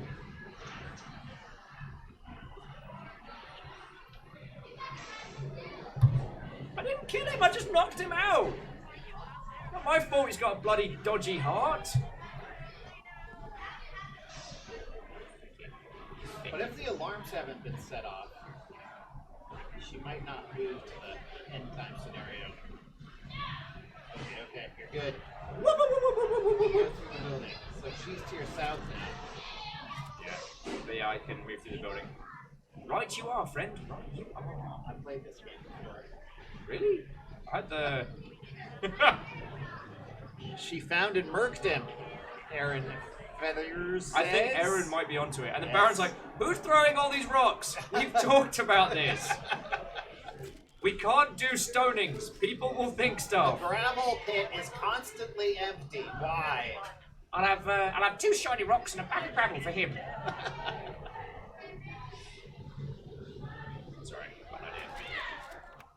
So close. Need to alarm clock it? Yeah. Clock it, block it, and alarm clock it. Fuck. You can trank gun. Triple fuck. You got the trank gun. Did the alarm go off? I think so. I would run back there to the church as quickly as possible. If the alarm's gone off, she may panic and get everyone to go to the church again.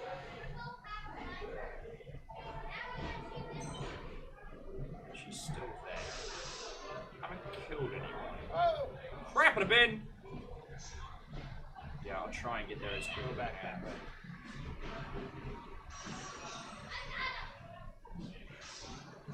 What? Oh no, he turned around. Everyone's moving. Everyone's got alarm senses on now. So when the alarm's going off, everybody searches more and So look at your inventory. What you got? What you got? 3 darts, 2 alarm clocks. I use the alarm clocks. Oh, you put it Floyd. Sorry, I did. Okay. Oh.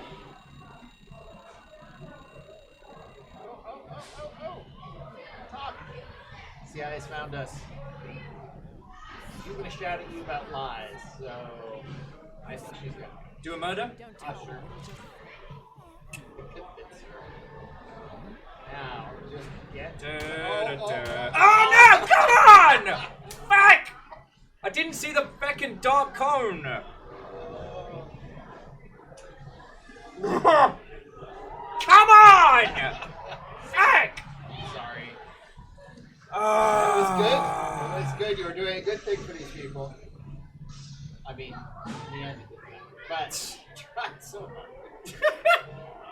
Okay, firstly, A moral question: is it better to rescue your nephew or try to save everyone in Dublin? that's... Probably your nephew. Now, if I'd just been doing constant murders, at least I'd have a high score. Shenanigans! Shenanigans. Yeah, so I should probably be going. Yeah, and dude, It's been lovely though. it has been a Enjoyed splendid this. day. You've been lovely people. Thank you for watching. And we ended up going way longer than I was expecting, so I'm pretty feckin' spoiled. Let's bring it on back to here. We got an additional ending. 'Cause what did we get? We got... You got 4. Oh no, so we You got... one. That's right. You did one where We got That's Unforgivable. right. You went in where you just found Alex and left. That Yep. was the first column. And then... Because you can select them, right? They'll give you the real Oh yeah, and Unforgivable was when I capped Isaac with the when you snuck in at the very end. yeah, and he was gonna do the big old punch and party. Yeah. No punch. Pills. Okay. Pills party. So Caffeine, thank you for dropping the link there in chat. This is the Church in the Darkness. and I stand by what I said to you all when we streamed this first. This game is exceptional, and the moment when I realised that we had to take every run as it came, we couldn't, because I know we fell into the mechanics of this while we were talking about game development later on, but honestly, like, if I want to explore this, I want to see all those, I have to learn each environment as we're going through it, and that's really fucking cool. Glad it works when it works. Thank you. For those it works for. So if you do pick it up, if anybody picks it up, leave a review. Oh, I know yes. you always say that, but I'll say it for you. Yeah. Reviews on Steam are lovely. Yes. Reviews on Steam, I mean, positive. wish lists do really help. Well, see, I didn't talk about I this. say, if you like the game, please leave a review. Yeah. I feel like I'm being a jerk. No, the thing I find really interesting is that all the negative reviews I've read of this game are by people who played it for 30 minutes. Right. People who've done one run and been like, oh, I don't get it. Oh, there's this stealth mechanic scene without now. I'm like, how are you wrong? How are you so wrong? I want to get fighty on your behalf with those, but... Oh, and Richard has a book, which I've been meaning to read since Brian Hicks told me I had to buy it, and I forgot. Because I'm a bad friend. It's fun. It's got interviews. It's got. I know back in the day when it was written, Yeah. it was hard to get these long interviews with game developers. So it's got Sid Meier, it's got Will Wright, Oh, shit. it's got Steve Moretsky and Brian Moriarty's not in it. Steve Moretsky, who also wrote for the game, is in it. Dude, that's it's got really cool. Doug Church, who's the head of the original Thief, Oh, yes. I was like, that name rings a massive bell. The Cradle. and the original System Shock, and the original Ultimate. Those are all Doug Church jams. I knew that name from somewhere. Looking Glass guy. But him, and then it's got Ed Logg, famous maker of Asteroid, Centipede, and Gauntlet. Wizard Jordan Shot Food. Mettenor, you maybe know Jordan Mettenor, Prince of Persia, Oh, yes. Veronica, The Last Express. And I'm forgetting someone, and it's terrible that happens. It is one thing that I do love about this current games environment is that there is more of this want to know not just about the games but the people. Like, Yeah. no clip, people make games. But they're not just, the interviews are very game design. Yeah. Soren Johnson has a great podcast that's kind of like that now. Way cool. Designer Notes, I think it's called. Yeah. Anybody wants more of that? Long form interviews with people. Indeed. I've enjoyed Game Maker's Toolkit for that kind of format, but yeah. Who does that one? Oh, that's Mark Brown, but he'll do like an system and then do a breakdown of different designs. Yeah. It's real cool. Richard, I want to thank you so Yes, much for been coming in lovely. today. So what I'm going to do is I'm going to roll credits with these lovely folks. I'm actually going to throw us over to another show because while I desperately want to play some Sniper Elite with you, lovely folks, I think that is going to be another day adventure. I'm warning you out. All the stressful, no sight guns. It has. I'm not ready to go into the Moroccan streets of World War II and zip Right. bullets at each other. Yeah, But it's also- probably less stressful. But also, like, we talked about so much good stuff today, and thank you so much for coming on and talking about all of it, the biz dev, the entire artistic intent, the core. It's been fucking cool. I'm happy to do it, and thank you again for being there on launch day for us. That meant Ah, dude, that was so cool. And, I mean, I will admit, I was freaking out about streaming to Steam because I had never done that before. And it actually worked. yeah. So, thank you to the fellow Traveller crew for taking me through that. So, I'm going You to... thank them enough, they might make you do it again. Actually, no, I need to follow up with them on...